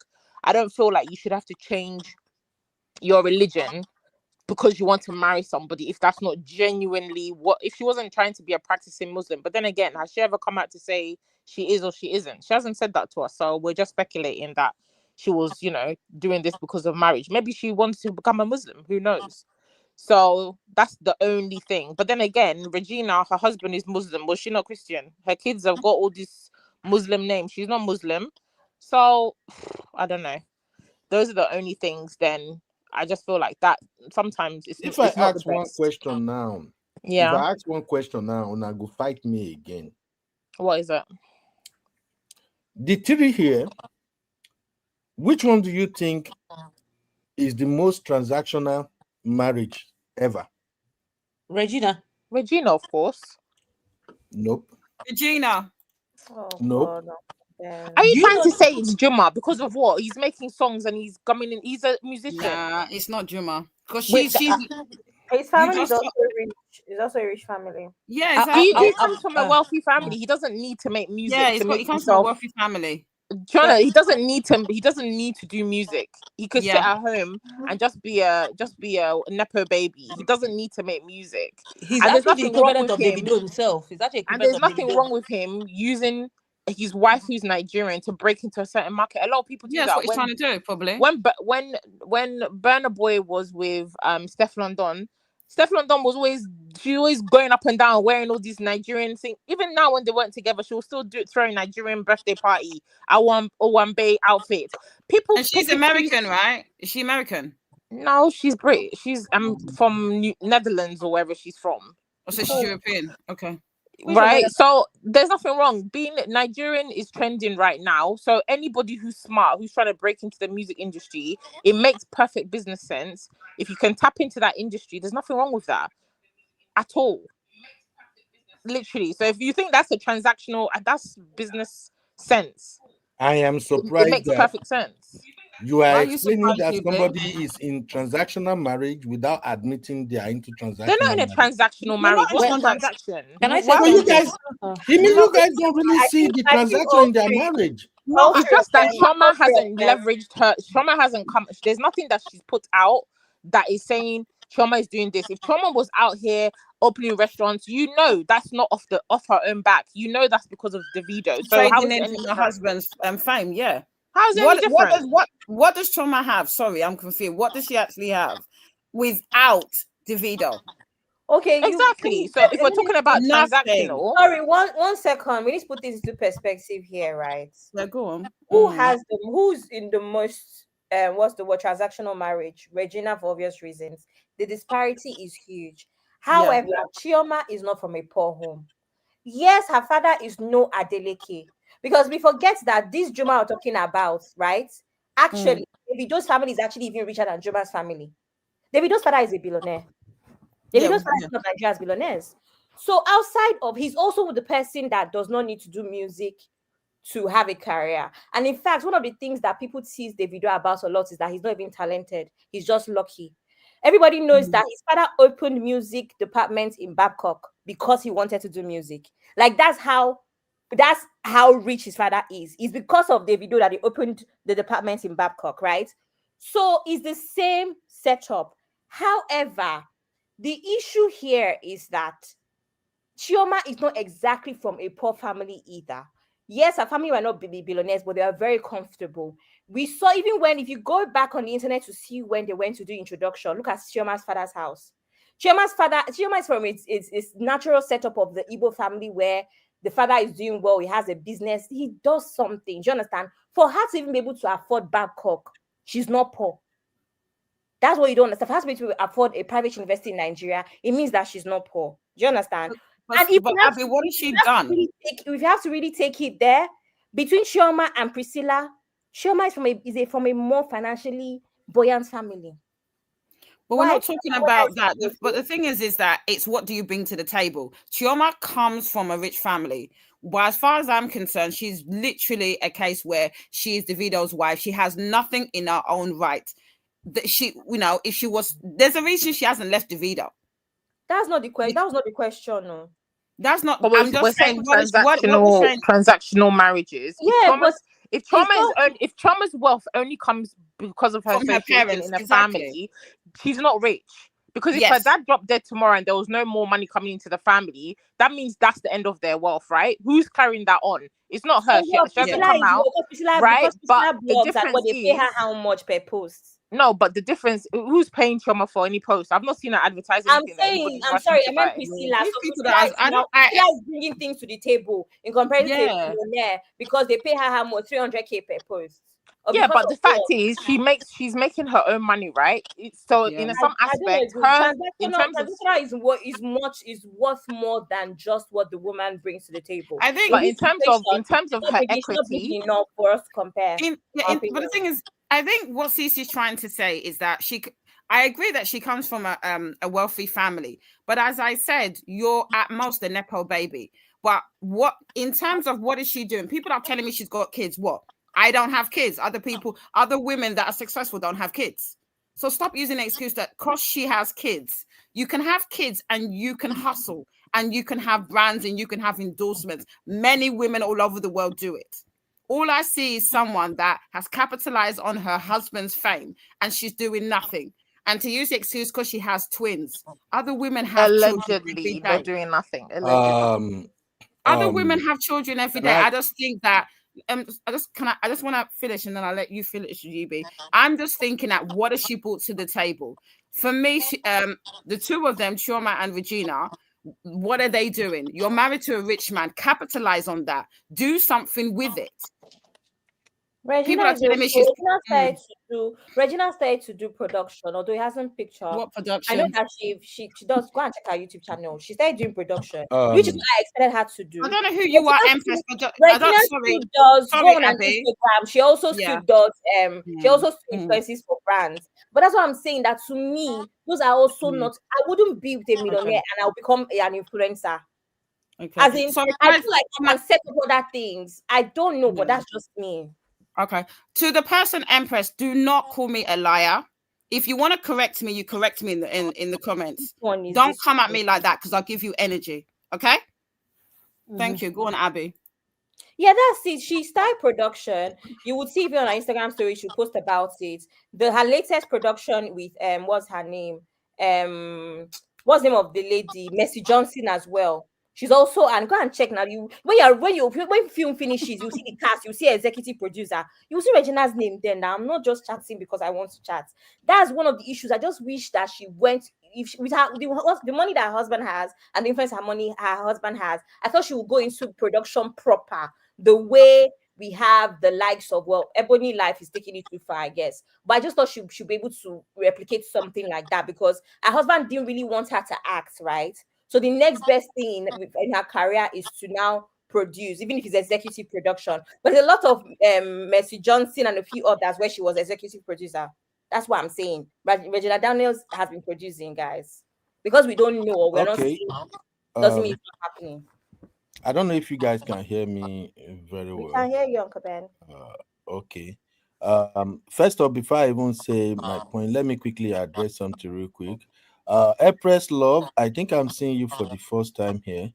Um, I don't know, maybe this topic really hit a chord with you, but please, here we try as much as possible to respect every individual. Okay.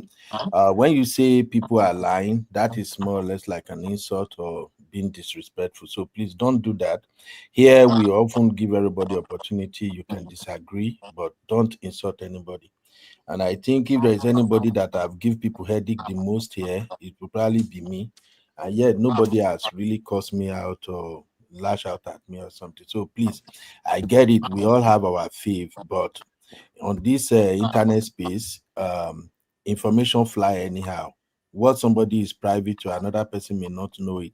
Yesterday, me and my Abby, we were dragging here. We argue like Abby, that thing go reach almost 30 minutes. Where you did take give me a headache yesterday?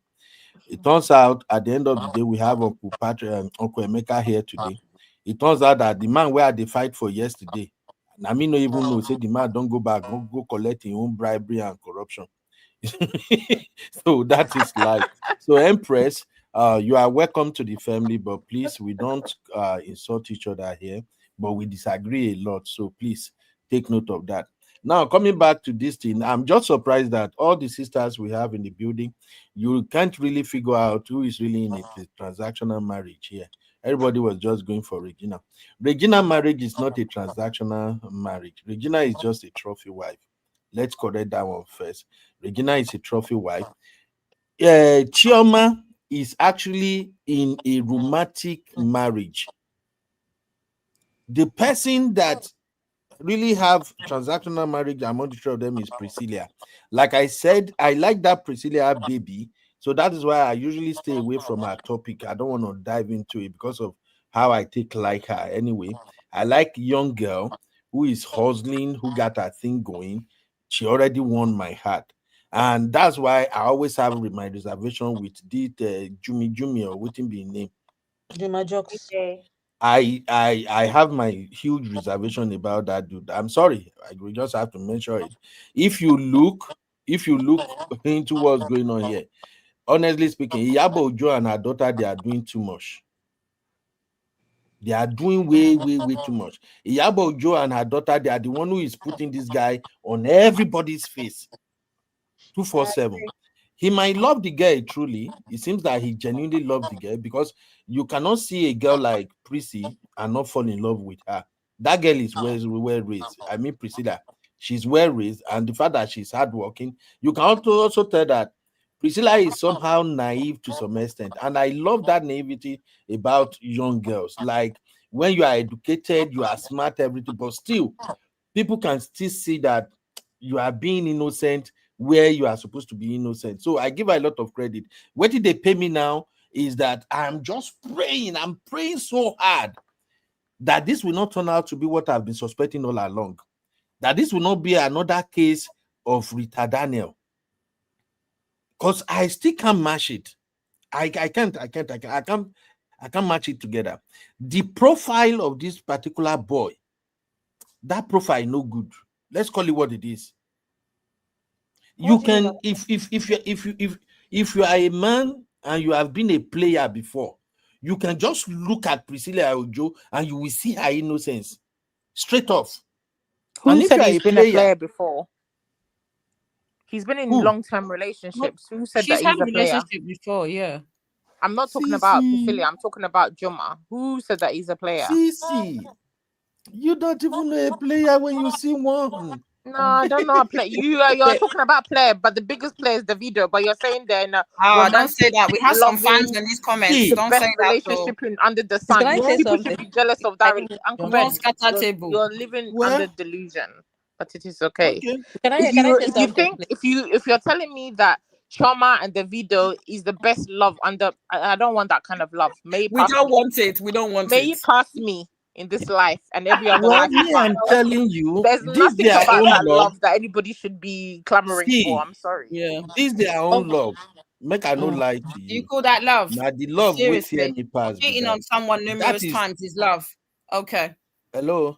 Mar- Now the one marrying wey Can I say tie somebody me because something? card be you're that. marrying If I can somebody just because you're land back my and point. forth. Okay. Can you If I guys can hear just me at land all? my point. Yeah, you be. Yeah. So what I'm saying is that everything seems to be based on what do I get out of this relationship? And when I look at that boy, that JJ, that guy is the one that stands to gain more from this marriage than anyone. Two, when I'm thinking of transactional relationship, I'm looking at the period from when you met to when you get married. In most transactional relationship, the wedding is usually fast track somehow.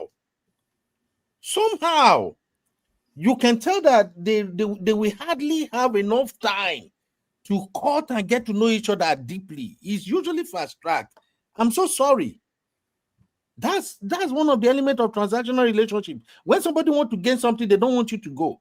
So you see that somebody is agreeing with everything you offer on the table. Let's just get this wedding done. Let's get this wedding done. Let's get this wedding done. So I'm sorry, it's just my personal opinion. Their wedding is kind of fast track. If you look at Prissy, Prissy got everything going on for her. She got her own money. She got her own brand. She got everything. Her mommy is a fantastic celebrity who also make a lot of money. Prissy is not lacking in anywhere. She has a great life. So if you look at both of them, who stand to gain? Who do you think that marriage favors the most? Now, where this boy can't really freak the hell out of me was the rate at which Prissy become a Muslim. A boy that truly loves you. We've seen a lot of Muslim marrying Christian, a lot of that. A boy that truly loves you without trying to be in charge or anything, they won't rush you into converting into their religion. You may choose to convert, you are on your own. They not send you. When they really love you, you come, you say, hey, baby, you can't be a Muslim, I'll be a Christian. They will tell you, I'm not forcing you to convert. Is anybody pressurizing you to convert? But when I watched this guy interview for the first time, the way he said, oh, we didn't have a Christian marriage. She's a Muslim. Her name is Abi. I'm just like, what the crap? What is So freaking what? going So on? when she was, No, so I when she was, agree. so when she was dating him, they didn't Mhm. discuss being Christian or not. So when she also, so she has no responsibility in qualifying the man as well. If Sissy. if you know religion, Muslim men can marry women who are Christians, and Mhm. obviously you convert if you want to be with them, right? So her dating him, she knew that from the off. Tanzania is a Muslim country, predominantly a Muslim country.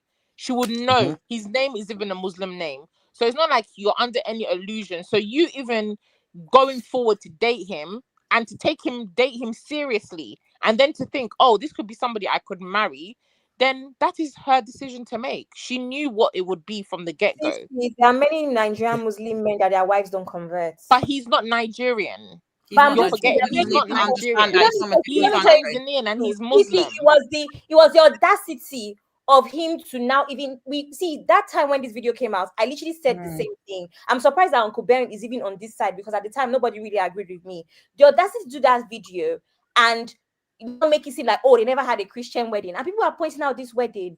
You had a pastor there, you had gospel music. Sis, you even told me that even the signing could have been fake because of the whole idea of signing the registers when you're doing a church wedding. I said, okay, let's assume that is right.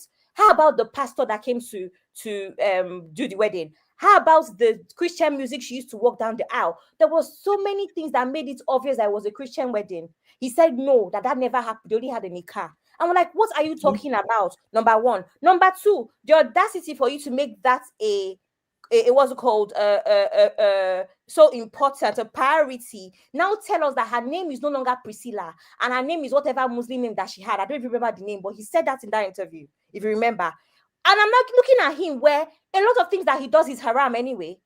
So are you that serious of a Muslim to be making this girl convert? No, you're not. So But that's at the the end, thing. but at the end of the day, The at the line end of the between day, the it's girl. also her choice. The man that when I was dating the guy who I was dating before my current partner now, he was Muslim. And one of the reasons why I was hesitant to move forward with that relationship is because he was now a practicing Muslim, right? And he would always tell me, oh, I don't want you to, I don't want you to convert. He wasn't pressuring me to convert, but the way I could see him going to he went on Hajj, right? He did that. He went to there's some, he does Ramadan, he does all of these things. I'm like, in my mind, the guy is he ticks all my boxes.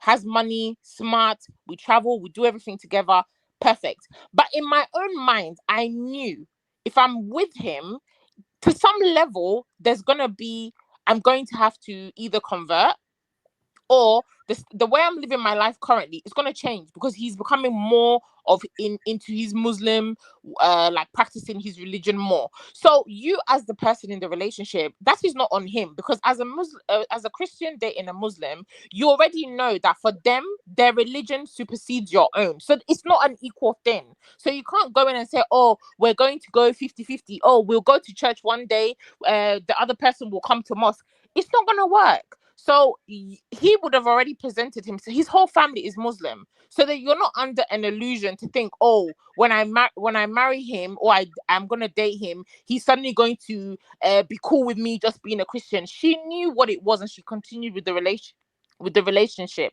Just like when I kind of started working out, like, okay, if we have a child, where's our child going to be going? He's like, oh, I want our child to be doing Arabic classes. I'm like, what would be the point of the child doing Arabic classes if you're saying that we don't need to, it doesn't need to pick? So it just became too complicated. And for me, I like a simple, easy life. I want to be able to go to church with my partner. I don't want my kids to be, oh, today you're doing Ramadan, tomorrow you're doing Christianity, tomorrow you're wearing hijab, oh, tomorrow you're doing.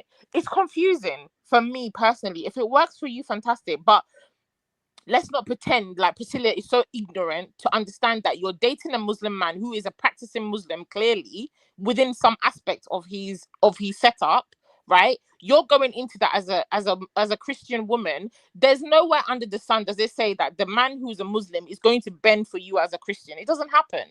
That's why their child is now even got a Muslim name and had to do that 40 days, whatever, because the child will take the religion of the dad. So she's not under any illusion of that. So again, it's her choice to consider with the relationship. The point is not whether you convert for your husband or not. Yeah. Chances are, I even said, even as a Christian, if I marry a Catholic, I'm Anglican, I'm going to become Catholic. It's normal. It's not, that's not what we're talking about. Or my husband and I can decide that, oh, we want to now start going to Redeemed Church together as young people. That's fine. It's normal with the way patriarchy has set up marriages. Women also take men's names. There's a reason. It's the same system. What we're talking about is the methods and all of the issues that have now arisen. Number one, that interview. Like, why did you do that? Why did you now rebuke this Christian wedding that we all saw happen in such a way as if to say, what the hell are you talking about? We watched the interview here.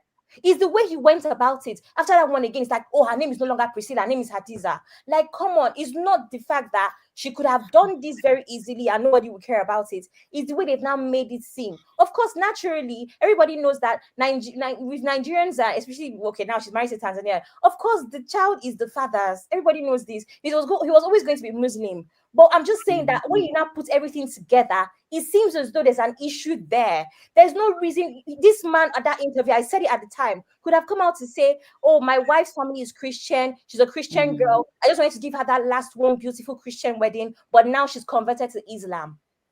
Like, what would happen if JJ said that? Nothing. But no, it made it seem like the Christian wedding was so disgusting. We are not the ones that were doing mathematics about how is this not a Christian wedding, or how was this not a Christian wedding, so it's the way he went about his attitude towards the whole thing. Just screamed red flags and screamed control. That's all we're saying, not that he's wrong or they're wrong. But the person in it. One second, let me just finish. Also, it's not fair to now start talking about choice, because we want to bring choice into it. We don't know anybody's choice. There's choice, Abby. No, I've dated. there's choice. I dated someone for 2 years. I saw the red flags and I ran. You wanted me to. We cannot say that, because in this same situation, based off of again age difference, I know CC is 12 years. There's 12 years between them. That is also a significant age difference, regardless of maturity and all. If we're taking it back there, I have to be consistent with the consent thing as well, where age could be an issue, and the fact that he's richer. So how all of a sudden are we saying that she had choice? Someone that was pregnant. So who Okay. got her pregnant? She What's didn't know that she was gonna get herself pregnant when she was Yeah, spreading there's it wide and busting it low. But we contraception. all know that It that's not really how exists. sex works. Come on. Everybody, she's an adult. She knows what She's she's an doing. adult. If she She's an was an adult. 18-year-old, I would say something Abby and different. Sissy, Sorry, Zaddy. can I just chime in here? This is Yes, Uncle please. Emeka, I just want to point out that in this modern age that we live in, there have been interfaith marriages. Some of them are still working, some of them did not work out. I actually have a friend of mine, when I was living in California, he's Muslim, and his girlfriend that time was a Catholic, actually from Sabah. I attended both weddings. They did a Muslim wedding on a Friday, and they did a Catholic wedding on a Sunday in Las Vegas. So, and they've been married now for 10 years. And sometimes I ask my friend, I said, so how do you do it when it comes to worshiping? He says, nothing. On Fridays, I go to mosque. On Sundays, she goes to mass. And I cannot comprehend it personally myself, but it exists. Let's not pretend that it does not exist. Even our president Tinubu is Muslim and his wife is a pastor.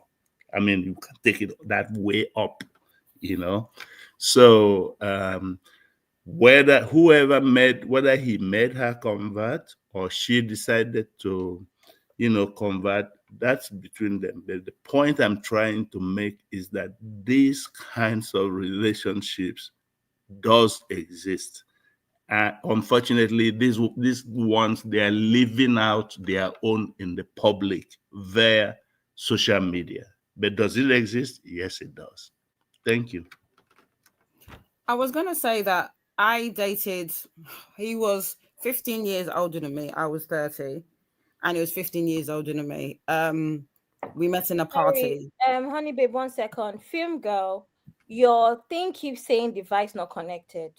So I can't bring you on stage because it keeps saying device not connected if you can't hear me. Go ahead, honey babe. Yeah, so there was a 15 years age gap. He was a medical doctor, private practice, doing really, really well. He dated. I saw some red flags. He was telling me some nonsense about. Obviously, I was very active in the church then, and I remember him saying certain things that, or when we get married, I have to stop going to church. I was like, okay. And he was saying certain things. Me, I already decided I was not interested. We dated for 2 years. There was an age gap. He was significantly richer than me, and there was a lot of pressure for me to get married to him. Yet I decided that it wasn't going to work because I wasn't going to compromise my religion. So you can be in a situation where the man is vastly older than you, vastly richer than you, and you can make the choice to continue in that type of relationship or not. And as much as he said things in the interview that for some people would be a red flag, she's still in the marriage, so she's made a choice to stay, right? So I think we're getting too emotional and too invested in someone that obviously is happy or seems to be happy in their marriage. Let her make the choice to leave. Whether he said certain things that people are not happy with in the interview, she is happy to be in that marriage. And I personally believe that even if what he said wasn't very, didn't read the room or didn't say in a diplomatic manner, I get the impression she knew from the very beginning she'll probably have to convert, and she knew from the very beginning that maybe she'll have to change her name and all the things that come with it. But the impression I get is that she knew that and is happy. The only criticism is that the way he came across in the interview wasn't the best. But as far as I'm concerned, it's her choice, and she's still in that marriage, and obviously she's made that choice. If I can say something here, please. If I can say something, I beg. What I think Abby is trying to pinpoint and what Uncle Benito is trying to pinpoint here is quite simple, but Sisi doesn't seem to grasp it. Maybe by the time I put up my own version of it, maybe she can get it. It's not about their marriage, whatever. As Abby has said, it's about the way JJ is going after the marriage. Number one, in every setting, okay, let me just bring it up. Yabo Joe, Priscilla, she's a Yoruba woman, and I'm a Yoruba man. We've been having issues of wedding Christians marry Muslim, Muslim marry Christians. But if the wife happens to be Christian, the husband is expected to marry her as a Christian first. And I think that was what happened during the wedding that they had in Lagos. It's a must because you are marrying now from our own religion to your own religion. Now, after marrying now from our own religion, you now want to your own religion to go and do your own nikah. No problem with that, but you must marry as a Christian first. But where this thing becomes a red flag is when it's debunked that there was a Christian wedding. That's a blatant lie. For him to have debunked that means that he has an agenda. To me, that's a red flag. And then when we are seeing red flags like this and we are pointing them out and people are trying to like underplay them or just to ignore them as if it is nothing, it becomes worrisome. Because what does he have to gain by admitting that, oh, I'm marrying a Christian wife, so but now she's a Muslim, blah blah blah, this and that. He did not only debunk the Christian wedding, he also said her name is no longer Priscilla. No, you can say, okay, she's Priscilla, but this is a Muslim name. It's like being baptized as a Christian. They will give you a Christian name. If you have been married from a Muslim, they will give you a Christian name. Once you marry a Christian, it's not as if you are no longer this, you are now this. To me, it's another red flag. And thirdly, is that where Okubeno said that this thing is a transactional marriage, I'm looking at it from the he asked a question that who stand to gain most in this marriage. Nobody seemed to answer. It is the guy that stand to gain most. It is the guy. It is JJ that stand to gain most in this marriage. Let us look at it critically. After marrying Priscilla, that's when Nigerians now, anything that Nigerians support, you become a star. 250 million. Is it a joke? You become a star. So he knows what he was targeting for. And the man at which he was rushing all these things, we are yet to see his end game. But I can tell you, his end game will not be good. Because from the way he was flowing, he has an end game. That's what I want us to really look into. Not because of, oh, is this, is that. That's why Thank you, what Uncle Uncle Beno said Dio. and what Abi said is very, very vital. Thank you. Thank you, Uncle Dio. That's why I say, Uncle like, Dio, when you say it's a red flag, I'm not sure I get you. When you, I mean, what do you mean is a red flag? Is it a red flag to their relationship? Is it a red flag that he's not who he claims to be? Can you expatiate more on that? Uncle Meka, when I said it's a red flag, simply means after, thank God, we are all Nigerians. After wedding, you came to Nigeria to come and wed. There was a white wedding. The pastors were there. Everybody was there. They did it as they wanted to do it. You went to Tanzania. You want to conduct another wedding again for your nekai.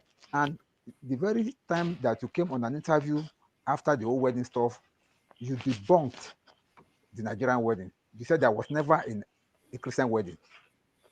What does that tell you, sir? Oh, I didn't know. I didn't know. I didn't know he made that statement. He made that statement. That's what we are saying. In the interview that he granted, he said there was never a Christian wedding, and then also her name is no longer Priscilla, her name is Adiza. Just a few months or a couple of less than a year after your wedding, you are doing all these things, and then the nation at which everything was hush, it means a lot. There's nothing wrong in you, even though you have an agenda. You cannot deny the fact, but him denying from the onset that this was never a Christian wedding, he has an agenda. And secondly, him saying that there are name change, blah blah blah, and this all sort of things. But unfortunately, all these little red flags is what we will see, and we begin to know that something's going wrong somewhere. But until the thing now blows out, that's when people now start talking. But we are seeing it now, and then people. That's why I don't want my sisters to just sit as if they were being attacked. They were not being attacked. They were just pointing out the red flags that may now become an issue later on. because there is no reason for him to have done all these things in the first place. No reasons, if not that he has an agenda. Thank you. Well, I hope their marriage works out. Now they have a child. Amen. I hope so too.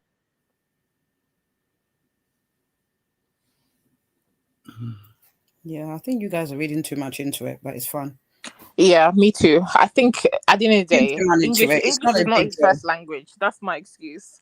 Yeah, I I think don't it's think. because Well, I I think think it's when I feel like when he said, "Oh, it wasn't a Christian," because in his mind he's thinking as in you didn't go to church, so technically it wasn't the kind of wedding that he's referring to.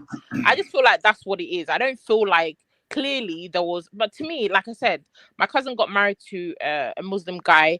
They went to, what is it, they had like a registry, they had a blessing. That was just to please their family. That was not a Christian wedding. So I kind of get what he means. It wasn't in a church. There wasn't a priest. There wasn't all of those things. We didn't sing hymns. They literally just had one of the, I think the dad's friend is like a pastor or whatever. He just blessed them, You see, and that that's was not it. true. That man is a popular pastor in Nigeria. It's not her I dad. know, but Yeah, but that you was need for to her mum. understand Why are you That was going? for her he's mum. Tanzanian. He So why doesn't did know they his not? So why did they not To do it make in a church? excuses. He's a popular pastor Abby. in But He's why Nigeria. did not they not like do it in a? Why did they not he's do it not in a church? Nigerian. He doesn't know this guy is the famous pastor Well, in Nigeria. Honey babe, Even I'm Nigerian and I don't know the babe, pastor. this Not is let me everybody tell you knows something. everything about In Nigeria. the last 5 years, right? Weddings, outdoor weddings in gardens by the seafront in Lagos, that particular venue have become very, very popular. It has nothing. Even when I was engaged, I looked at that venue because people just like that whole idea. It gives you the whole feel of like destination wedding. It has nothing to do with Christian or whatever. For me, it was a Catholic priest that was coming outside to come and bless our marriage. It is a wedding venue. It works because it gives a destination feel. That's why people use that venue. It has nothing to do with Christianity. The minute a pastor says, I join in the name of the Father, the Son, and the Holy Spirit, it is a Christian wedding. They should walk down the aisle with a Christian song. Like, why is it that all of a sudden, yes, me too, I like Priscilla Was and it in Chima. I'm church, just trying Abby? to Was be, it in church, Abby? it wasn't in church. I just explained the I don't venue. see that as a Christian ceremony. Oh my It wasn't God. in church. Honey babe, there's no way. No. Honey babe, wedding must not be in a church. My own pastor's daughter, when she wanted to marry, they used this Air Force base, open field there. And they did the wedding there. And we had our church. But we use outside. See, you can use all to have your Christian wedding. There is no law says that you must marry inside the church. No. But he doesn't see it as far, that because he's Muslim. No, what you need is just the pastor and the minister to come and join you. They can join you even if you want a quiet one, they can come to your house and do it. Once a pastor has blessed it like that, it's a Christian wedding. The place or the venue does not really matter. So he sees it, he knows it. So don't let us try to hold back for him. He knows. See, Me, I just think it's a language barrier. It's a language barrier, and if you want to marry, if you want to marry from other religion, they will tell you in the process. This is the way it will go. He knows ahead. If not, why did they come for it? They even give you for like it. They did it. They even talk you through it before the ceremony. Like, Yes, guys, they let's talk through not everything. make strict excuses for people just because, especially men. We don't do that. Like, they talk you through it beforehand. I explained to you, honey babe, just now how popular. I told you that I was going to do. That was one of the venues that I considered for my own white wedding, where a Catholic priest was coming now to bless the wedding. And you're saying, Abby, I did my introduction in Nigeria. I didn't understand nothing. I just sat there. I didn't understand anything, and they were talking to me. I didn't understand it. I'm not gonna lie. I just told some people do not understand. Very different. Honey babe, for instance, for me, I don't understand Yoruba. So when they do introduction and wedding, the alaga has to give me lots of instructions. Somebody has to be whispering to me because they have to speak Yoruba. So there's so many things that I won't be able to grasp. So when it comes to traditional wedding, I know that those that don't understand Yoruba, either one of your friends will be whispering or the alaga will be giving you instructions on what to do. But they have to speak Yoruba. It's not the same thing as this white wedding. Nigeria, we speak English. Generally, our language is English. But for you see traditional wedding, if you don't understand the language, you'll be lost. They have to give you instructions on what to do because the wedding is going to be in Yoruba. That one is very That's different. what they did with me. I had the introduction. I went to Nigeria and I didn't understand. They had to be telling me. And half the time I didn't understand it. So what I'm saying, as a child that has parents that are Nigerian, even me, I didn't understand it. He's Tanzanian. He's not going to understand and read the room like us lot that are Nigerians. You need to give him some grace. But to me, I still don't see what the glaring red flags are. If that's the only red flag, then to me, I don't see it's a red flag. She knew he's a Muslim, and most times they will think that the religion is superior anyway. So if that was the statement, and if that's what he means, then he doesn't see it as they had a Christian wedding, because to him they didn't have a Christian wedding. They had a blessing that was to please her family, and that was it. But the one that he's more focused on is the niqab, because that is the one that he sees. That's the one that is the most relevant one, because he's a Muslim, and I get where he's coming from. I don't feel like he's putting down her family or putting down her entire generation because he's not agreeing that they had a Christian wedding. I mean, it is what it is. She knew, she met somebody who's a practicing Muslim. She's converted. If it works for them, fantastic. If it doesn't work for them, it won't work for them. But the red flags that we're trying to really like dig and pull, I'm really not seeing it. I'll be honest, I'm really not. Okay. I mean, I don't even want to say we'll be here because Sissy, pray that anything happens. Sissy, So. Yes, Uncle Dio. please. He wants to I push pray. back. I pray. No. Not really a pushback, but I I'm pray we don't joking. have to Go come on, back go to on, this Papi. issue. Of I course, I pray hope we we'll don't have to not. come back But for to this me, I issue just feel like after some months, interfaith because marriages. you will One realize that second, this CC, red flag that we will can't skip just over. My only issue is no. CC, we Sissy, can't can skip I have my over point? Uncle Dayo, please. You know his phone does that Let thing. me land my point. Oh, sorry. Please. See, this red flag that we are pinpointing now, I pray it doesn't come back to stare us in the eye, because it is a red flag. See, you say you don't know how to recognize a player. Uncle Banu said something earlier on, but me, I know a player because I was once a player, and I know how a fellow player moves. You may not believe this from me, but write it down. JJ is a player. I will not say anything more apart from that. But back to this issue of Uncle what Dayo, no spy market, oh, no spy market, Uncle Dayo, please. Just leave Uncle them, B, oh. please. Uncle, it's a matter of time. Time will Oh prove me God, wrong 5 or hours. prove me right. Oh my gosh. It's a matter of time. But what I want to say is that this red flag, I pray, does not Yeah. come to stare us in the face. You may say it's nothing, oh, we should not regard it. No, wala, no problem. No, we didn't It's a matter say of that. time. Thank There you. is a red flag. They don't think it's a red flag. That's all. No, there is. Listen, I think the issue is that there's a red flag in Chioma's marriage. There's a red flag in Regina. You're All saying of there's probably a No, red flag Chioma's in own all. was a There's red. a red The flag red in now, all. mate. There's a Not red a flag red in flag. all It of was a them, red but we're now. focusing But the on love, the love JJ's season marriage. was I red. don't think that you're focusing on JJ's. What about Chioma? Red flag from beginning to end, plus weekly visits to the STD clinic. We have Regina and what happened Allegedly. recently. But we're Allegedly. focusing on there's red flags in all of them. There's red flags in Allegedly. all three relationships. Allegedly, oh. Allegedly. Okay then. I can't confirm, I can't deny. Okay then. Okay, anyway, She Thinker is here. Hi, family. Good evening. Welcome. Good afternoon, depending on where you are. Hey, sis. This conversation. Hey, sis. Looking forward to meeting you. Yes, yes. I think this conversation is fascinating in the sense that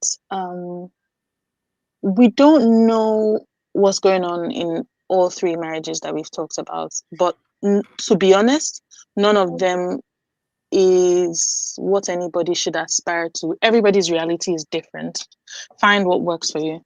But the red flag that Uncle Beno and Uncle Dio are talking about is very glaring to me, because I understand that CC and Honey Babe, you're talking about relationships you had with Muslim, and like Honey Babe, you talked about how you could see that there was a domineering part of your ex-partner that looked like it would become a big deal. Yes, and you ran away. Yeah, I did notice right that. Now, what Uncle Beno and Uncle Dio are saying is that there are glaring, controlling red flags about this guy in the way he's handling the religious difference between him and his wife, and also in what he stands to gain from being with her. Now, if there's that kind of now there are people where they stand to gain something from you, but then they'll control you and they'll dim your light so that theirs continues to shine brighter. We've seen that happen with Regina. Now we're seeing bits of where Juma is already chipping away at Priscilla's identity before marriage, chipping away at her religion, at her name, the primary source of your name, of your identity. You can become a Muslim, like Uncle Dayo said, and have an extra name, but it doesn't mean you lost the name that you were given at birth. Now he's chipping away at that, and yet he's the one who stands to gain economically from that relationship.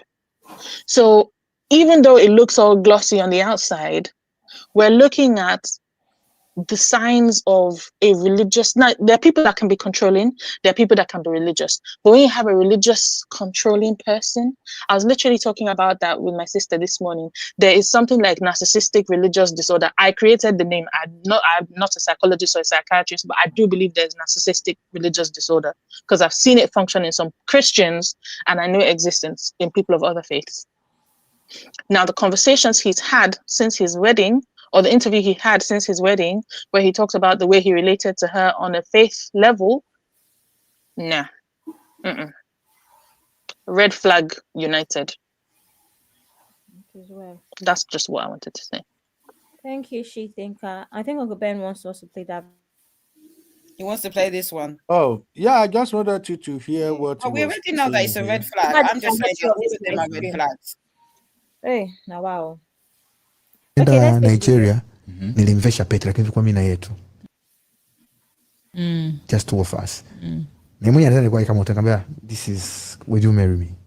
Hiyo ni baada ya kutambulishwa ile wakati nimeenda mwezi wa 9 kule. Okay. Ile baada ya kutoka kwao. Ananiambia no you're joking. Baada ya kutoka kwao ulienda tena? Mimi nilienda, yani baada ya kukutana naye mwezi wa 5 nilikutana naye mwishoni. Okay. Mwezi wa 6 mwanzoni. Nikaenda mwezi wa 9 kwenye birthday yangu, lakini yeye alikuja mwezi wa 7 au wa 8 huko. Nilimvea wakati naenda Nigeria, nilimvesha Petra lakini tulikuwa mimi na yetu. Just two of us. Na mwenye anataka kwa kama utaniambia this is would you marry me? Hiyo ni baada ya kutambulishwa ile wakati nimeenda mwezi wa 9 kule. Okay. Ile baada ya kutoka kwao. Ananiambia no you're joking. Baada ya kutoka kwao ulienda tena? Mimi nilienda, yani baada ya kukutana naye mwezi wa 5 nilikutana naye mwishoni. Okay. Mwezi wa 6 mwanzoni. Nikaenda mwezi wa 9 kwenye birthday yangu, lakini yeye alikuja mwezi wa 7 au wa 8 huko. Nilimvea wakati naenda Nigeria, nilimvesha Petra lakini tulikuwa mimi na yetu. Just two of us. Na mwenye anataka kwa kama utaniambia this is would you marry me? Hiyo ni baada ya kutambulishwa ile wakati nimeenda mwezi wa 9 kule. Okay. Ile baada ya kutoka kwao. Ananiambia no you're joking. Baada ya kutoka kwao ulienda tena? Mimi nilienda, yani baada ya kukutana naye mwezi wa 5 nilikutana naye mwishoni. Okay. Mwezi wa 6 mwanzoni. Nikaenda mwezi wa 9 kwenye birthday yangu, lakini yeye alikuja mwezi wa 7 au wa 8 huko. Nilimvea wakati naenda Nigeria. Nilimvesha Petra lakini tulikuwa mimi na yetu. Just two of us. We can't hear almost everything he's saying here anyway, but it's a very, very long, story.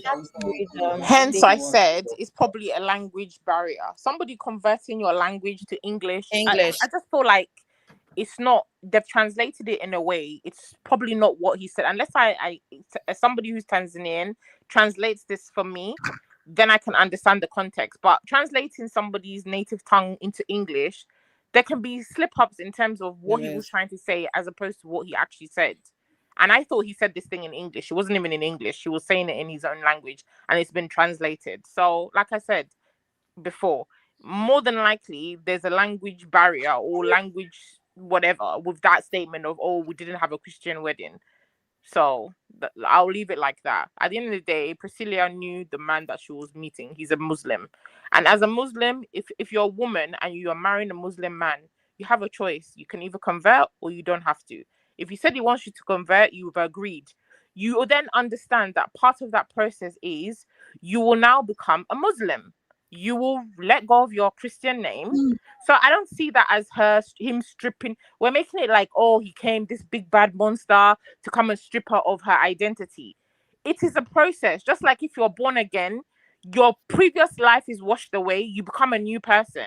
How is that any different? You're converting to a new religion, you take on a new name. She's not the first person she won't be the last person. So this thing where we're saying, oh, he's stripping her identity by getting rid of her name. Nowhere is it done where you have your Muslim name and you have your Christian name. Please show me those people. It doesn't work like that. It's a choice, whether she was coerced or she was forced or whatever. My thing is, she knew when she met the guy, he's a Muslim. If you know there's a thing in the man's mind that I may want you to convert to become a Muslim if we continue this relationship to the point of marriage. If you accept it, then what? I mean, it's part of what it is. That's the process, right? So I don't really understand where we're going. That's part of becoming a Muslim. She's not the first Muslim Christian woman to convert to Christianity. My neighbor, she was Christian. She married a Muslim guy from Gambia. Her name was Patience before. She had to drop that name when she got married, and she became her what was her name? Her Hadiat or whatever the name was. She wasn't walking around calling herself Hadiat Patience. No, she was full Muslim woman, wearing hijab, wearing everything. That is what she chose for herself, right? So it's not the man stripping her. You also make a choice. You need to understand that if you're going to date a Muslim man and he's a practicing man and he will expect you to convert to his religion to marry you, because clearly he wasn't going to marry you maybe fully if you hadn't converted. That must have been the prerequisite. Then you understand that your name is going to have to go. I don't see that as him stripping you of your identity. No, you knew what the process was when you went into the relationship, and that's just part and parcel of it. So that taking away her identity and making it one big boohoo thing, I'm not falling for that.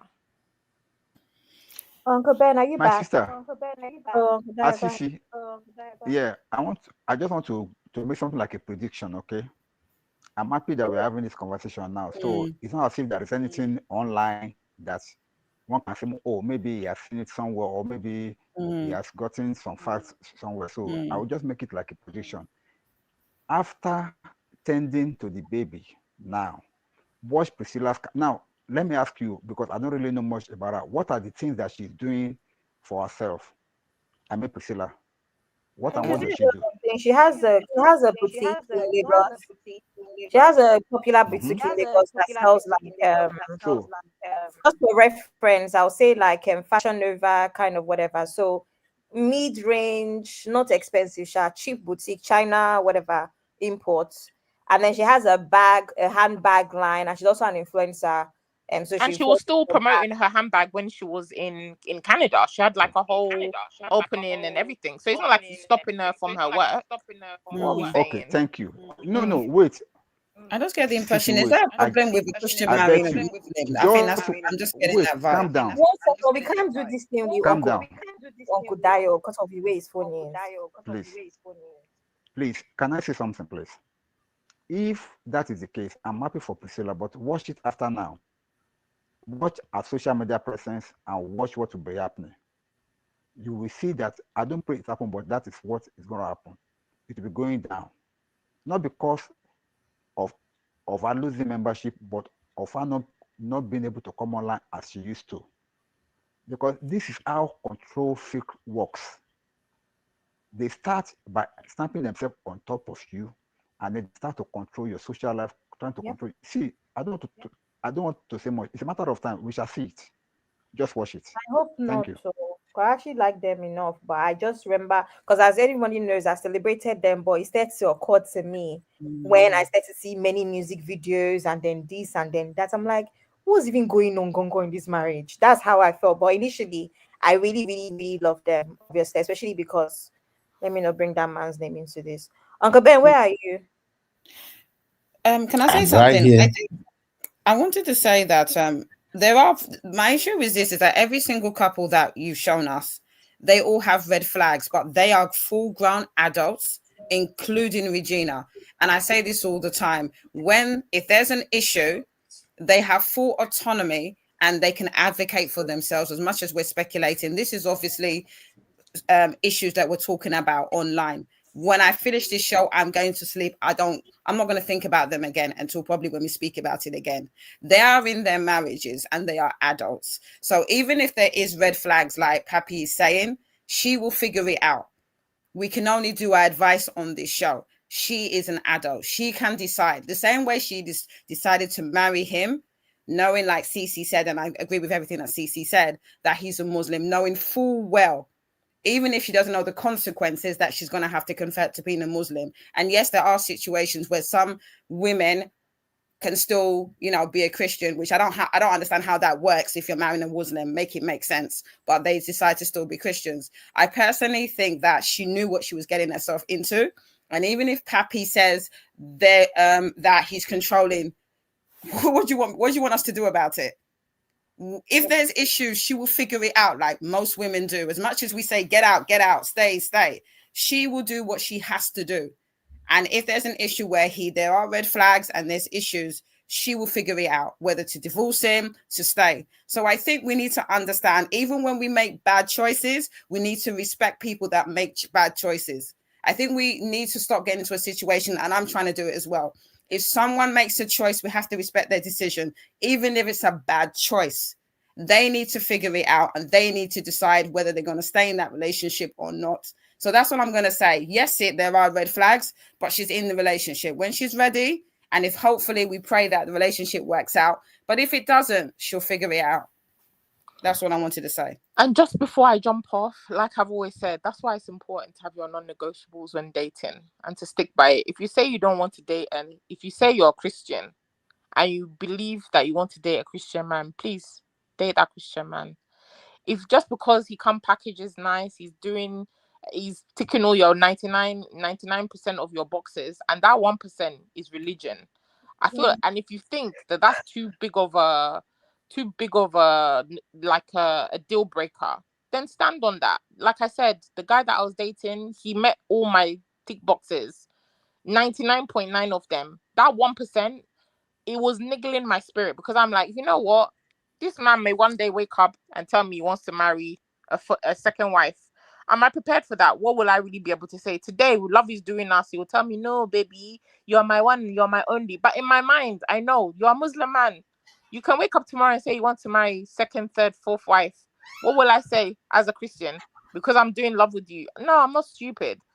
And I know the kind of setup I want to have for my family, for my kids. It's not one where we're doing mosque one day, we're doing Christianity church the other day. It's not going to work for me. So you have to be able to walk away from the relationship. I can still say it was a good guy, it was a good relationship, but would it have gone to marriage? Absolutely not. Right? So that's why I feel like Priscilla knows what she's got herself into. I feel like we don't even know what her religious viewpoint is. She has never come out to tell us that she's converted. How do we know that she has not converted, or she wants to become a Muslim? We're just speculating, saying she's controlling, he's doing this, he's doing that. Maybe she's the one that came to me and said, I'm looking at different faiths. I feel like I'm resonating with being a Muslim more. It happens. So we're here speculating that he's the one that's coaxed her to do this, to do that. That may not be their situation. For me, if they're happy and she's happy, all the best to them. But women who are out here, interfaith marriages, it works for some, it doesn't work for most. If you know really, really you don't want to convert and you're not willing to step away from your norm of your Christianity or whatever your religion is, then avoid being in a relationship where the other person values their religion more than yours. That's just a simple thing. So good night, guys. I need to jump off. I've got a meeting super early tomorrow. Boy. Cece, before you run away, Yes. nobody is fighting you, Cece. Who's We are fighting? just saying women really can't recognize red flags when they No, see we can't. Clearly, we can't. and the worst thing is the women that can't recognize those red flags are usually the one in love. In this whole scenario, I'm not saying Juma Jokes is a big red flag or something. You have said it already. I'm not. Which one is you're not Look, saying? You said it, UV. Okay. I'm not saying it. I'm just You saying are, that you are. for the purpose of learning, and for those of us who are parents, that very soon we're gonna be in a position whereby our daughter, our sons will start showing up with girls and boys. We should be able to concentrate on what matters. You see, where we're talking about relationship, talking about marriage and everything, I always look at the long term, not the short term. That's why my take is usually kind of a reserved kind of take. If you are my friend, you introduce somebody to me right now, say, hey Ben, see my guy, I think I like him. No, no, no. When I'm looking at the guy, I'm looking at what can prove to me that this is gonna be the guy that will be there for you for a long time, not the short term. That's just my point. In the case of what's going on now, you see the Regina and everything, how we landed here now. This is exactly how some people will have point out that this thing is not right, this thing is not right at the beginning. You saw the video of the mother that I played at the beginning of this show, where the mother is cussing everybody out. People will get bad marriage. They are attacking. Where are we now? 6 years, 5 years after the wedding. Where are we? She's now crying, and she's not crying in a Lamborghini. She's now crying on the street, struggling with staff. Look at that insult. With staff. The staff are now grabbing madam, throwing her to the curb. I'm sorry, it's not that I want to laugh. So that's just what we're saying. This Prissy situation, I've always have my reservation from the get-go, but I don't want to touch it because I love the girl. I'm like that. When I like somebody, I'm usually biased. And you know, I don't lie about my feelings. I don't want to dive into it because I like Prissy. Not because of Yabo Joseph. It's just because I've seen a lot of girls in Nigeria in particular that their mother are famous, their mom are rich, their mom don't have a husband, and those girls, they will be behaving stupidly. You can literally tell that this one will end up like a mama. Yeah. She's But carrying herself pretty well. in the case of Priscilla, it's so different. You can just look at her, just spend time watching her, see what she's doing, and you can tell her, this guy is not like mama. So for people like us, if we now see what feels like, this shouldn't be right, you just have that instinct in you that makes you want to protect her. That's just what I'm saying here. In the case of this guy she's dealing with, I swear to you, I don't know much about him, but the record where this guy get, if Priscilla is my daughter, he's not marrying this guy. I swear, I'm telling you right now. They might go and marry you. I might still finally consider and say, okay, I agree, but I will first of all voice my disapproval. No, this guy is a fantastic player. Most sorry. Oh, good badge. Do you know when it comes to brotherhood kingdom, the most dangerous among guys are the ones who don't talk much. They usually focus on their prey. They don't talk much. They don't do nya. But depends when that they pinch. Depends when that they pinch, now that they pinch. Look, all of this will begin to open up to you guys. I give them, it go even reach 1 year, so because Uncle Ben, don't say that. No, not the marriage. You are not getting what I'm saying. I'm going somewhere. Why I say it go even reach 1 year, I'm making reference to Yabo Joe involvement. That's not like not their wedding. Please don't get me wrong. Their wedding, if they can pass the first wave, because there's always a first wave, second wave in marriage. Once they can pass the first and second, they are good. But what I see right now, what I see that is putting this boy under control is Yabo Joe. Mark my words. Yabo Joe presence is what is making this boy behave right now. Is he not in Tanzania, or is he based in Nigeria then? For you to say that, it doesn't matter where they base. Right now, everything this boy is doing right now. Okay, no problem. You say what? So she's controlling him by telepathy. Okay. Honey babe. No, now so far, Yabo has been with them throughout. So no problem. See, when we are talking, like you let us just pick things.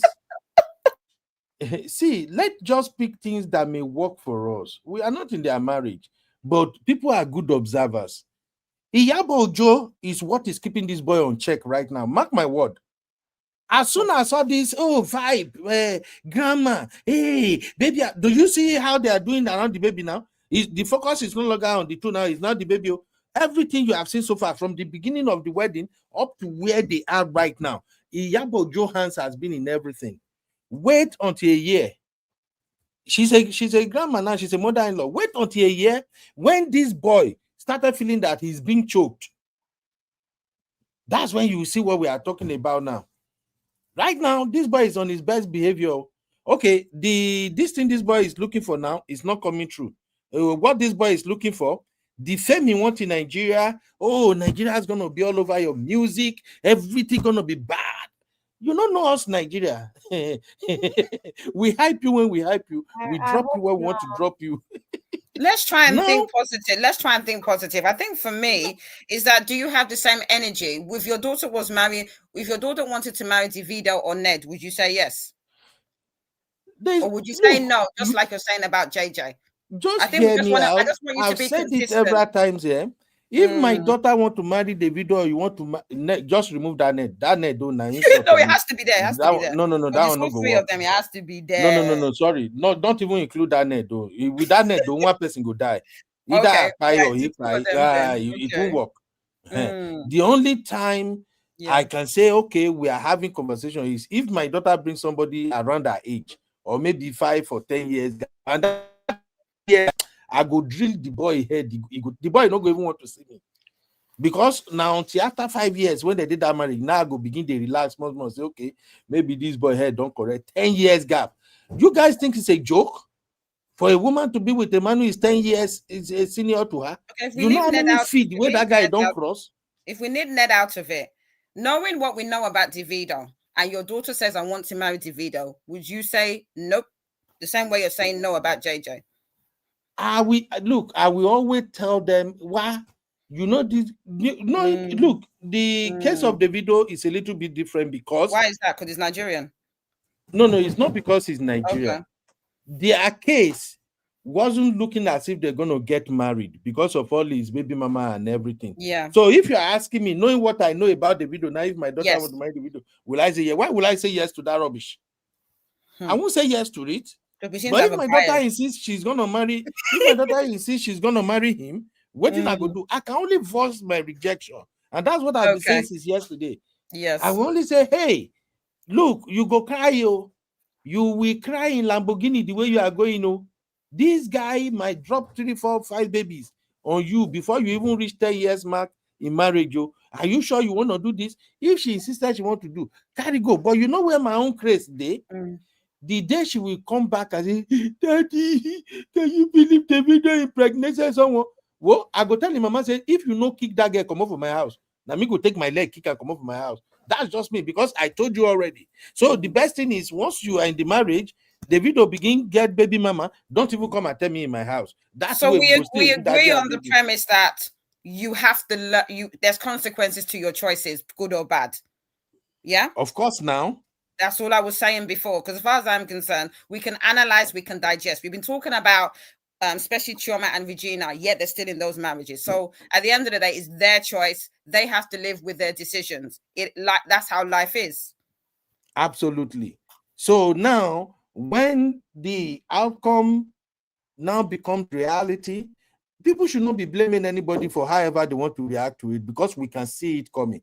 Like we are telling you right now, this guy now, this Juju or JJ or whatever you call it now, they're still going to hit a roadblock. We've seen this type of pattern in the past. We are saying it now. It'd be like say, oh, na buy blood, na buy. No.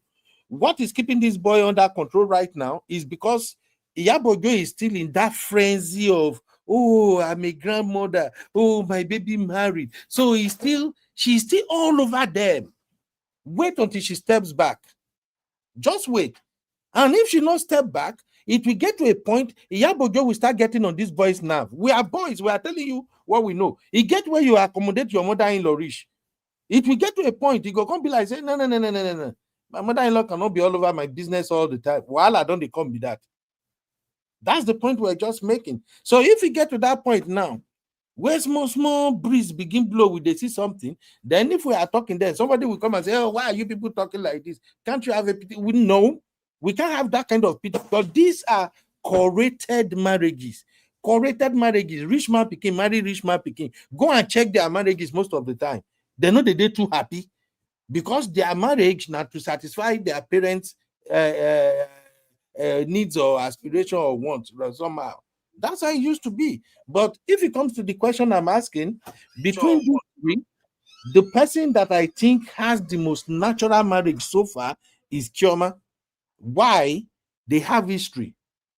That their history of going to school together all the way to when they get married, it counts for something. That's just what I can say. The other two young ladies, they are so sweet. We like them, but the choice is, well, okay, I chill. But thank you. That's my take anyway. Abby, if you're still here, over to you. I don't have energy again. All right, we can call it a day then. It's been so fun. Uncle Dayo and Uncle Emeka said, don't tire for today's conversation. Honey, babe, anything? I'm gassed out. I've said everything. Thank you. I think you brought it home. You said everything that needed to be said. So peace. I'm out. I'm going to bed. Have a lovely evening, everyone. Take care. Bye. Thank you. Thank you. Uncle Emeka, have a good night too. You want to drop any last take, sir? It's like Uncle Emeka self. No day studio again. Hello, Uncle Emeka.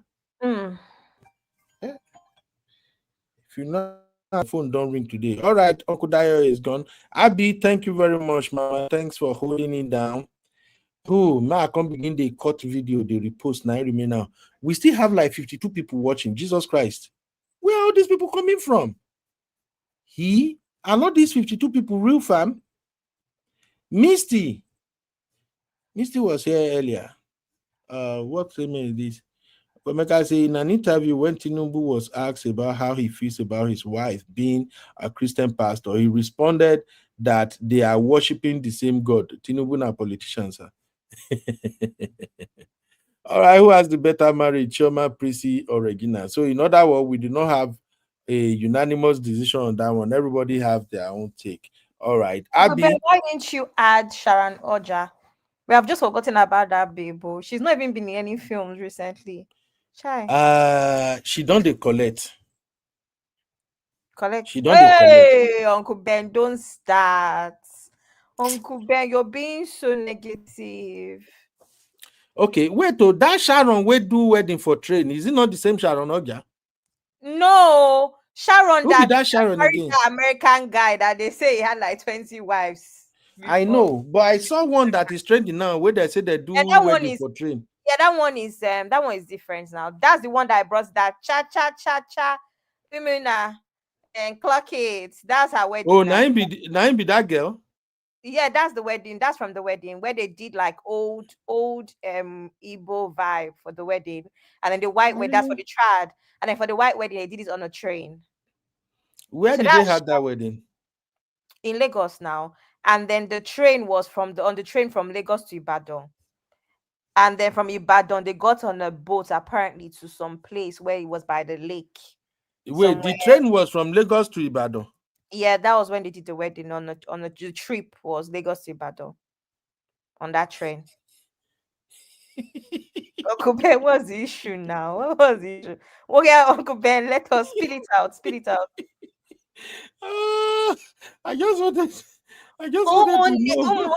Abby, that clock it. No, stop, Abby. Nobody is clocking in. I just want to make you help me finish this. May you point me to the right direction on this approach. Make I know what I go ask my guest to vote for me. It's right. Is it the one you are saying? This is not the Sharon that married Odogun, right? This is a different Sharon. This is a different Sharon, yeah. I never heard of this Sharon before. She's not the popular person. It's the man that is popular. The man is a Nollywood actor. Although she's a known what do you call them? Decorator, events planner. That's it. She's a known event planner, but he's the popular person. He's a Nollywood actor. A short guy. Right? Oh, she's a tall girl. And you see how they both fall in love. And it looks good. Nothing concern this one, Uncle Ben. Abby, concern this one where they talk. My husband. I am not advising you. Uncle Ben, I'm just letting you know that these people look cute, Abby. Uncle Ben, I was going to join a little challenge, and today they say you should dress like your miracle. My miracle. They say dress like your testimony. I'm waiting. No, go wear wedding gown like Nigerian women. I want to wear white dress. I'm going to hold money because I need money too. And then you will carry a picture of a tall black guy, 6 feet plus. Let me not go and Hold down for hand, carry right? somebody. I will carry random man that is woman beater. I will not carry anybody. Let me not go and collect person that I don't know. Oh my god. This girl fine. I don't really know her anyway, but and Abby, you know you and I don't know why Uncle Ben started talking about this Sharon. Is wait, Sharon Oja? Abby. Me, I like this Sharon. I like this Sharon past that Sharon Oja. No be that Sharon Oja, and I ain't come make testimony where we don't know the front or back of the testimony. Which testimony is that? Is she not the one that went to church and giving testimony? I'm trying to still understand the testimony. I never feel still understand what the testimony is all about. Anyway, this girl, I don't know her, but I like her wedding. Make her no lie. I like her vibe. This concept of wedding in a train now. Nigerian ladies are doing too much. Now they piss me off. Uncle Why Ben. would you carry wedding go inside the train to do Uncle what? Ben, but To it's actually point very what nice you are trying to idea. point out. Uncle Ben, it's a nice idea. So they went from Lagos to Ibadan, and at Ibadan they took a boat to the because their reception was at a outdoors by a lake. Okay. So they took a boat to where that lake was. Where boat there for Ibadan? I don't know. That's what they said. If you follow, you'll see her. She's the one that is her company that planned the wedding now. So they explain everything there. How many people are in the reception?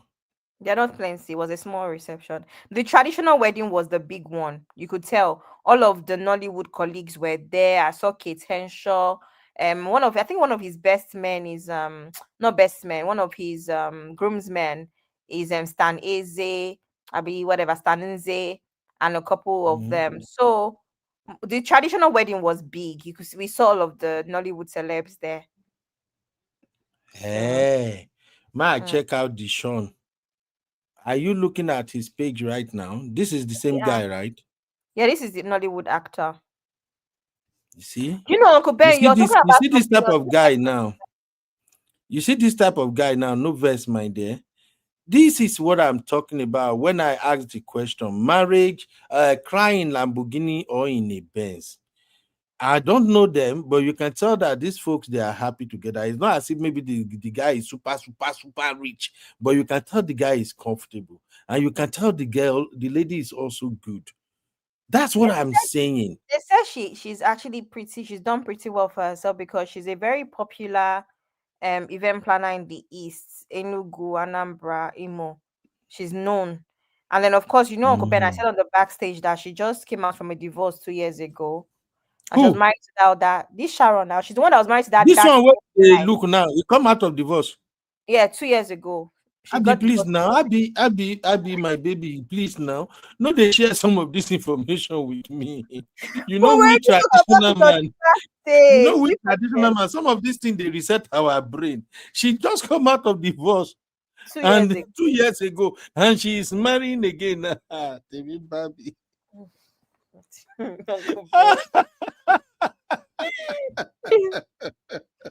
You know, Abby, I don't like what you are doing. No, the other day now, so you spoil my heart with Regina. Where you let me know, say my uncle no let Regina owe anything. You know one thing about me. Today now we have an amazing show. You don't ruin the show for me now, Abby. Why are you like this? Uncle Ben, I have to come with the deets. I have to come with the information.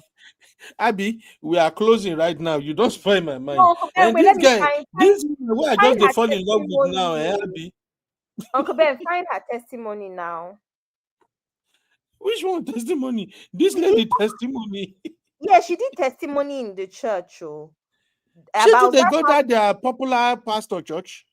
No, that's how we found out she was divorced, because she did testimony about healing and how she just finalized her divorce in 2023, blah blah blah blah blah. Oh, so that they told us. Okay, I remember. I dig into the Sharon. I saw her husband. Thank you. And ex-husband. The man is handsome, huge. Man.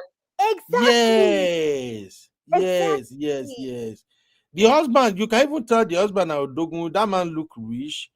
Zeno, I don't know if it's balanced, well amicable built. though, because the man just woke up on one, he said he does not like her again. That one, is it amicable? The me and you agree that you don't like me. Ha. That one is not. Uncle Ben, is that amicable? If The a man? man wakes up, if the man wakes up in the morning and says he's not feeling you anymore, he just doesn't like you, doesn't have any reason, is that amicable? What is this Sharon last name? Sharon, what do they call her? I don't know her name. I just know Sharon. I just her name is Sharon. Look at her name then now. Akwaogo. Click on her. Akago. Look at her there, bride, the first name. And then look at if you go Okay. down. That's her. Oh wow. Akaugo. Very good looking, very Ugo. put together Ugo. woman. Oh no, now Oka Ugo. The name now Ugo no be Ugo, Abi. Okay, Uncle Ben. Ugo na Chuku. Aka Mhm. Ugo na baby nwa. Omanicha Dubai. It doesn't matter if the man Maybe. explains. Hey God, Abi. I for no see this picture. See, the ex-husband is a politician and married another woman right now. Tall. Also He's heard that. tall, well built. You see, this Yeah, is something. good Look, looking, dark Abby, skin. if you let us start this conversation, we no go come out here. I swear. No, but Remember when I Uncle was Ben, telling you that? Remember when I told you that men with average height they treat women better? You remember when we had that conversation, right? Uncle Ben, she can get away with this because she's tall. Me, I'm not tall. I can't do this thing. Uncle Ben. Abby, Let's you not being listen, not being tall. No mean say maybe your children no go tall. Look, am I even I need to look 5'9"? up to I my think I'm husband. something I want close to to look 5'9". down. Uncle My Ben, I don't wife want is around 5'3". I be 5. I don't know that with my height again. Hey, But I that's know it. say my Now. wife is a That's short fine. woman. But if That's you see my children, they are all taller than us now. So it doesn't matter, Abby. It's not because of my children. I want to look up to my husband. I don't want to look down. I don't want to look straight. I want to look up. You are falling into that fantasy now. Now still teach me that Imagine nonsense here that one Uncle day. Ben, you know that Say you una come to they my kiss up, wedding somebody now. they kiss up, somebody they kiss down. Uncle Ben, You you know want you come to my wedding. Imagine we're dancing, doing first Mm. dance, and I'll be looking face to face. You know, go sweet now. So you want to be looking towards heaven? I want to look up and put my hand to struggle a little bit to put my hand on his shoulders. And then he would just put his hand on my waist. We'll not be doing left, right. I'll be singing sweet song for us. We'll not be playing violin. Uncle Ben. Uncle Ben, look at the vision now. Look at the vision. So shall it be in Jesus' name, my dear. Amen. This Amen. lady fine. Jesus. I really like their wedding. I really, really like their wedding. I can't lie. Really, especially the traditional wedding. But hey, God help me. Abby, I don't want to ask question. This boy in a crook. But I saw a joke on X. The person said that Igbo men like tall women. That when they don't want to Yes, play, yes, call you, yes. when they call you a chalugo, all this, they will not call you my height. Yes, not true. Igbo men like tall ladies. A lot of them like tall ladies. I don't know how they do it, but I guess now money they talk. But in this case now, this lady looks like somebody who is doing well on her own. So I wouldn't say maybe now money the guy take or something. It seems it's just. But this then lady get better heart to going from that man way tall, way built like that, all the way down to this height. Uncle This Ben, the must one be reason true why love. she was able to gauge and think that Okay, Abby, is this what you are talking about? That you don't want to look down, you want to exactly. look up? He's not the one that's even looking up. God will no. Abby, it No. still doesn't matter. They look cute No. together. No, this is not giving head of the head. This one now you can't come and say I'm the head of the house, Oga. I look He's down. the head of the house, Coco Shilo. Oga, Oshilo I look Abby. down on you. Are you really the head of the house? He's the head of the house. Bad belly. Yeah, girl. Ooh. Anyway, I wish them Uncle Ben, happy married life. Uncle Ben, they said that he said that he just was not feeling her anymore and wanted out of the marriage. But Zeno now is saying that he came to say that he wished her well.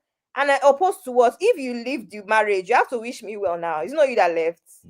Abby, see. You see what Zeno is saying? Love is blind. Zeno, it's not me. Me and Zeno will not marry the same man. That's Zeno's business. Love is blind. I like this type of woman. When I was in diploma, I dated one Igbo girl. She's just like this. Her color, everything. calm, soft spoken. I think she's in Canada now. She don't marry her own Odogun self. And that lady was really, really very sweet. Now she made me fall in love with Enugu in the first place. She was from Enugu. And when you see Igbo Peking, when they really take care of Igbo girls, when they take care of, you know how they can be. Everything from their dressing, from how they carry themselves, you can tell that this one is really from a very, very good home. I don't they roll with Igbo girls, no be today. Even in Enugu, when I dated one Igbo girl, now so her brother over get money, that guy they drive V-boot. Omo Igbo, one man low go. Hey. That's why when they tell you now say some of us we don't do players before. Una no go the year. They tell you now waiting to they look out for when they analyze Prissy and her husband now. Una no one hear me and Uncle Dayo. They tell you now waiting day. Hey. Uncle Ben, you know one thing about Yoruba men and Igbo women, they are inseparable. Yoruba men and Igbo women. Inseparable, yeah. Uncle Ben, help us and go to Sharon Oja's page now. Let's just see what she's up to these days. I don't know her page. I don't want to see that girl. I don't already wish her good luck. Just the way I said it, because I've not heard from her in ages. So Sharon, how did they spell that Onja? Double O, right? OOJA. So she did first year. She did anniversary. Okay, she had changed her name to Sharon Onja Unwoke. Oh, this is her, right? Yes. So I've not seen her in ages. So I like her. Maybe she's pregnant. Sometimes some ladies are so decent. Once they are pregnant, they will get off camera. So maybe that's true. At least you can see that she's doing her business. She's still promoting products now. Absolutely. It's just that. Maybe they go bring Uncle good Ben, memories back. It's Uncle Ben. Odogunwaneri. They are very Uncle Ben. Odogunwoke. Oh wow. Gorgeous lady. Beautiful. Even him, he's a good-looking man. You know one thing I know just like about Igbo and Delta ladies. Make I tell you what I don't like about them. She will not go verse. Say it now. She be my aunties. Continue. I will call my auntie. She everybody don't come up for studio first. No, we there. See. Let me record this. I can call my auntie after the show. Continue. Say I tell you what I don't like. What I don't like about Igbo and Delta women be say when they fall in love, they fall in love like Black Americans. They go fall in love with everything. Anything where you tell them. Even when their spirit, they tell them, say, this guy, they lie. I thought that's what they said they about go still continue. You say? I thought that's what they said about Yoruba women. That Igbo women use their brain, their head more. My dear. Sure now we don't date the both tribe. Now we can tell you waiting day. See, Yoruba girl woman own be say once she is doubting you, she is opening her mouth and telling you straight up that guy, this your waka waka is no clean. But you can still convince the Yoruba woman, you go still come back. But Sharon is not. Sharon is not Igbo Sha. What did she be? That Igbo? What did she be? No, she's like I think she's from she's Tiv. What's these people that use this red and black cloth? Not Tiv. The other one. In that part is like Benway as well, but not Tiv. Uncle Ben. Those people from around Two-Face area. Those kind of areas, but it's not because I know it's not Tiv. Is Idoma. That's it. It's the Idoma. Other tribe in that state exactly. Idoma. Thank you very much. I can't really separate them. I don't know the difference between them. Most time when I see them, it's either they are looking like a northerner or they are looking like a eastern for me. I can't really. This red and black cloth is their cloth anyway. The same way Tiv is like that. You know, Tiv is that white and black cloth, Uncle Ben. Anyway, we wish them happy married life. I think so far so good. The marriage is working. And if Sharon is not in the light that much, it's probably maybe she's pregnant and she's trying to keep it under wrap, I don't think Odogun has begun to show himself yet. But this guy's story really shocked everybody that time. But who knows? People can change. Maybe he has turned a new leaf. My own thing is just that I'm happy to see that Sharon is still smiling and doing her thing. Okay. Now, where my get concern is if I am not seeing her picture and her husband picture that much after wedding, now there wahala fit dey. So, for instance, I don't does agree. she have a personal page where Uncle, she I posts don't things agree. that are you don't agree? Like, Yeah, what because don't you agree with? I think that most of the time when people get married and stuff, obviously for someone that is in the public eye like this, it brings some traffic to your page. You post it. Now afterwards, you probably just want to post happy birthday, Merry Christmas For from your mom. husband? Yes, like there's no what's the real need. Your husband is not a celebrity. Your husband is not an actor. The page is about putting yourself out there continuously so that people keep talking about you. So the next after the wedding, you don't have to post your husband again except happy birthday, baby, Merry Christmas from us, Mhm. happy anniversary, nothing else. You don't have to post again. Okay, so you mean they will not do couples when did they call that thing? Not PDA, everybody that is like his couples friends. love, or couples shock them, or couples fry them. They won't do all of that.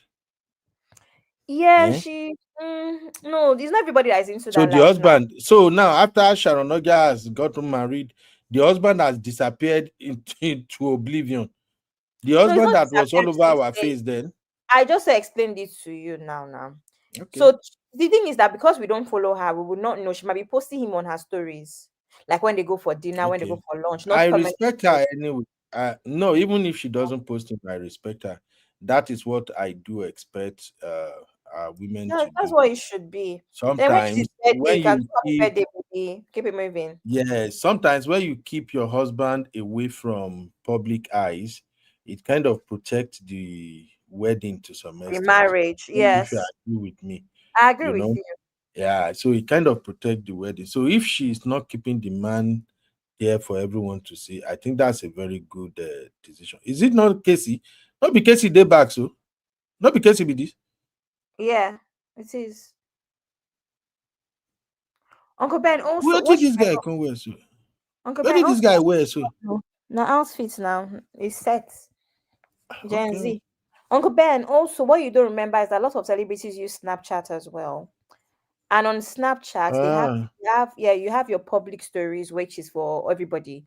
I can go there and find these, your fans. And they also have private stories, which is more of like friends and close people. So a lot of okay. them would post like daily stuff about their lifestyle, their family, their friends, their husband, their house, cooking, things that you don't really want to everybody to see, but your close circle of close friends and all will be seeing Anyway, on a daily basis. So that chances that is the that are one Abby that Snapchat no verse. Now it be the last app. I don't like that app at all. that I don't like it. Honestly, It's one of I those don't few. like that app at all. First, I can't work it. I can't Yeah. seem to function. I try everything. I can't just do it. When I was chasing my children up and down, I chased them, reach that app. Now in my life won't fly out of my eyes. What it be this? I don't know where they post. I don't know where they check. I don't know how to find person. Then I noticed that on that Snapchat, people have all kinds of username. Like you can literally type somebody name and the person will pop out. Yeah, it's You get what rarely I'm people's saying? names. Yeah, it's rarely people's names. But someone like me, my name is the same across all platforms, just because for me, it was more of like a long-term decision where I knew that I'd rather be my name, if that makes sense, especially from a point of entrepreneurship and stuff like that. So I made sure Okay. that my name is the same across every platform. Any new platform that starts like this, I go and save my name in case I need it in the future. Literally. So Okay. now they have lemon, whatever. I want to go and save my name. I might not use it, but I just like to save my name so nobody else will take it. Okay. Oh, thank you, Zeno. Uh Zeno say Hallelujah Challenge have started. For those of you who are doing Hallelujah Challenge. And then Zeno said Sharon moved to LA. So she probably is trying to break into Hollywood. Uh MJ say she hasn't been acting for a while. And Zeno said, I follow her, she posts him. Okay, she lives in NA now. Oh, that's good for her, you know. Nollywood. I Is very just pray, I just pray the guy don't run straight on her anyway. All right, but I wish I her like good luck. her a That's a lot. very good one. Thank you very much for Bye. co-hosting today once again, Abby. I don't know this show na carry and go from east to west, north to south. No be where we start, no be there we land, but it was fun anyway. I was enjoying everything. So thank you, Abby. I'll see you guys tomorrow or next, See you depending. later, Uncle Yeah, Ben. thank you very much. I really Good night, appreciate you. God everybody. bless. See you at Hallelujah Challenge. Bye. Yeah. Ooh, bye everybody. People who want to join Hallelujah Challenge, please go. Remember to pray for us. M. Joes, thank you very much. Zeno, Sisi, my theme girl, Honey Babe, Uncle Emeka Okudayo, thank you very much. She Tinker, thank you, my sister. God bless you. We're gonna see tomorrow. It's been a very, very fantastic day for us. Faith, thank you, Faith, for being here. Thank you very much. I'll see you guys in the next one. Bye bye. Sister Sue, I see you. Hey, you don't take our show, go work out for gym again. Oh my god.